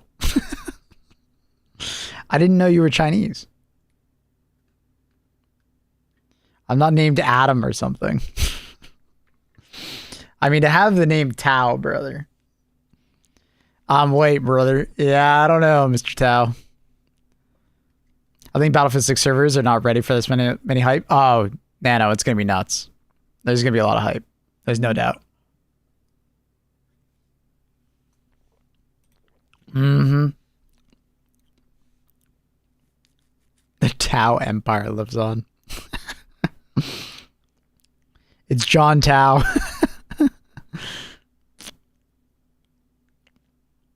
My mum, thought it was a cool name from school. Dude, I didn't know she dated a Chinese dude. That's great.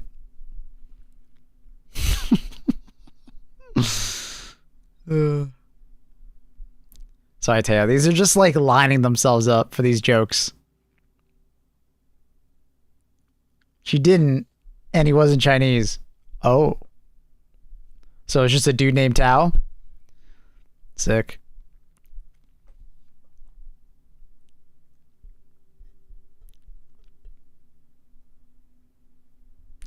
Teo, say it right. I mean, that's how it should be spelt. I agree. Teo.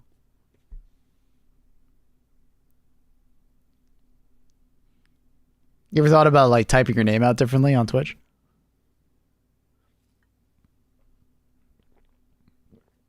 Fuck off now. Yo, Swift.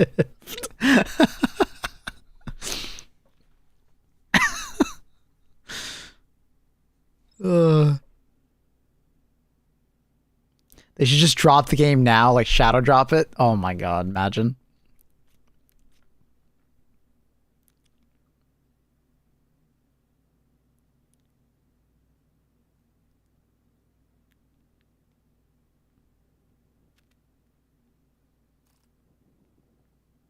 I think it's just made up. Uncle, I think it's literally just made up.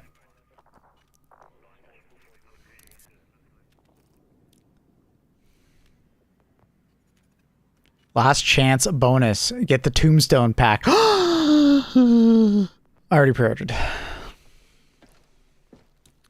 Alright. Well, that's not what I want. Nope, that's not what I want. Where do I go for my battle pass? I don't remember. I don't remember.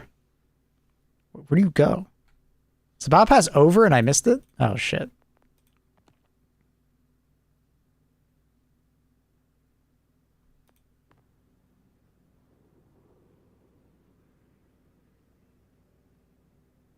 It ended? I thought it ended like the day of. Man. I didn't know I had to play it earlier. I'm pissed. Why did they end it early? I got 48 out of 60. Brother. I linked a screenshot with a few hours on it on Monday. I didn't read that. Damn, bro. I'm pissed. I was going to log in today and just like, you know, pop through a decent amount of it. That's crazy to me that they ended it early.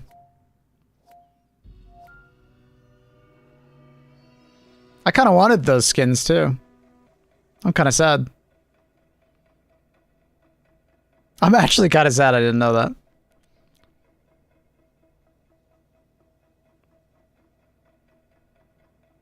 I got 1360 from Friday to Monday. Yeah. I thought it would run up to launch. I'll be honest, I just assumed it would.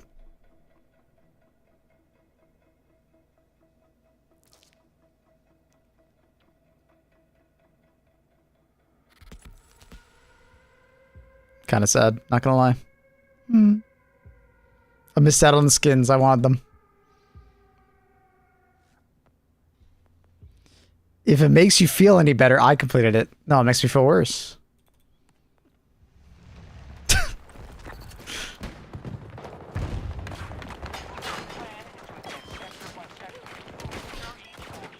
There's an update for the preload of Battlefield 6. Let me make sure to update that real quick because I want to launch it right now.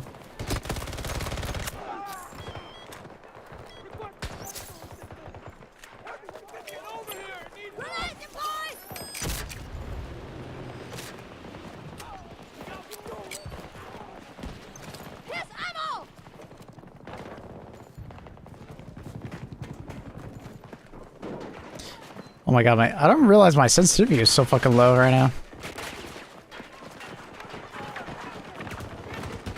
There's always little rats under there.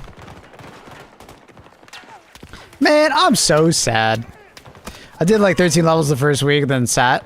That's literally what I did.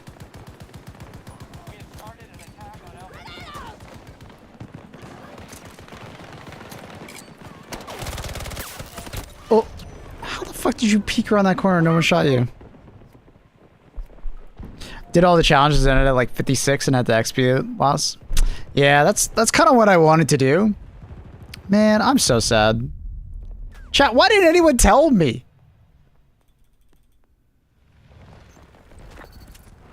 I've been talking about it for like the last 2 weeks that I was going to do it right before Battlefield 6 came out. No one told me.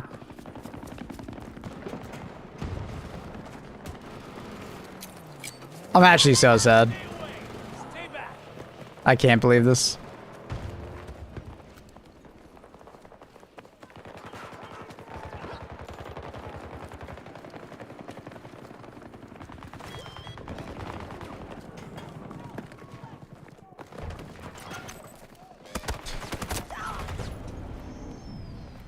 I didn't even see him.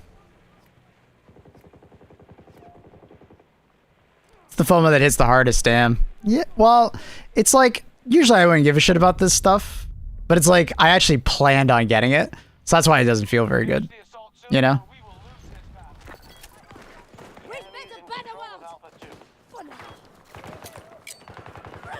You know? Like, if I wasn't planning on getting it, yeah, I wouldn't give a fuck.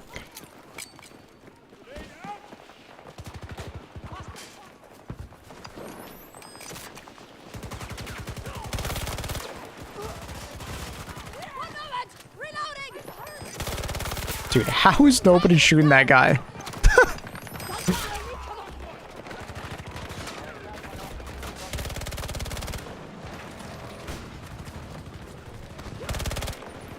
Why does my sensitivity feel so low right now?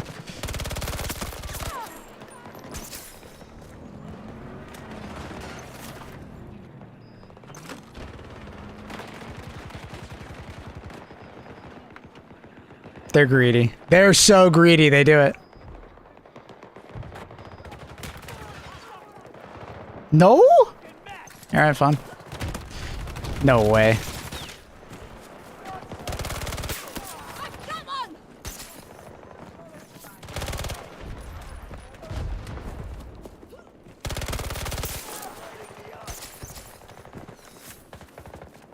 I don't know why my sensitivity feels so low right now. I don't know the bullet velocity on this.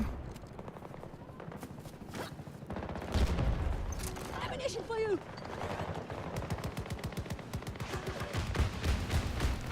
Yeah, I'll be honest. I think it was like one of the like skins for the characters, like super badass. I couldn't remember which one it was. I don't know, man. I'm pretty sad. Not gonna lie.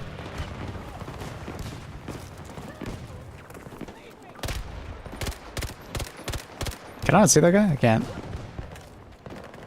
Oh, Mr. Prone Man. Decent amount of people playing 2042? Probably not, not anymore. I mean, this is most of the way filled, but it's probably not that many. Is a premium version of BF6 worth it? No.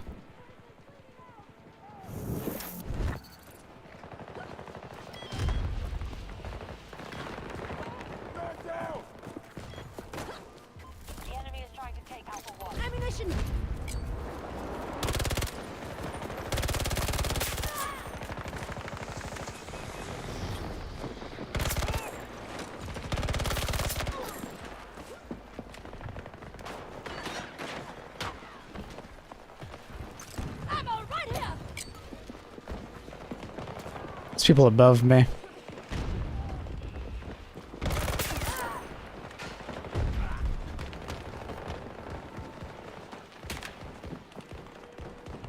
But I can't get to them.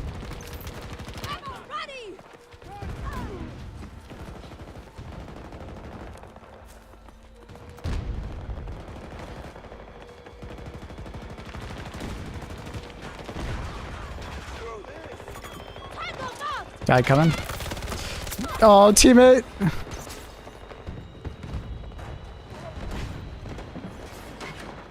We're out of time and resources. All troops evacuate immediately.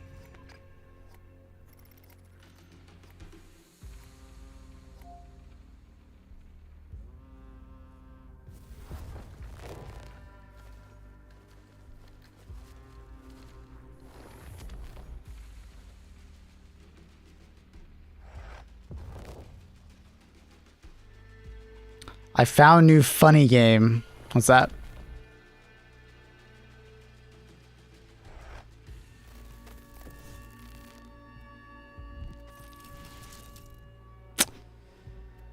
Oh, it ended on the 7th. Oh, I'm so sad. And I was just so distracted by like Osteote, I didn't even like think about wanting to do it earlier. I'm so sad. Think I should do it? Do what? Like the...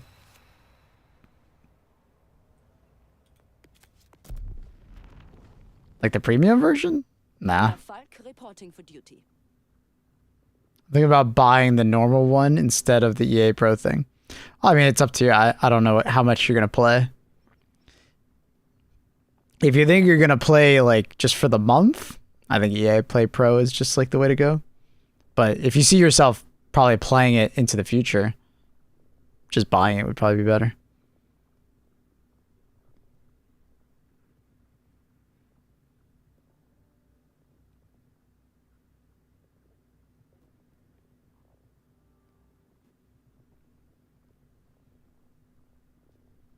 Man, I'm so fucking sad. Oh, I'm so fucking sad. I wanted those last couple skins. I'm thinking of getting the Pro now and just buying when it's cheaper. I mean, Battlefield 6 will probably be quite successful, which probably means that I warned y'all. No, you didn't. Not saying that it ended so early. I never felt like I got warned that it was going to end this early. I thought I could do it all the way up until the last day. I just remember getting a, hey, make sure to get the skins before they leave. And it's like, okay, I'll just do it right before it comes out. I literally remember saying that to you.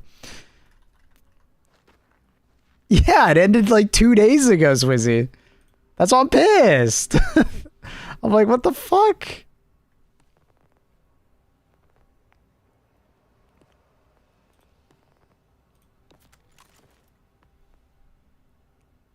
Yeah. Didn't it say on the free pass tab? Well, you assume that I log into the game regularly to look at it. I don't play this game anymore. All I knew is that it was unlocking by playing this game.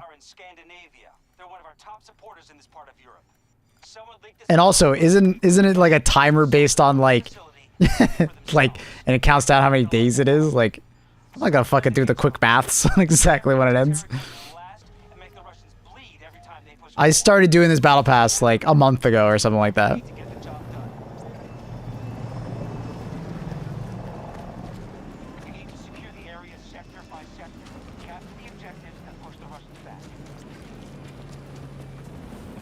Jordy, I haven't played this game in over a month.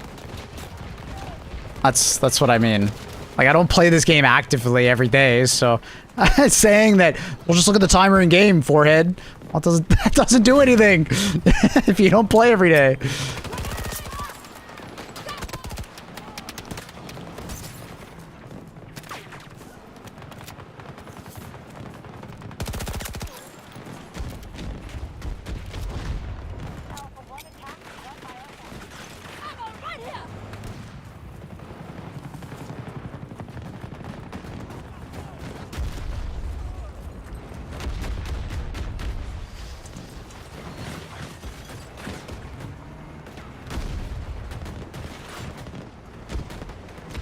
That's weird. Can't stand on that box. I do not like these iron sights.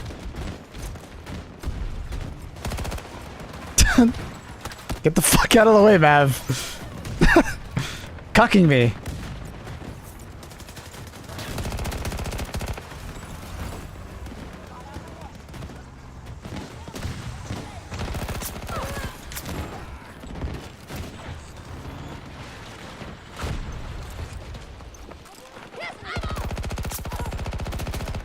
I don't even know what that is on the ground. What? I'm just getting stuck on every one of these tank traps.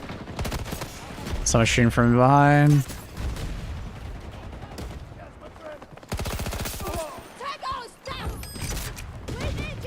Yeah, my sensitivity is a little bit too low in this game right now.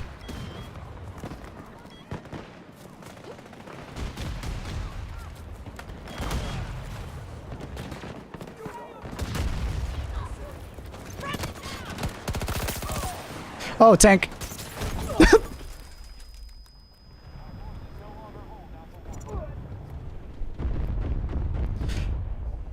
Ba, ba, ba, ba, ba. 400 hours Battle Pit. I've been itching for Battle Pit. Dude, what a sad state for Battle Pit.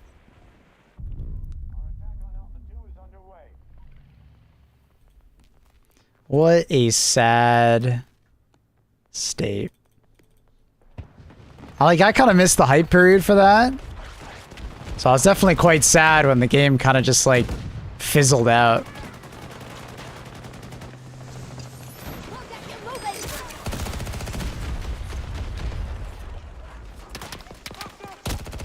Damn. Shot too high.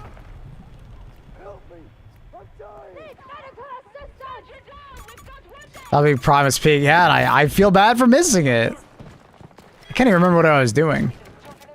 I don't even remember what game that took over for me.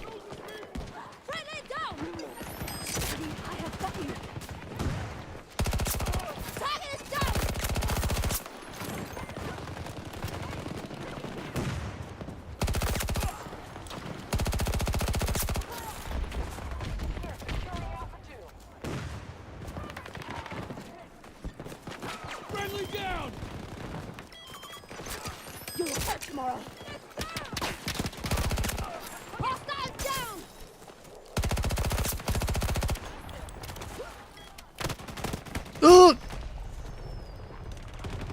Destiny? I have no idea. Is that how the game died so fast? Yeah, it is.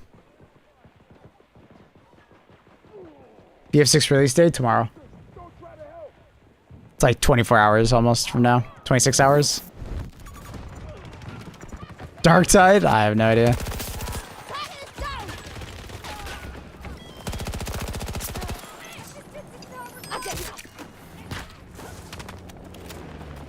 Ah, fuck off. Oh, there's a guy over there. Oh, Jesus. These guys are little rats. They're everywhere. 27. Yeah, it's 27 hours. 26 hours, 45 minutes. Ratas, the little ratas.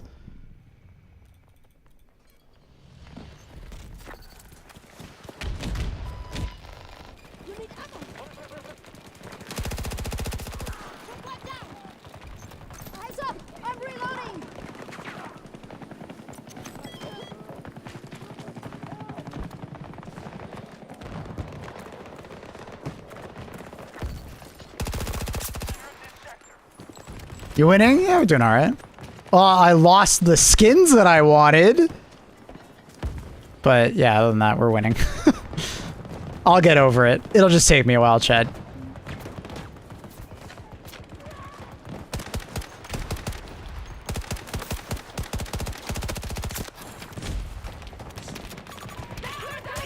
What happened? There was like free skins that were given out in like a free battle pass in 2042.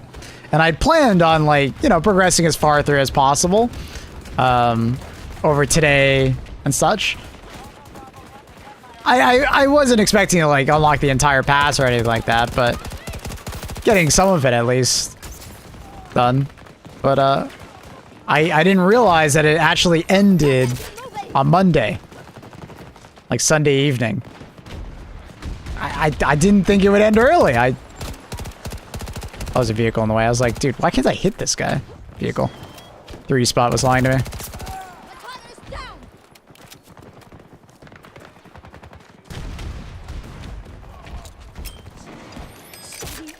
Got you.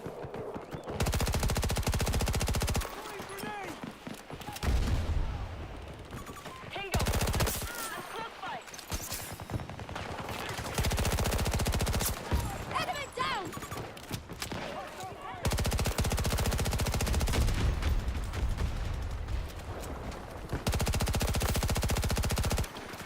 Reloading Enemy now. soldier lost.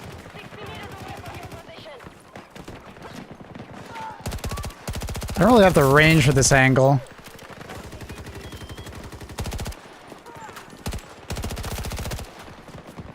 Kinda wish I had like a longer barrel. Stand up. East.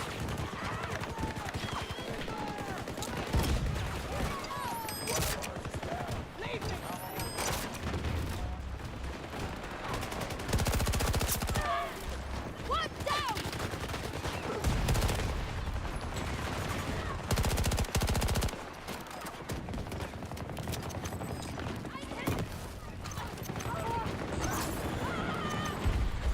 Can I make that jump? Oh, again.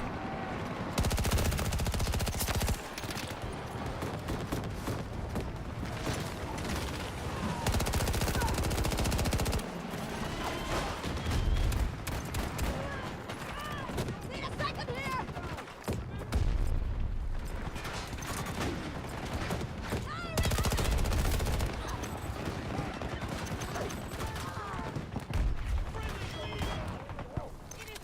You're alive, but not safe.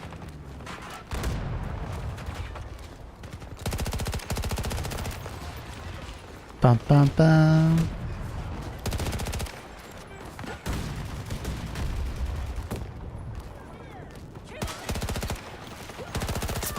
Target down.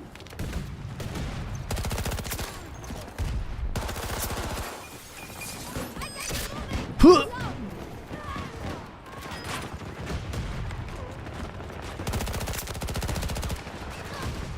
Now. They're near the Is there a person there? Last bullet. I don't know what my teammates are doing, but they're doing some stuff.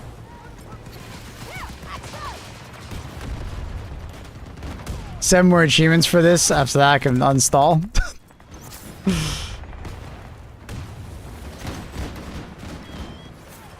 I will never understand achievement hunting in a game that you don't like.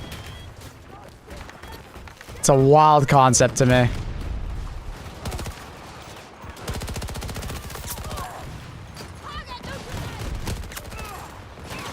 Oh, that sucks. 33 and 2. Gaming. Ah, they can get the res. Oh, that guy good.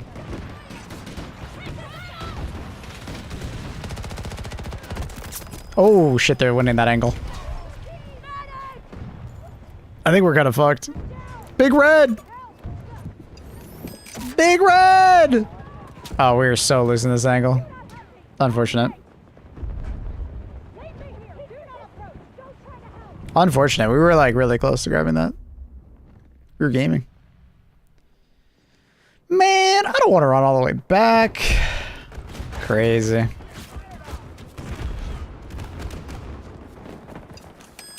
Found a pulse.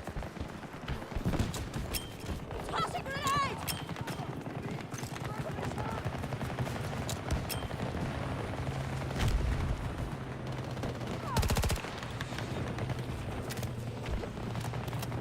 Feels good to be playing some Battlefield.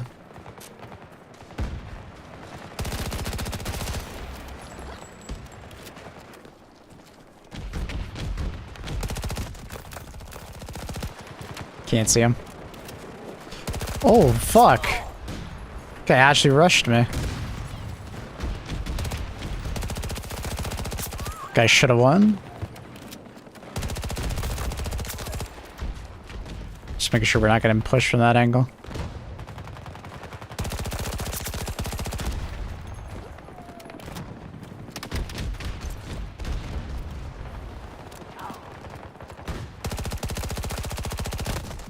Oh, I'm dead. No! I could have killed him. I just didn't have enough ammo, bro. I need like a 40 round mag there and I would have got him. I don't think that guy rushes forward. He's so scared. Come on, Rebel. He's so scared. Rebel! You win these! Rebel! Dude, I think my big red's gonna come get me. Maybe? I don't think he makes it. Come on, Rebel. On my mark. Man, our team's getting slaughtered now. We had that one good push and now it's just over. Ammunition, it's yours. Try left flank.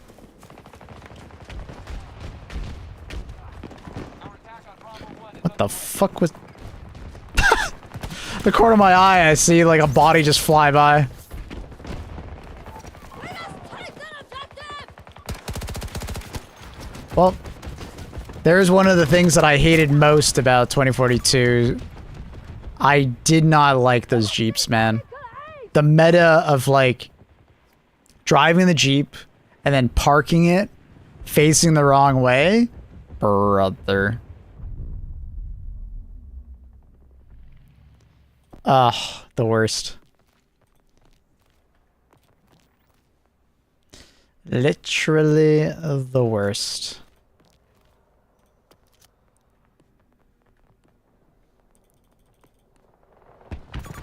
Never enjoyed it. I just thought it was the dumb... What the fuck is this shit, dude? He's got a car up there? East.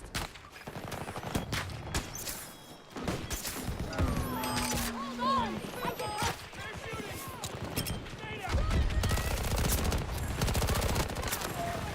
Yeah, it's funny how much better this weapon feels as soon as you put a fucking foregrip on it. Oh, shit. I was gonna say, dude, I thought I had my teammate watching that angle. Damn, I couldn't get him. Use this ammo. Oh, now I got him. I have close love. Medical assistance. Wish I had HG2 had cars. Yeah, dude, that would be a crazy ad.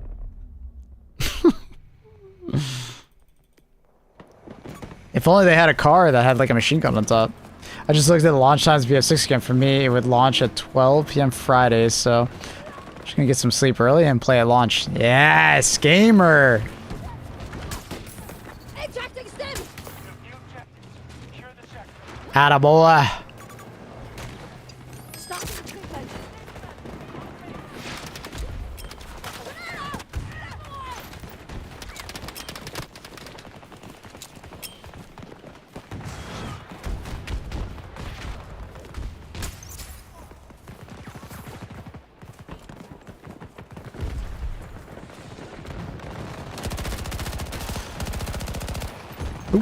Need a 40 round mag badly.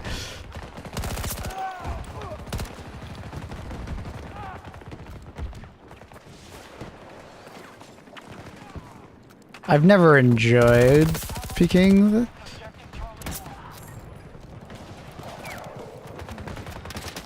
Oh, he actually wide peeked it. Ah, good for him.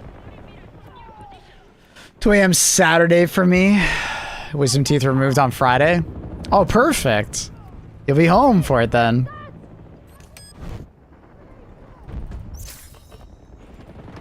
Take ammo.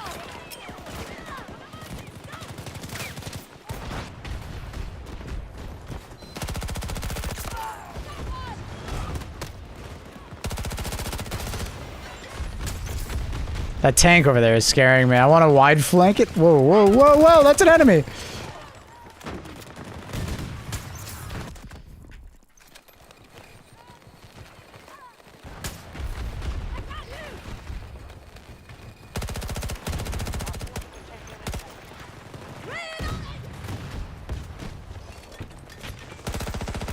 Oh fuck. Wait, there's so many. Wait, there's another one, there's another one, there's another... I should have just kept looking forward.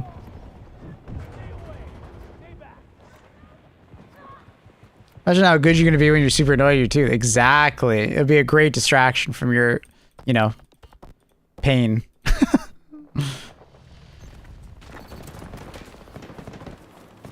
That's what I was thinking.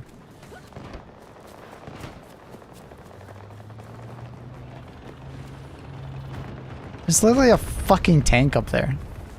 That's insane.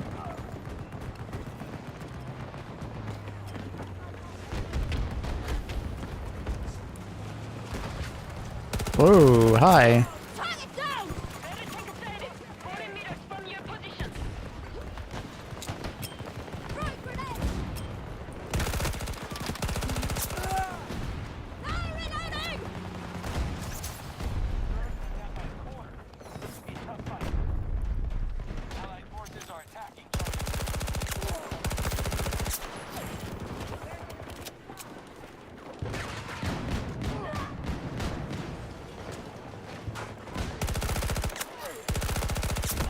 Ah.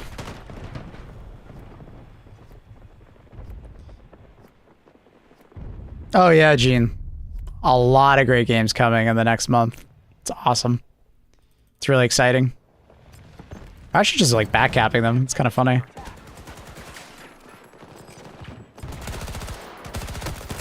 Damn!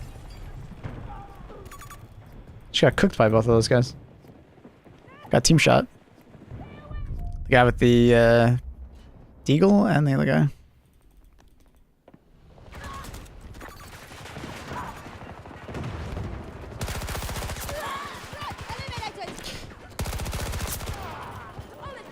Nah, he has a shotgun. Of course he's got a shotgun.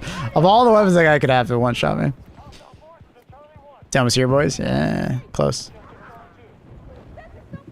What a great res. My man.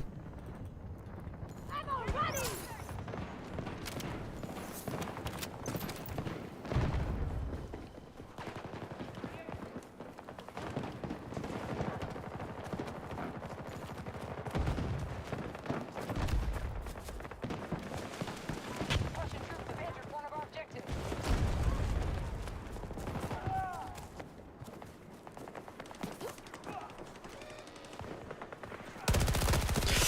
Oh. I don't even know who just shot at me. I think it was between the two.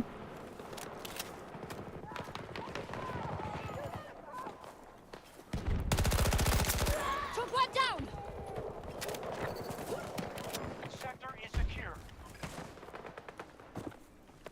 Nice. Not much about Arc Rays, but I keep hearing about it. I highly recommend looking into it. It's a distraction shooter, which I get it if you're like adverse to them and you're not a fan. Battlefield moment.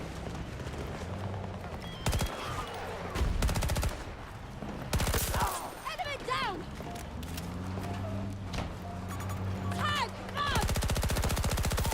But what's really cool about it is that like it's kind of like an extraction shooter for people that don't like extraction shooters very much. I think that's like the best way for me to describe it to someone. It's third person, which immediately makes it like more accessible, like easier to get into for someone who's like not always a big shooter fan. But also like the PvE side of the game is like really cool and the atmosphere is awesome. So purely from like an aesthetic, I didn't even know he was aiming at me. Didn't even look like he was. But I gotta say, like, I had pretty low expectations going in for it because I'm not a huge fan of third-person shooters. Especially, like, PvP third-person shooters. So I was, like, very apprehensive going in because I was like, oh, man, a third-person shooter for an extraction shooter? That sounds like fucking hell. You know, because people are just gonna third-person camp, which does happen, but honestly, the rest of the game was so well done. Sound design, gunplay, performance, aesthetic, progression, you know. The rest of it was so well done that I was like, oh, you know what? Maybe I can just ignore that. You know? So... Not a huge fan of third-person shooters. Oh yeah, I mean, I'm gonna tell you immediately, like, I would much rather Helldivers be a first-person shooter than a third-person. Like, it's not even close.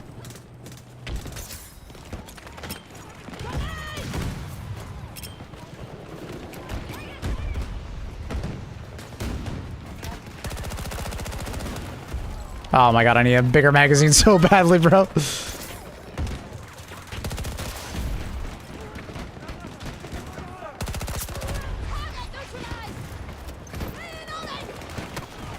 Is there someone behind us? Oh my god, there was.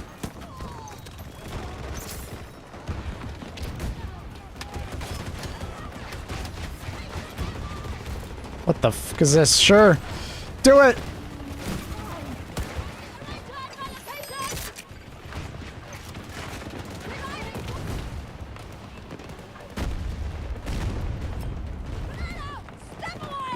I've never liked this point. I've always thought it was a silly point.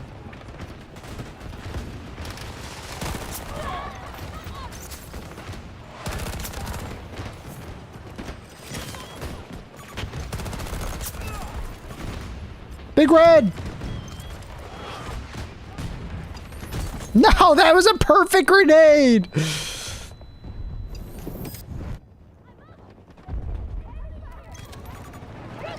Yeah, it's personal preference. I think Helldivers 2 being third person makes it more successful. Makes it more cinematic in a way also.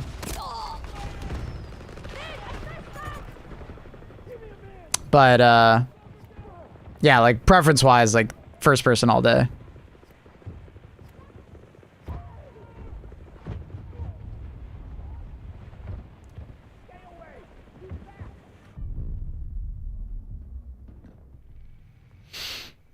It would suck. I don't think it would suck. It would just be more niche. Third person immediately opens it up to being more casual. More cosmetic.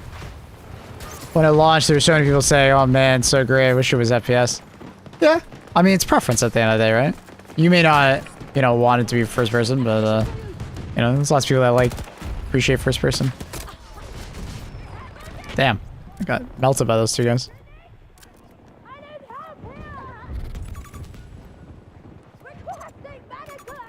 I don't think we get rezzed. No way. Seriously? Seriously?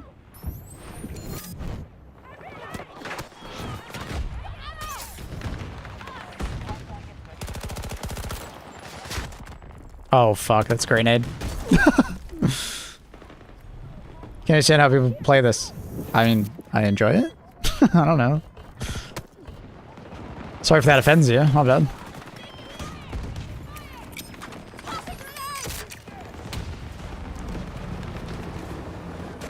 What the hell is that man doing? Get him! Considering it was crazy, it was perfect. Literally perfect. Nothing I can do about it. Be curious to see if 6 changes the random weapon bloom at all. I don't think they are. I mean, I'm sure they're gonna fix the bug that made it feel like it was super random. But that's just Battlefield. Battlefield has always done that kind of system.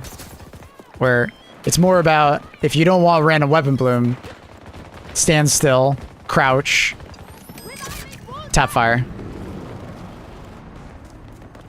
Right?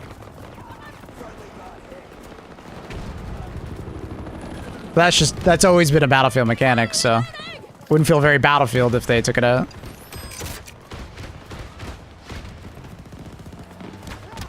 Oh!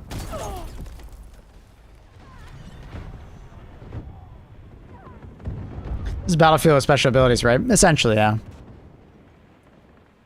More or less. Need medical assistance!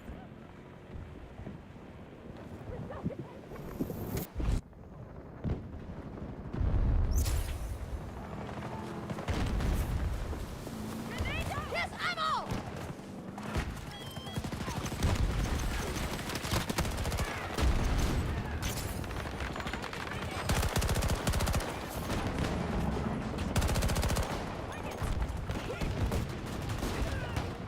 Friend is hit! Ammo ready! Damn, dude. Swear I saw someone. Reloading!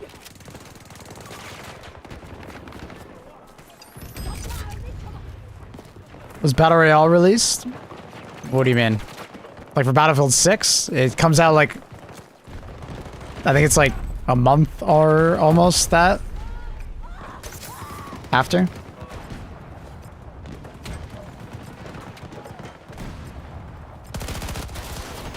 Oh my god, dude. These vehicles are destroying us.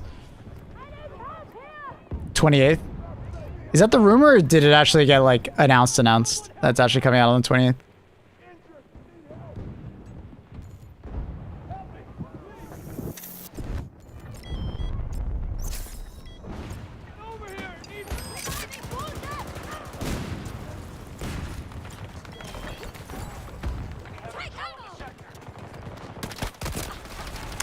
Unfortunate.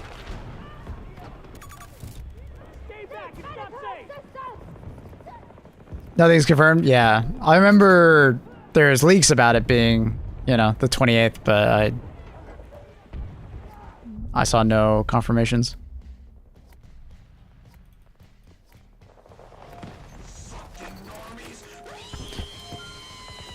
Oh, Trigger. Yo. It's the raid. I don't think the Battle Royale would come out before the game itself. Yeah. Maybe he thinks I'm looking at he's looking at Battlefield 6 right now. I'm looking forward to seeing how it is. I saw the leaked gameplay of the Battle Royale. It looked very Warzone.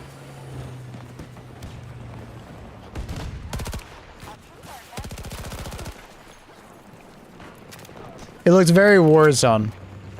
I think is the best way for me to put it. Hi, Luna.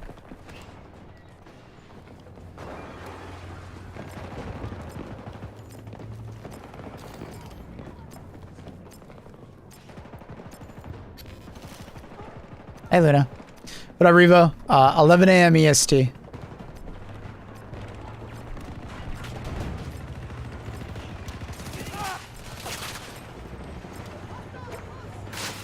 Luna. Hi. Hi. I can't move my mouse, Luna, when you do that.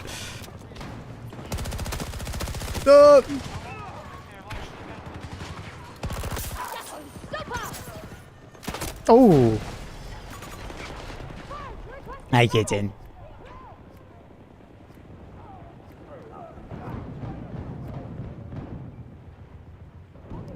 So if it's similar to Warzone, auto skip, I mean, we'll see. It looks very similar to Warzone, though, from the leaked gameplay. But at the same time, I don't think you could really make the Battle Royale look like not be Warzone-like. Like, at the end of the day, I think it was always going to be very Warzone-like. And that's also the side of the market that would want to play it. Like, I find it hard to believe that a classic Battlefield player would actually want to play a Battle Royale. So. You got a group right now? Right away? Like when the game comes out? No, I don't have anything planned.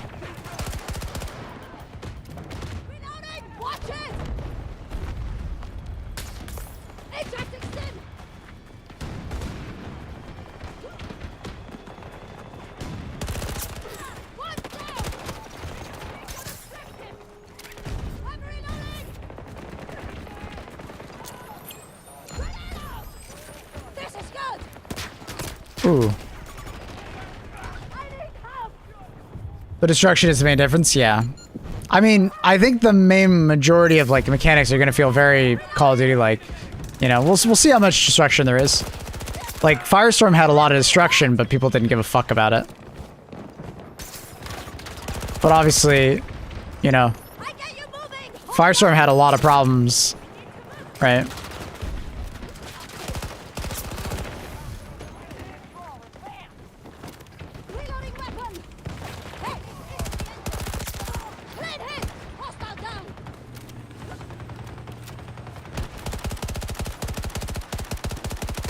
I can't quite get that guy's head. Douglas, just go look up Battlefield 6, like, maps. They've been posting content for the last month or so, And the developer said during the beta that the maps that we... Oh, shit. I accidentally swapped my fire rate, and I thought it was B. It's not B to swap fire rate. Fuck. Just go look at, like, the maps that they've been showing off. The maps that were in the beta, they stated were smaller on purpose for testing purposes. I'm reloading!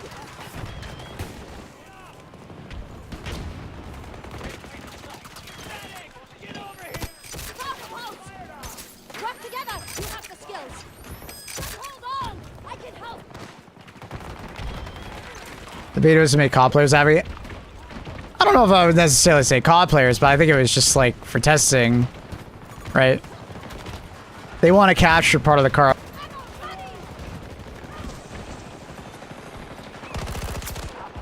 Neutralized! Oh my god, the guy moved perfectly. What's that guy doing? He's like crouch spamming. It's working, it's working.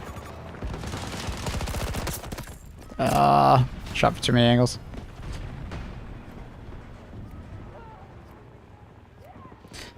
Well, yeah, they just stopped people from jump, like jump spamming. So you'll be less accurate when jumping, or like in general, like while airborne, and then you'll be less accurate while sliding. And then the last one, they said they, bunny hopping. So as you jump, you will not be getting as much height after subsequent jumps, basically. Because there were situations where people were literally like bunny hopping. And I mean, they're clamping down on that. But all those things like make perfect sense. It was basically just outliers. Yeah, ammunition! Chances are you did not see anyone really abusing that stuff.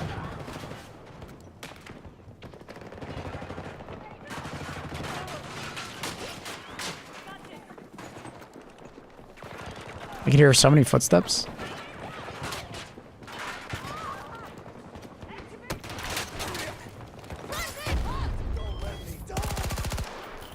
Don't fire on me! Come on! I can move!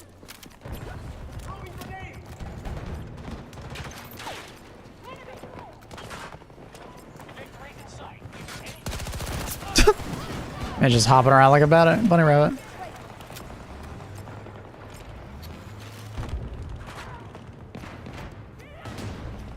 Yeah, I don't- the movement was not like crazy abused in BF6, at least from what I saw. It was just like one-off Twitter clips and people were freaking out about them. So it seems like the devs responded to that and were like, okay, hey, we'll tone it down. But it's like those extreme moments they tone down.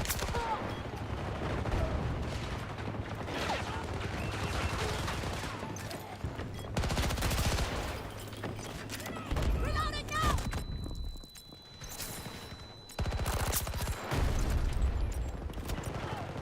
One of our objectives has been lost.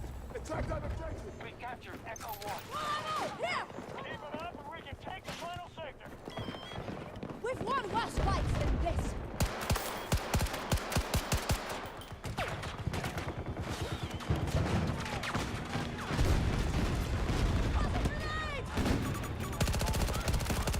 West!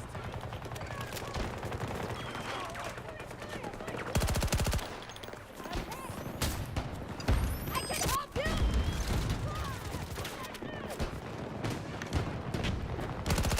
Oh, fuck. Shot the wrong one.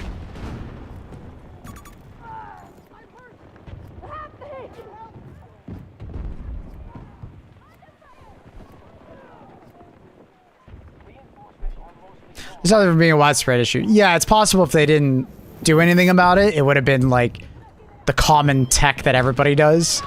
You know what I mean?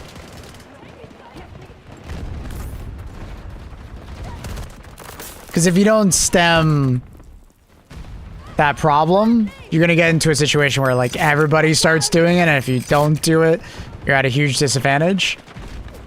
Right? And that's not really a battlefield kind of situation. I don't know why I'm taking shots with this kind of weapon at that range. I've got all my sliding skills back after playing for a bit of Alpha 7. Or, not Alpha 7. Black Ops 7? Gotcha. Yeah, if they kept that stuff, it would have just turned into a, you know, too Call of Duty like.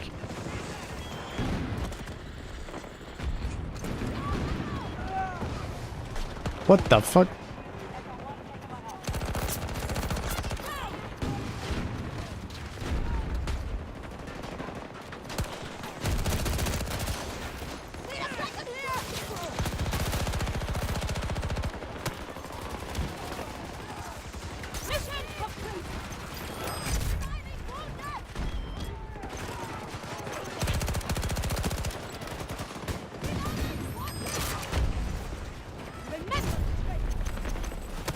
Ooh.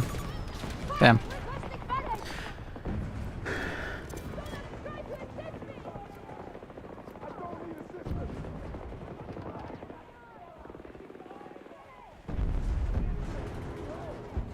Very excited though for Battlefield 6 tomorrow.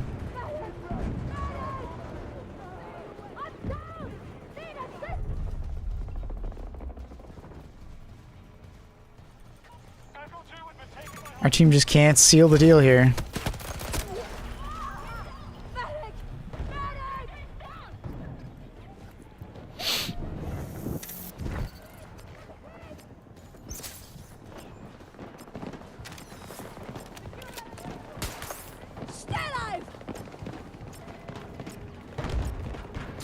What up, duder? Hope you're doing good, duder. Yeah, my sensitivity is way too low at the moment.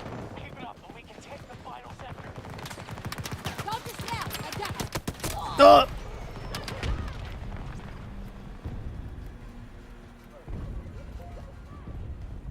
Should have thrown that smoke a little faster.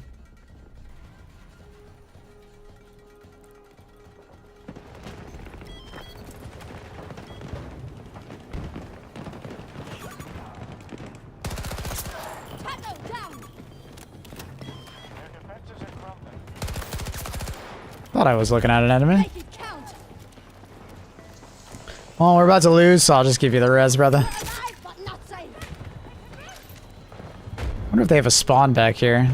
They came from the exact same angle as last time I killed them.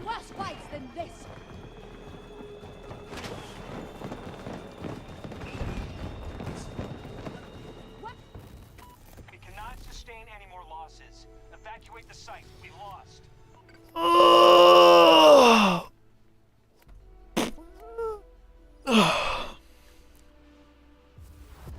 92 and 15.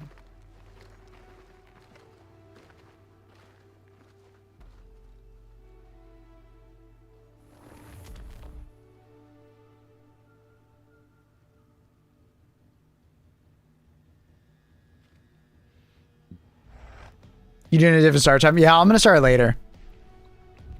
I'll probably start like 7 a.m. EST. I'll probably play like Helldivers for a couple hours, and then probably an hour before Battlefield 6 actually releases, we'll swap over, and then we'll just sit there talking and getting hyped and stuff like that.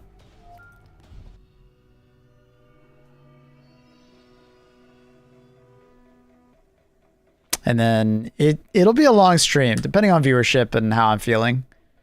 But part of me was like, oh man, do I do like a really long stream?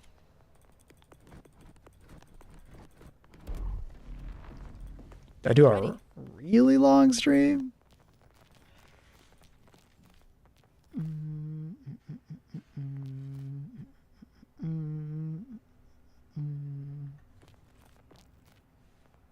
Damn, we get that really early.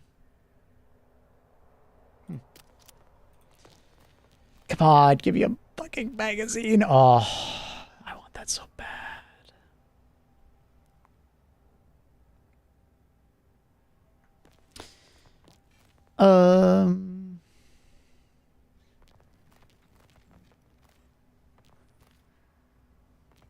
I can't remember what the difference is between these two sites. I think this is just a smaller site.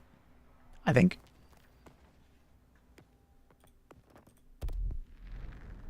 Sounds good. Don't forget to ping. Yeah. You're going Trindle. Did you buy the game or use the EA pass? I bought the game. I kind of knew I wanted to grind the game as soon as I played the beta. If the beta did not exist, let's say, and I didn't get the opportunity to play, I probably would have just bought EA Play Pro and just like play the game that way.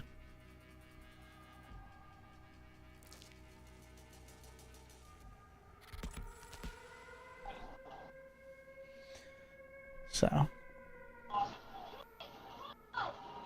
do I hear voice chat? Oh my god. Friendly's targeting Alpha 1. How do I turn that off? I didn't even know it was on.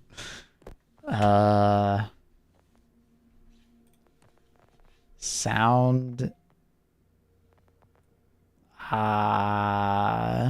It's probably like voice chat. Voice chat off. There we go. That's better. Ah, you're right. This one has a triangle. Oh.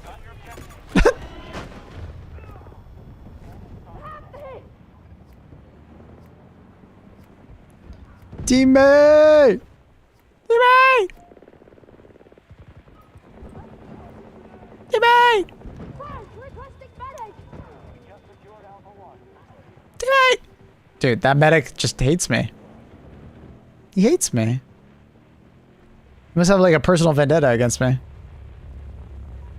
He's literally been moving further away. Insanity. Holy shit, we lost A. 2? Oh wait, are we attacking? Oh, we're attacking. Never mind, that makes more sense now. We're defending. I missed my dot.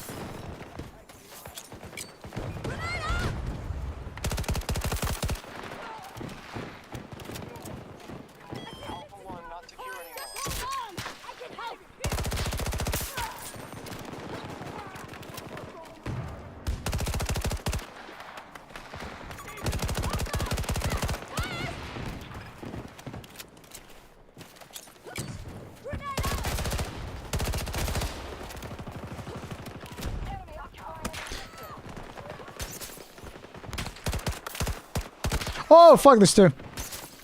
Wait, wasn't there like a guy that I just killed with a sniper rifle right here? Where's his body? Ah, I couldn't swap. No!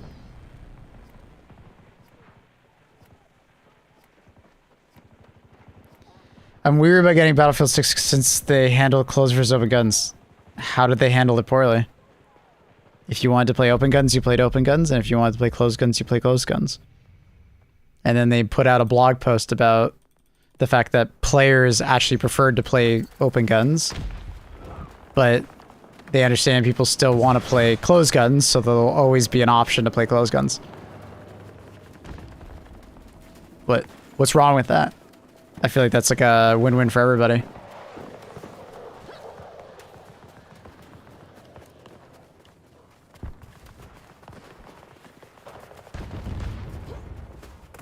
Seem pretty democratic. Hostile down. One moment. Ooh. They're securing Alpha 2. There's so many random snipers in this game. Splits player base and changes how weapons are balanced down the line. They didn't offer both options equally. Well, of course they wouldn't, because more people prefer open.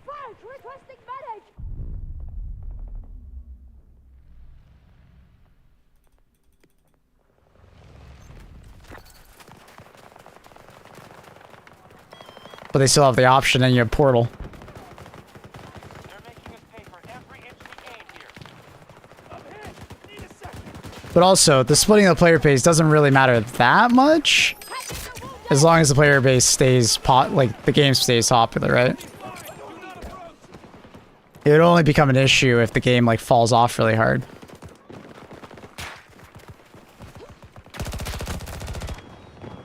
But they could always change down the line if that was the case, right? Like, this is a really annoying lobby that everybody's just sniping. I usually like this map, but like everybody's just kind of sniping. I just keep getting shot and plinked at every time I peek.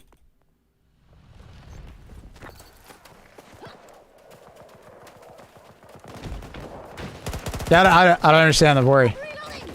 I don't get it.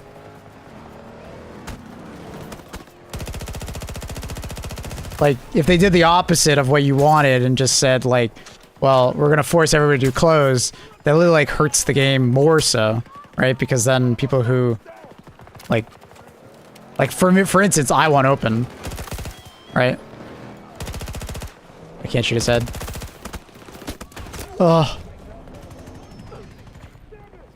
Alright, like, that would hurt me, because I want open. Medic.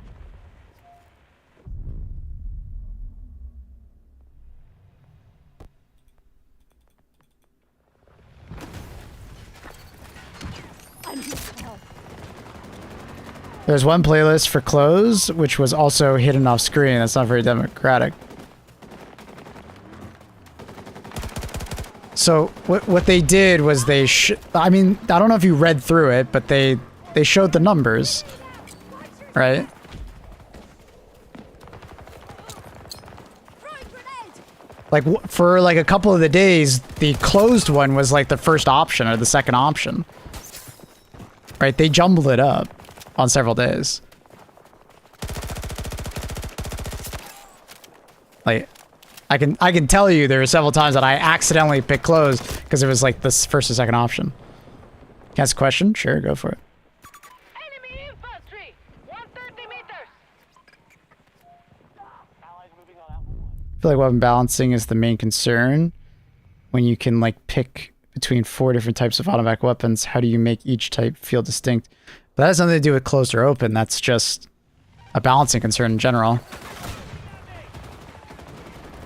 You would have that regardless. Ammo. Here.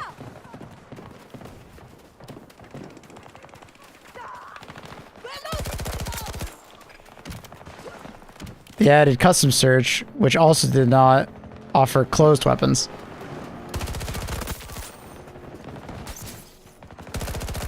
I'll be honest, the custom search sucks, so I don't know if I would die on that one.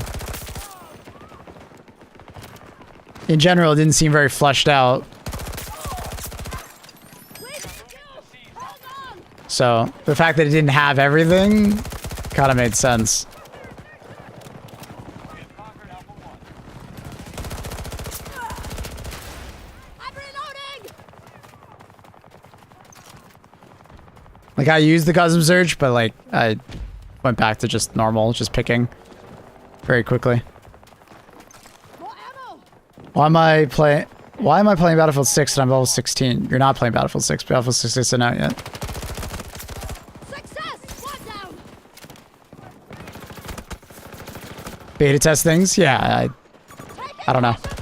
I think we're like getting a little extreme with our like, well, it's this way in the beta, so it will always be this way. I mean,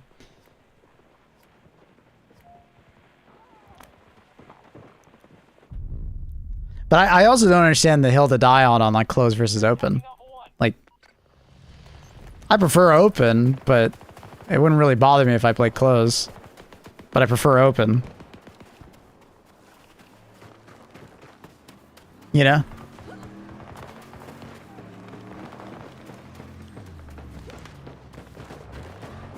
Just providing the option for both is good. Pick up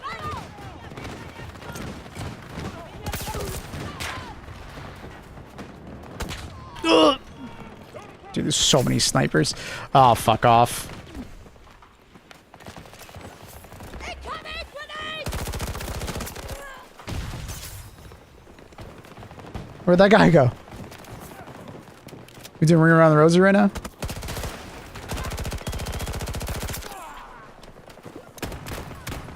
What the fuck was that? Surprise, motherfucker. What up, Cap? Thanks for the 8 months. Why is so much discourse about open versus closed? It's more just like old school Battlefield gamers just want it to be closed more. So when you pick a weapon, it's more tied to the class. Right? It's just an old school, kind of new school thing. So...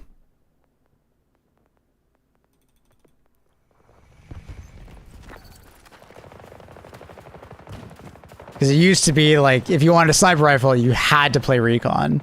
Versus now, you can pick a sniper rifle if you want to play assault.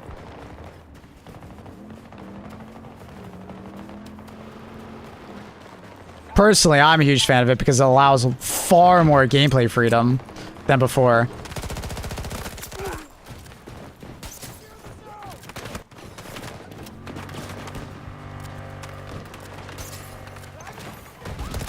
And it actually allows for a weapon that might not perform very well at one class to maybe perform well on another. And then you could like swap it up. Take some supplies. It allows for more play styles. It allows for more freedom of choice.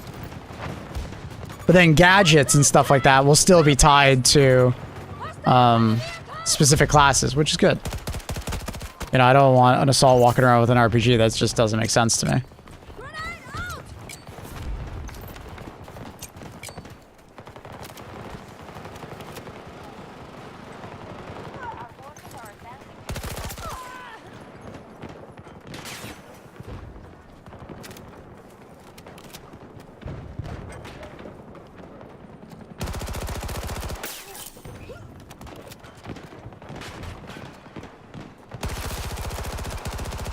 Damn.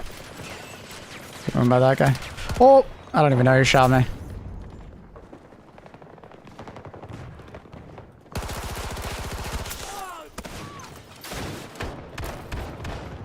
Oh! I missed. I lost him at all the TV screens. Very hesitant because I played a lot of 2042, and honestly the best thing to do was place flak with whatever weapon because she was that good. But that's more of like a 2042 issue because 2042 is not Battlefield 6. 2042 is like... The problem with 2042 is that like you're still heroes, right? The thing is that flak can't deal with a tank, right? Flak doesn't get access to multiple weapons, so you're less versatile, right? Flak won't get access to the ladder, right? Or the UAV. As long as they make the other classes appealing, it won't be a problem. But if your goal is just to be a slayer, as like destroying enemies, like infantry, yeah, flak's really good because obviously, like you get to heal yourself, which is a huge advantage on the go. And also there's a lot of team play of like resing people. But like most of my team is not playing flak, as you could probably notice. So I understand that you're like saying that, but like it's like an unfounded issue to some extent because not everybody's playing flak. You know what I mean? Right? That person's not playing flak. That person's playing flak. That person's not playing flak. That person's not playing flak. That person's not playing flak. Right? So, I mean, that's just like, I hate to be that guy, but it's like, well, that's just your own personal opinion, guy. But it's like a lot of players just don't do that. Right? That is one way to play. That's not the only way to play. You know? She can play BAT. She could pick up like EMP grenades with a primary. Yeah, that's like a specific like 2042 random thing with EMP. Like that's not the case in Battlefield 6. Like you have like some kind of AT thing, right? So like I don't know where that's coming from, right?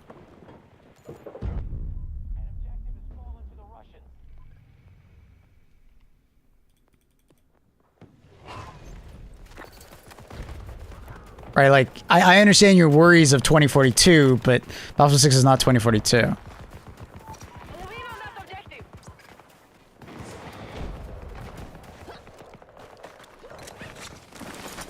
But also, throwing an EMP at a tank is not the same thing as actually like an anti-tank like launcher, right? Like I don't know, that's more just like some CC, but like you're not actually killing it. Ugh. Like smoke nades are objectively better.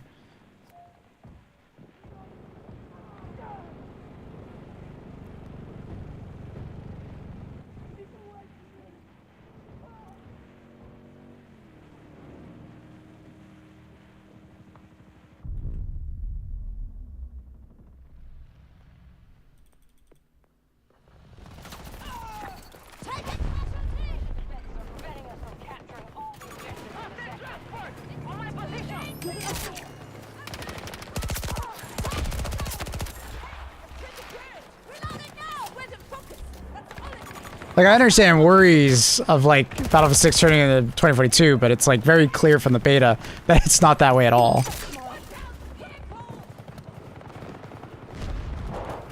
Like, if they were more founded worries, I'd be like, okay, yeah, fair enough, but, like, everything you guys are bringing up is, like, that's just not a thing.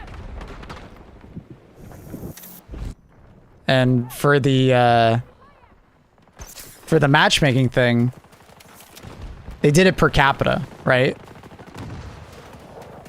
So it didn't really matter what was chosen more. What they showed from the data was that people who did closed weapons tried out closed, but then they actually defaulted to open, right? That was like their big thing, right? That was their big like thing with their blog post, was that they found that people on average tried them out about equally, but then they quickly swapped over to open, you know? I'm worried that DICE keeps being dishonest. Wait, what? What do you mean they're being dishonest? Dishonest about what? This is a hardcore server? No, I'm just aiming at the head.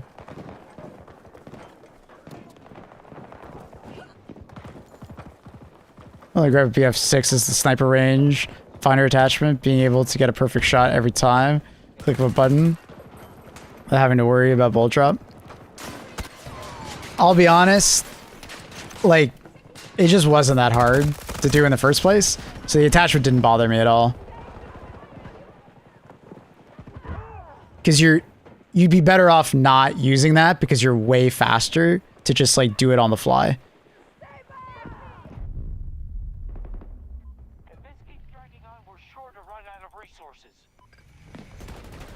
Like, I never ran that attachment or used it because, you know, you'd have to be shooting at people quite far away. You know what I mean? It's very tag, just like it's a pretty fast tool to use. Like, it is a click of the button and then it like auto range finds for you and stuff like that and corrects for you. But like, you'd be way better off just like not using it. In the majority of situations you'd be sniping in. I don't know. Maybe they'll nerf it, who knows? Because I know you're not the only one that's mentioned it. But I don't think it'll be as impactful as you think it is.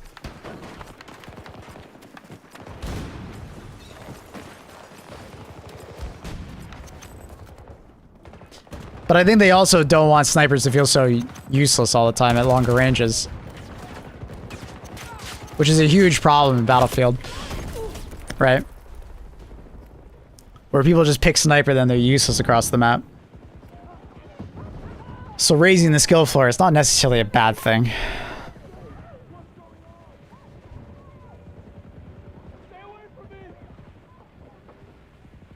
There are several reasons why people would pick open or close, none of which had anything to do with the preference for closed versus open. What I'm trying to explain to you is that it didn't matter the pick, like which one was higher versus lower. The way they looked at the data, it had nothing to do with that, right? They just saw that on average, most people would play closed and then they would swap to open after playing closed for a bit. Right? And what they extrapolated from that data was that, like, it's kind of just like they were trying it out and they just preferred to go with open. Right? They weren't just like, oh, 3 million people played open and only 1 million played closed. That's not how they looked at it, because it's inherently flawed, right? That's what I'm saying. There are several reasons why people would do that, and it had nothing to do with their preference. What? That is literally their preference. They picked closed, they didn't like it, they moved to open, and they stayed playing open. That is preference. That is literally preference.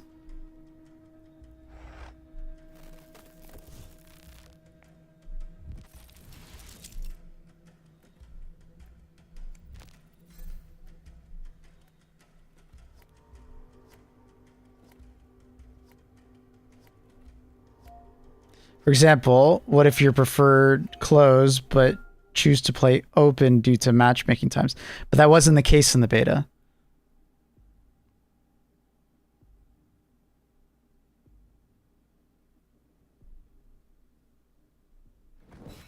I had very similar queue times. I mean, maybe for your region of the world, but that definitely wasn't the case in NA. But you got to imagine that if that is actually the concern, you're such a small sample size that it wouldn't actually pay. It wouldn't really matter much in the grand scheme of things. What if you prefer closed but chose open because then you use custom search? I could tell you that custom search sucked. It wasn't good.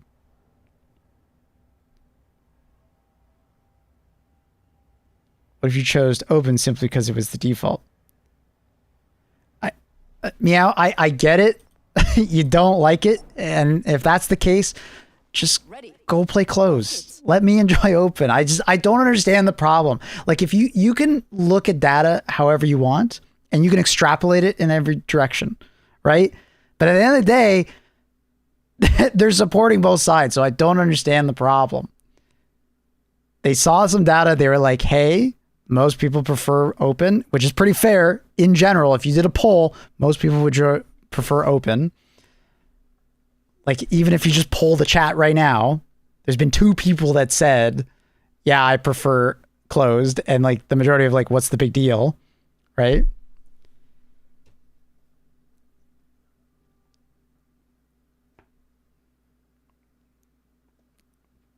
You know, like it's just, most people prefer open. I'm sorry, dude. It is what it is. I don't know what to tell you. But they're supporting both sides, so it should be a victory for everybody. But you're talking about this situation like they're not supporting closed. And I just like, it's not dishonest. That's just like your interpretation of it because you want like this perfect, you know, skew of both. But dude, I can tell you that open is more popular.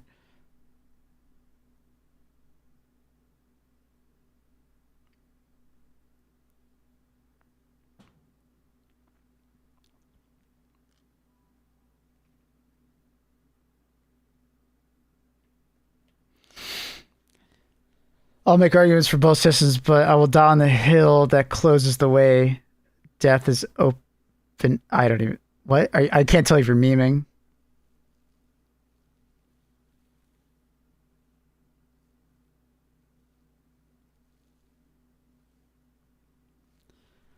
My issue isn't that they're sticking with open, it's their reasoning behind it. It's dishonest. I don't know, dude. When I read that, it made perfect sense to me. We can read it together if you want. But it's like... I feel like you can do this with like any piece of data. Like you could do an entire thesis in like university about this, right? You know, and at the end of the day, I think we just resort back to they're supporting both. It doesn't really matter. Like I would understand where you're coming from here now if they weren't supporting both, but they are supporting both. They have a preference, but that's because players have a preference. And it's not and it's not like unfounded. People genuinely just prefer open.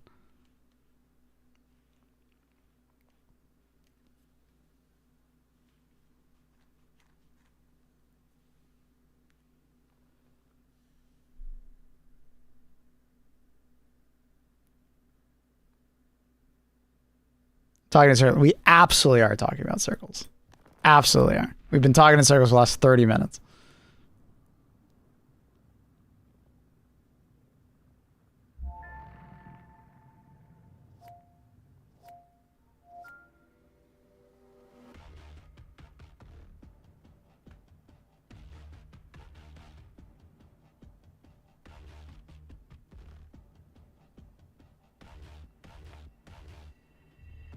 Yeah, Zook.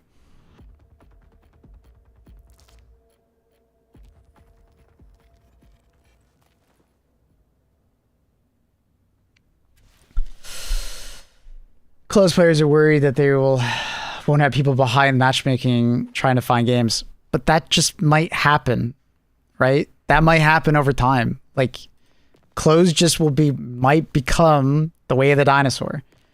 That's just how gaming moves forward. You know? Like, it is what it is. You know? You say open is definitely more popular. Based on what? Based on that beta, for sure. From people I talked to. And you can even, like, poll chat right now.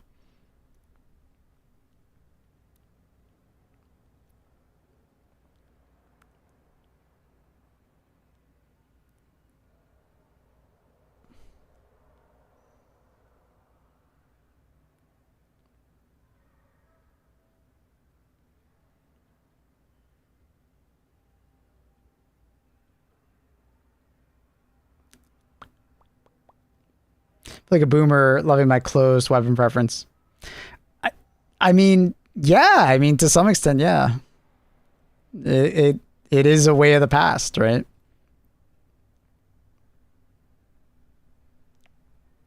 Gaming in general over time has opened up to more choices, you know?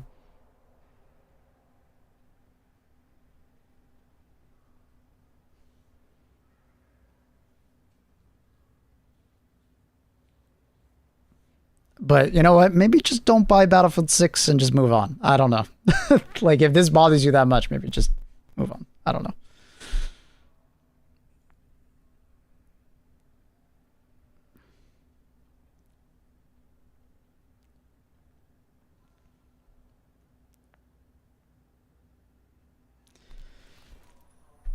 Unfortunately, that's not where this conversation's gone, but I'd like to just move on.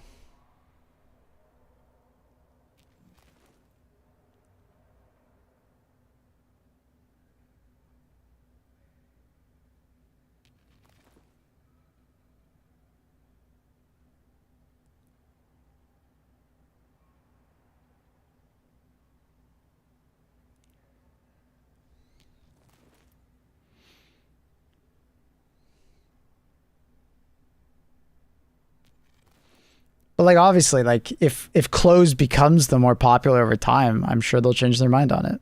I don't see why they wouldn't.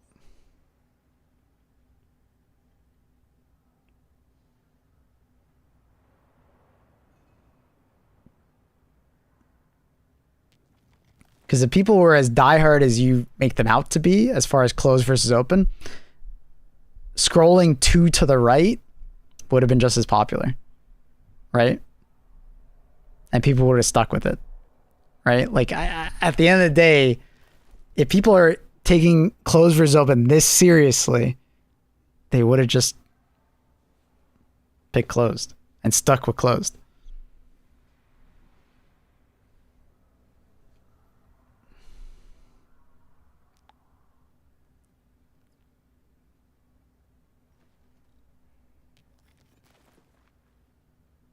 Even in closed, all classes could use carbines? I have no idea.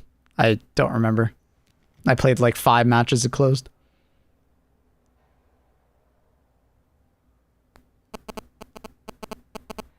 Is 2042 enjoyable? Mm-hmm.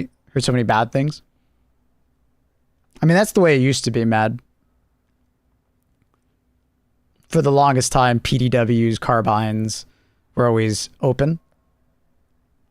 You could use them on all classes, and then there was class-specific weapons like, you know, assault rifles, sniper rifles, and stuff like that. I think that started with Battlefield 3. Well, I guess technically Bad Company 2 also had some weapons that were universal across all.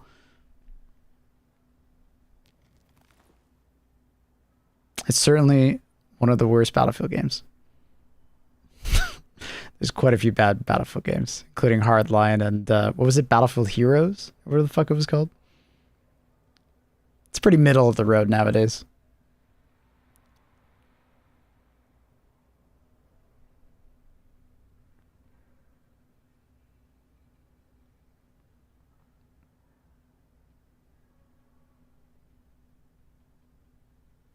Flattens the feeling of uniqueness between classes.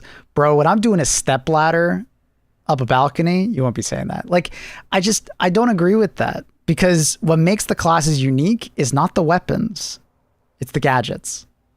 That's what makes the classes unique. And if the gadgets aren't unique for each class, that's more of a design issue.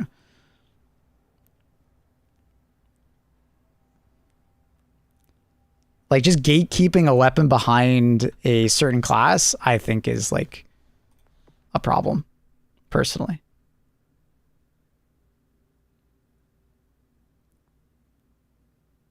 It should be the gadgets that make those classes unique, and that's how they should balance it. And they're doing a really good job in Battlefield 6 because the classes feel very unique based on the perk layout. You get bonuses for using particular weapons, but also, like, mostly the perk layout. Dude, when I'm doing a fucking step ladder up to a second floor balcony with assault, I won't give a fuck about what weapon I'm using. I completely forgot Hardline existed. Many do.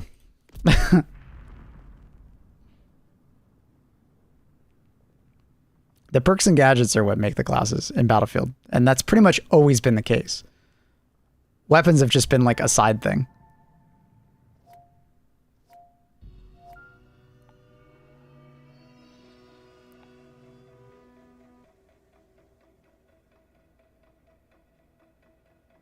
Hello, Meow. The more we talk, the more I'm just like, I feel like you should just go play Battlefield 4. It's just, it kind of just is that way. Like, I understand you prefer that. Just go play that. You don't need to play Battlefield 6. You can just go play Battlefield 4.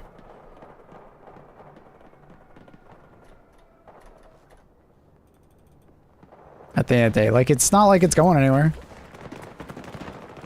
I'm sure it'll still be popular. People will still prefer that. There's still people who go and play Battlefield 2 because they don't prefer Battlefield 3 or 4, right? Like, this exact conversation happened like a decade plus ago from Battlefield 2 to Battlefield 3 and 4. You're now just on that side of that, right? Like,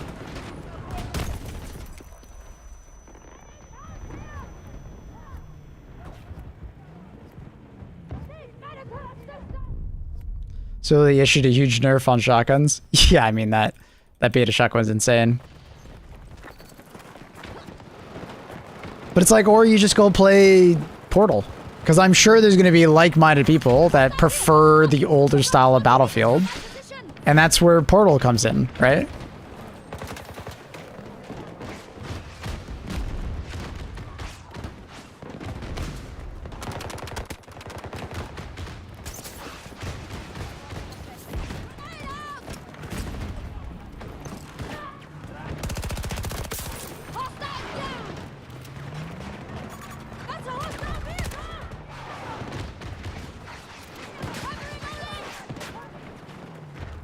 I doubt Portal will let you change player models. I mean, it would probably stop or let you choose factions or not allow skins or allow skins.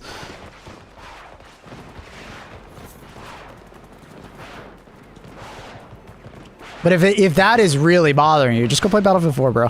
Let's just stop this conversation. Go play Battlefield 4. It's just, it is what it is, man.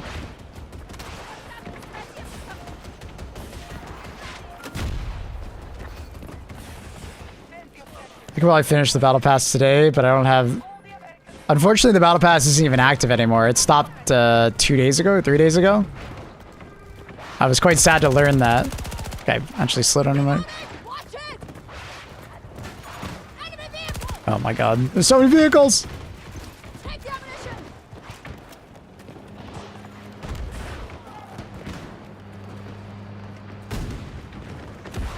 They say nothing about the nerf to the grenade launcher. Apparently you can't have both anymore, which is good. You can only have one grenade launcher.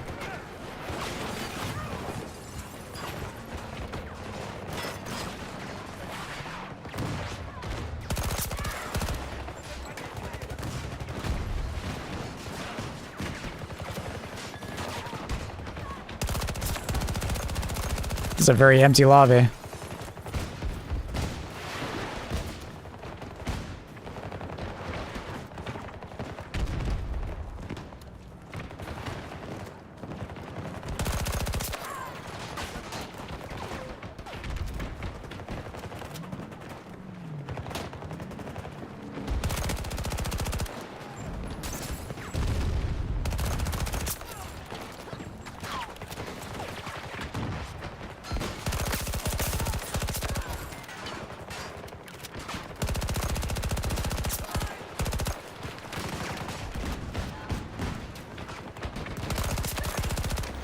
Dude, did I pick the wrong... Yeah, there are real players in my lobby. What is this breakout server, though? Like, I haven't seen a real person in forever.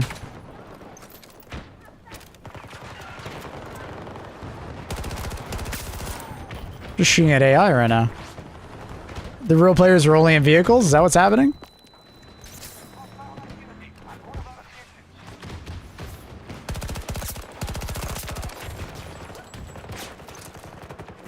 This game's gonna be a ghost town tomorrow? Oh, yeah. Big time.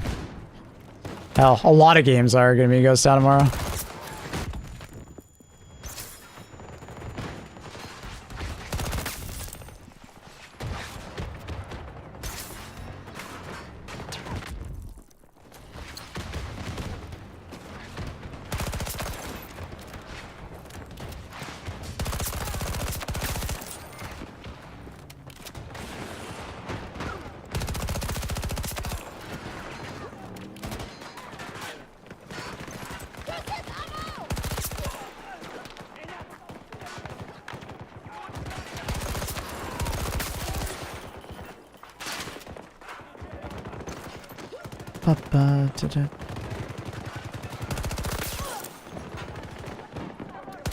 Before jumping right now, I'm not surprised.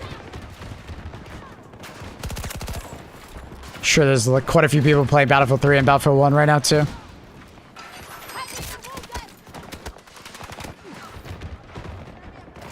I wish the skins were still active though for 2042. Quite sad. Still bothering me. I'm playing with someone tomorrow? Yeah. I just don't know who exactly will be playing at launch. So I'm not sure.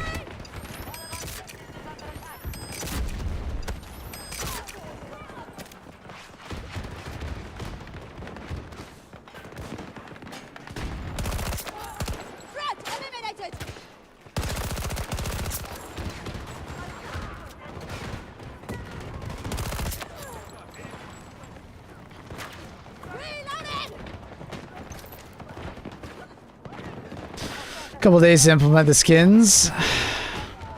It shouldn't. Because a lot of that stuff, like, they do that stuff on the fly nowadays. Yeah, maybe 20 years ago they would need to do that, like with the database and stuff. But think about, like, Twitch skins, you know? That shit gets implemented almost instantaneously. Right?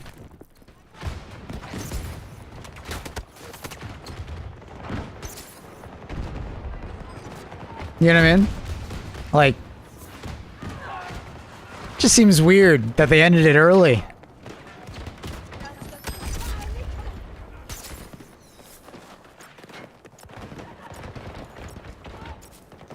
Can't really think of any reason for them to take Battle Pass away from like people early. I don't know, man. It's just weird.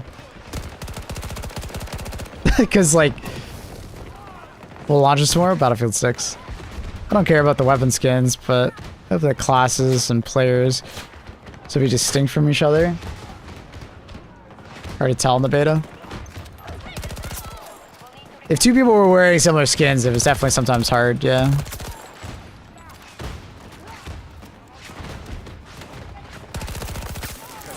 But the UI was strong enough that it didn't really bother me.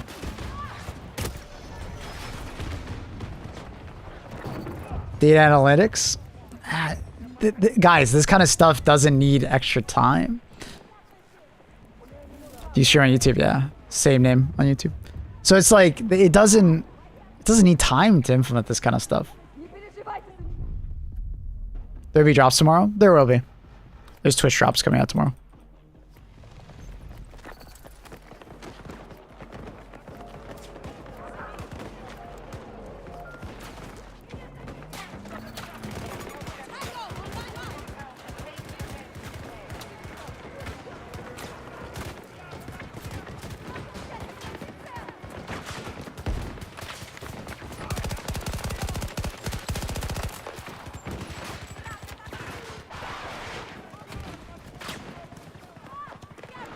FOMO, baby? I mean, yeah, but why close it early? Like, that's just it's a weird FOMO of just like, closing it like a couple days before release. That doesn't make any sense.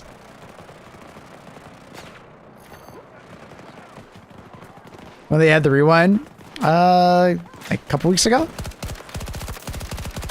But you had to be, you have to be subbed, or you have to, have Twitch Turbo. But I believe that's going to open up to everybody over time. Man, I really want to just fight real players. I don't want to just shoot at bots. I think Breakthrough might be dead.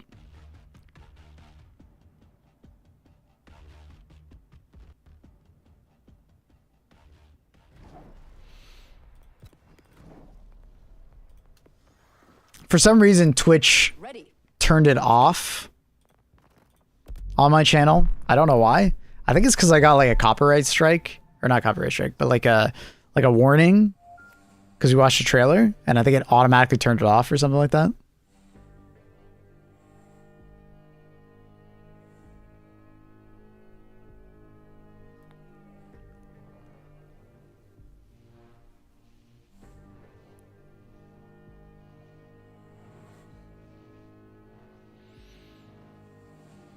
Is it worth to buy the pre-order? If you care for the skins, I guess. I mean, if you know you're gonna play it tomorrow, I mean, pre-ordering is kind of like a no-brainer, but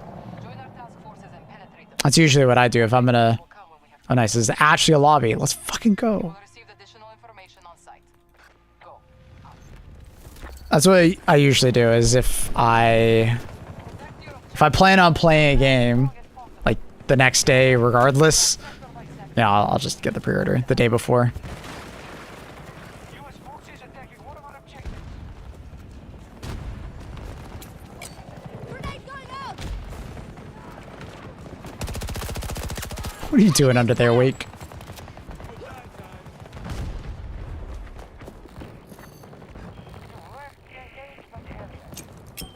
Fire grenade! Get down! Lost control of one of our objectives. I asked the wrong question. I meant to ask, is it worth buying the Phantom? Oh, I don't know. I mean, that's just cosmetic shit, bro. It's purely cosmetic. I think there is an XP booster in there, but I doubt it'll be super impactful. Tango down!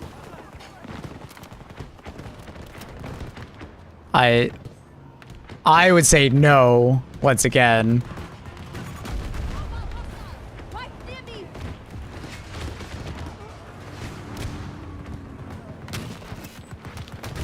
Take some ammo! I think the majority of them are just in that Mav.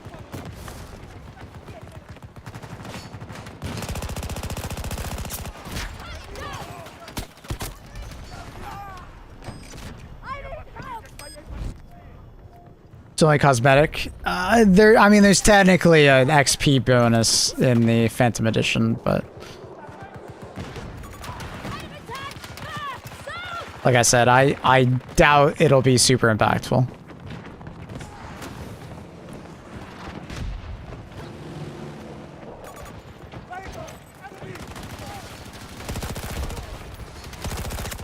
Grenade hit! Hostile down! Quick boost!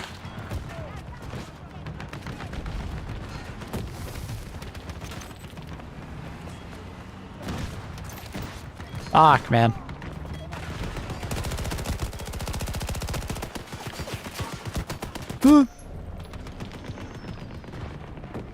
So all the DLC comes out is going to be free? Yeah.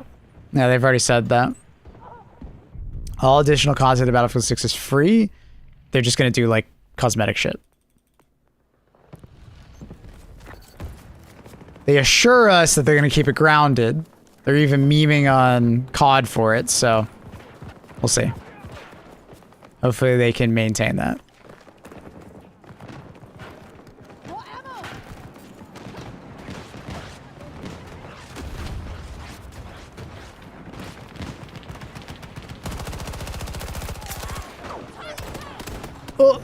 So that if I would hit him. Dude, this Mav is destroying us.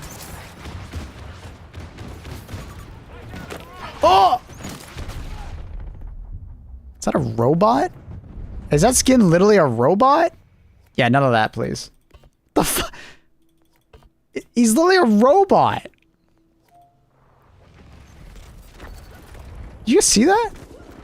The fuck is that?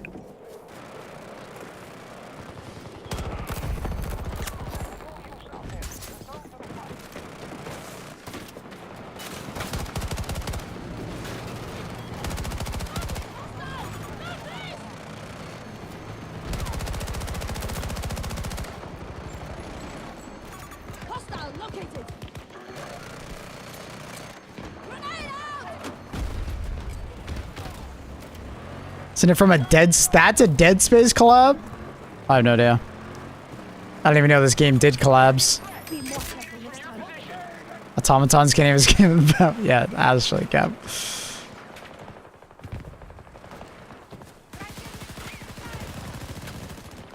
Pick up ammo.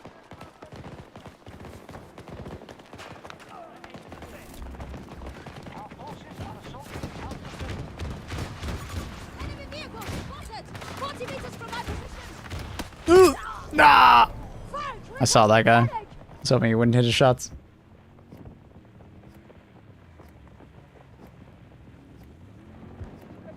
More training paths? You mean like the specializations? I believe they said there was going to be more. There's only like 2 per class for now, but they wanted to add more. Hostiles invading one of our objectives. Because I'm pretty sure there's 8 total right now. There's like anti-tank, rocket launcher one, and then there's like a vehicle one for engineer. Then there's like a support revive one, and then there's like a support, I think like weapon-oriented one. And then you have the assault, which has the ladder or the like combat stim one where you just have lots of more regeneration and stuff like that. I didn't even see him. And then sniper has the like more sniper oriented UAV one, and then I think there's like proximity one. I can't remember. But yeah, I believe that is supposed to be just the starting point. Use this ammo. One of our objectives is under attack.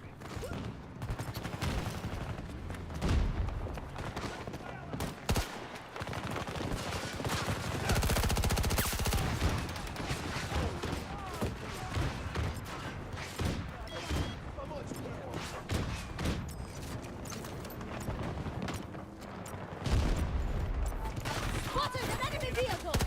American forces deteriorating. Mass Effect skin for the Mav. Enemy vehicle! Take the ammunition. Robots were just from a seasonal event. Gotcha. Gotcha.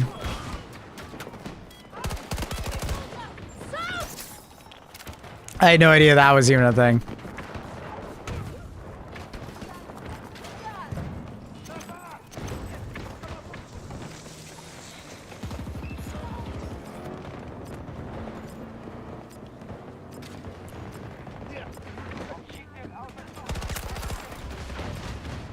I'll take a Bradley. Oh. See if I can get them to blow up their own tank. I thought that was a teammate. Oh! A little bit of lag on the server. We have secured an objective. How the fuck do I get up there? Can I like mantle here, there? This person out in the field. What? Oh. I thought it would like mantle onto that. Well, teammates are up there already. Enemy down. My dad's mad at you because you keep me up all night.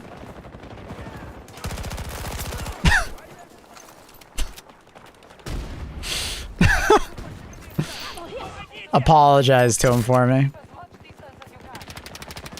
And say, I'll make sure you fall asleep at a reasonable time.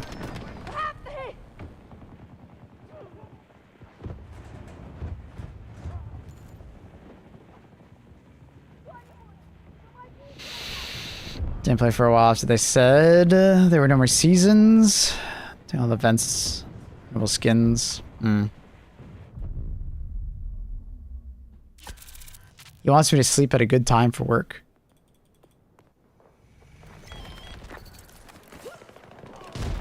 Do not let them take the objective. We can try and make that work.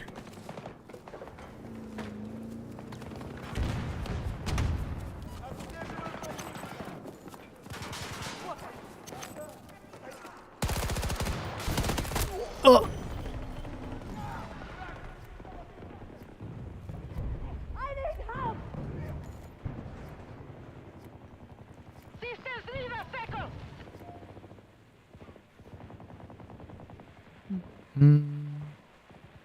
Is that guy gonna come over here? No. No.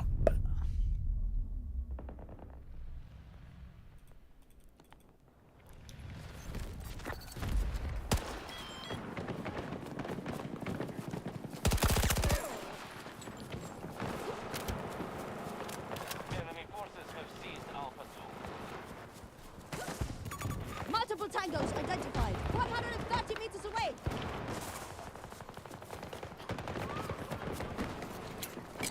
Grenade out. I don't know why that randomly happens sometimes. Like, I don't even press the button to bring that up, and it just, like, appears.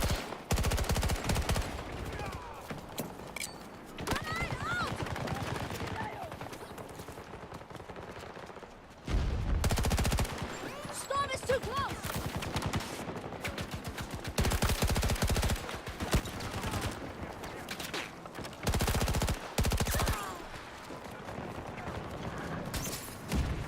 Ah, fuck me.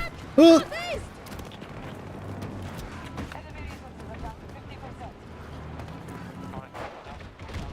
Another tank! Wait, I see an anti-tank mine. Can I shoot it? Oh. Oh, he sees me.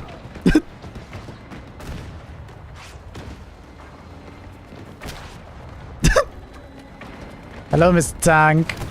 What are you doing, Mr. Tank? You silly little tank.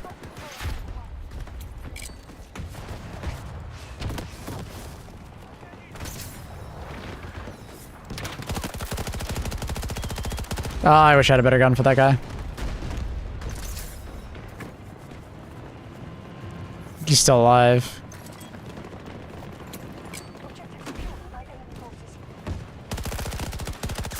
There we go. Our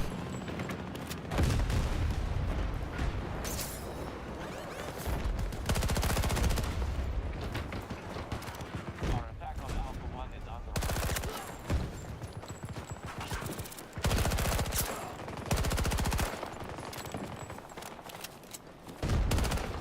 Thought that was a guy. I think I'm the only one on this point. The guy's in the corner! Annie, I always thought your work was Maple because whenever he ain't around, you call him a piece of work. What the fuck? Carl, strays, bro. What are these strays? What did I do to you?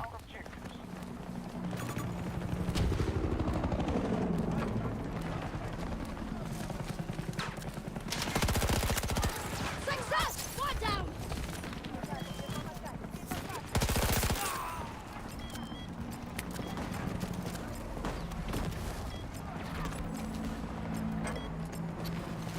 Oh my god. Stop your treatment. I saw the laser and I didn't see what else I... I'm reloading. Oh my god, that helicopter just barely dodged that rocket. I was... Oh! Well, he didn't dodge the ground, bro. More ammo. Enemy down.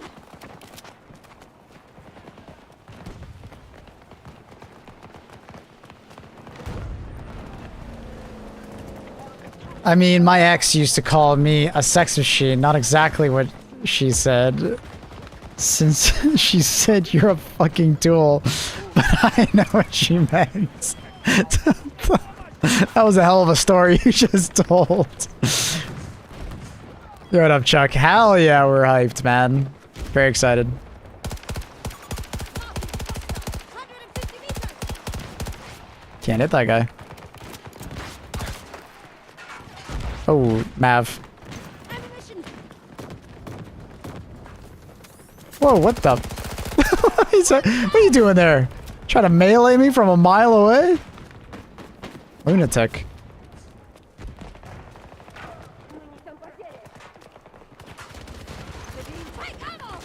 There's a guy. Oh, there's a guy right here. I like was running through and I got stuck on something and I was like, well, that's an enemy.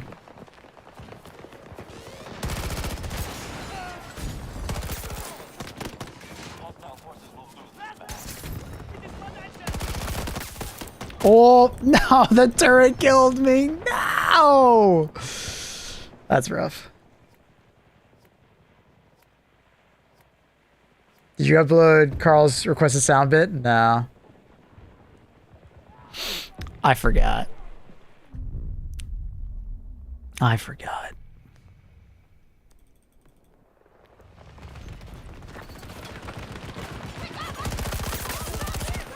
Objective Alpha 2 under friendly control. Lost and forgotten. Would you donate me your kidney? Yeah.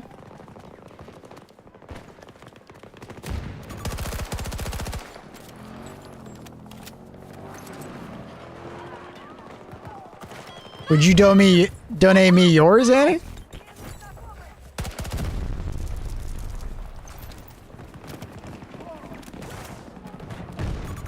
Spotted enemy helicopter around 70 meters from my position. I think I would.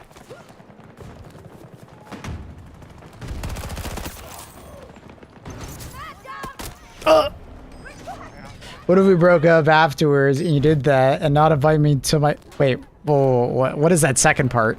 Okay, what if we broke up after you did that and not invite me to my wedding? Victory is close. The enemy is I don't understand. I don't understand the second part. What does the second part mean? Like, whose wedding is it? Is it your wedding or like our wedding?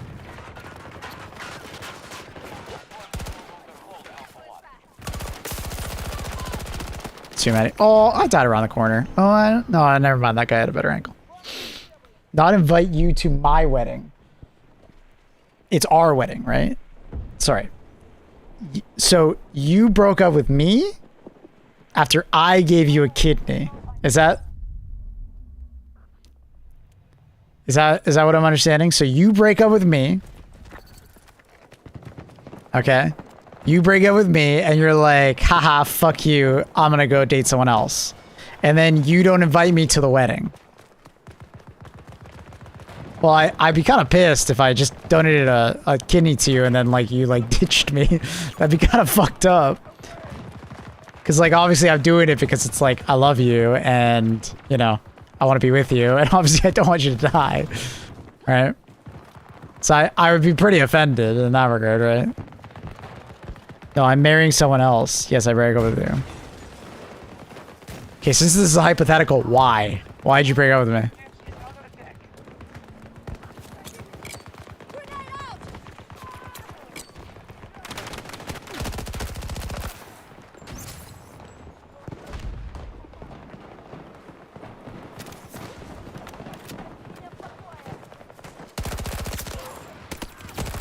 Nah.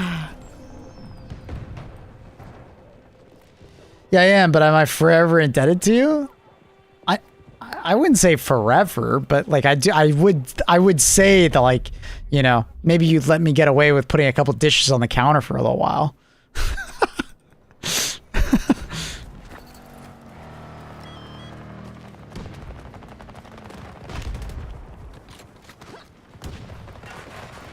Ammo! Here! We're good to go!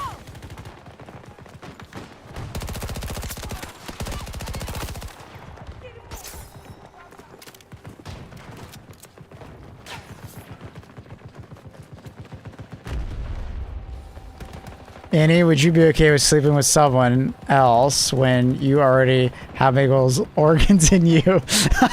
Swizzy, that is a crazy question. What the fuck? Swizzy, where did you get that in your head? Holy fuck. That is a crazy thing to ask. Wow. Oh my god. Holy fuck.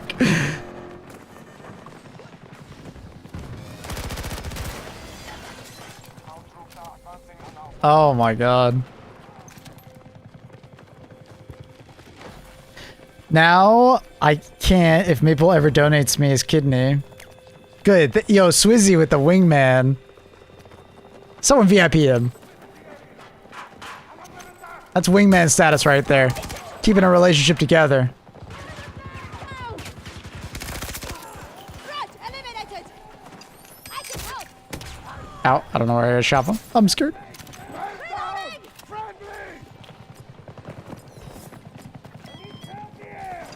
Patting the wounded. Nah, I missed like 2 shots at the end there.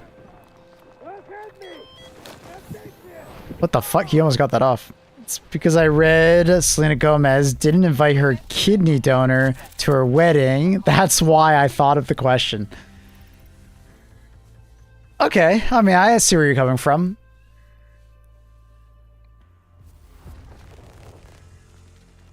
Did she know this kidney donator personally?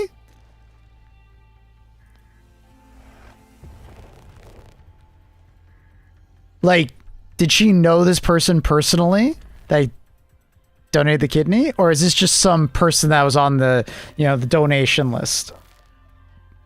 Maple would haunt me. I can't be with someone else after he gives me his kidney. Danny's gonna decline the kidney and be like, but what if we break up? They were BFFs? Yeah, that's kind of fucked up. Yeah, okay. I think that's kind of fucked up. If they were really best friends forever and that person donated a kidney and you didn't invite them, you better have like a good fucking reason.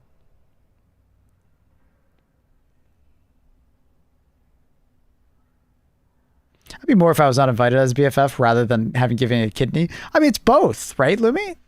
Like, I feel like if you donate a kidney as a BFF, you are now the best. Like, it's a BBFF, you know? Amy would be okay with Maple donating an organ to another woman. That's a good question. See, I like these hypothetical minds.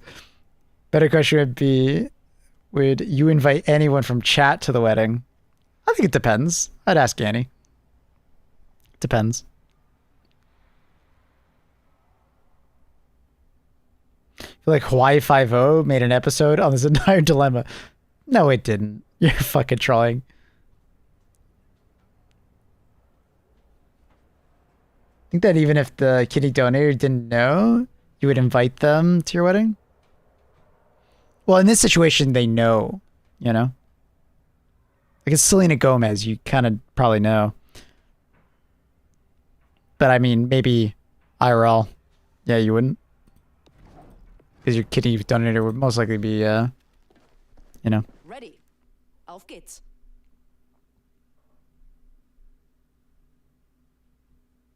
The 2 main dudes donated a kidney to the other guy, and they had a falling out. Oof.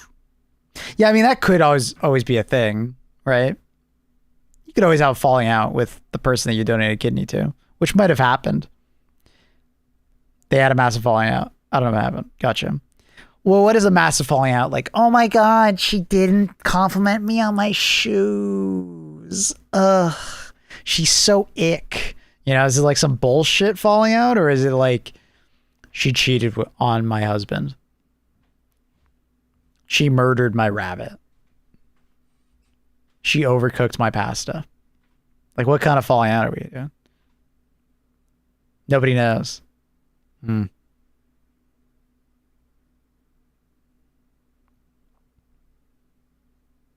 They're like never friends again. Well, it's got to be really bad then, right? Probably leaked the nudes. Oh, fuck. Yeah, it was Selena Gomez that had that, didn't they? But I thought it was like because of hackers.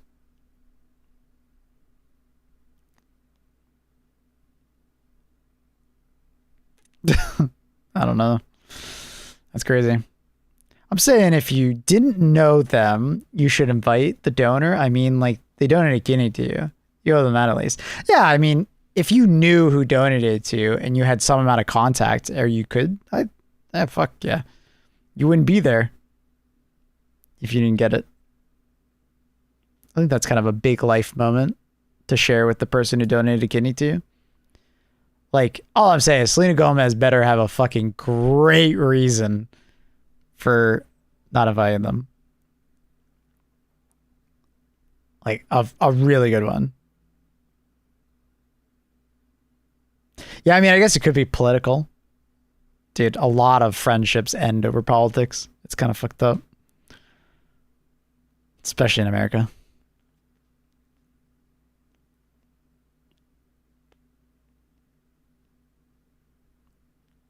That's crazy. Anyway, chat, I'm going to call stream a little early today. Yeah, since we're not grinding the skins, I'm still really sad that we lost that. Yeah, I'm gonna call stream a little early today. We'll be back tomorrow. It'll be a later start. I think I'm gonna start at like 6 or 7 a.m. EST. So basically like 4 hours prior, more or less, to Battlefield 6 coming out. We will be there for drops, so come on by. We'll probably start with the HD2 for like a couple hours.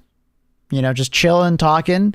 And then about an hour before it goes live, we'll be like watching trailers and gameplay and just like, you know, chilling, talking, shooting the shit before the game goes live. We're going to be doing a big stream tomorrow. It might not be a 24-hour. What are the drops? Yeah, I can show them. If you want to see the drops, I can show them.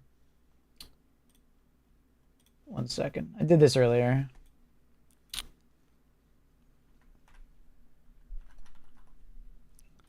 It is a dog tag. It is a shotgun. I mean, is it only for this shotgun though? I actually don't know. I assume maybe it will be. And then one for a helicopter, and then pretty basic camo for what looks like engineer, but it might be on multiple. Is there early access? There's no early access. Finish goes. I already did. I think it's a blueprint. Oh, really? Interesting. But anyways, yeah. It's 1 hour, 3 hour, 1, 2, and 3. And then I believe for the skin, it's a gifted sub. It's a gifted sub or you subbing to the channel. So that'll be big for me. But yeah, we'll be live a little early for this, and then it might be a 24-hour stream. I don't know. I don't know exactly if we're going to do some crazy long stream or not. I think it mostly depends on how the stream's doing viewership wise. If the numbers are good, I'll keep going. But you know, if it's like normal numbers or whatever, I'll probably end and then restart at normal time the next day. But yeah, very excited to play. You going to play for 24 hours anyways? Probably not. I don't want to burn myself out, but maybe. Who knows? Anyway, chat, much love. Thank you for watching. If you guys haven't already, check out the YouTube down below. We are also streaming on YouTube. Same name as my Twitch channel. Check out the Discord. I'll be announcing when I'm going live and stuff like that there. So if you want to just hang out and talk about Battlefield, feel free. Thank you for the great stream today. It sucks about the skins on 2042. I just didn't know, man. Fuck. But yeah, anyways, peace out. Much love. See you guys tomorrow. Peace. Bye.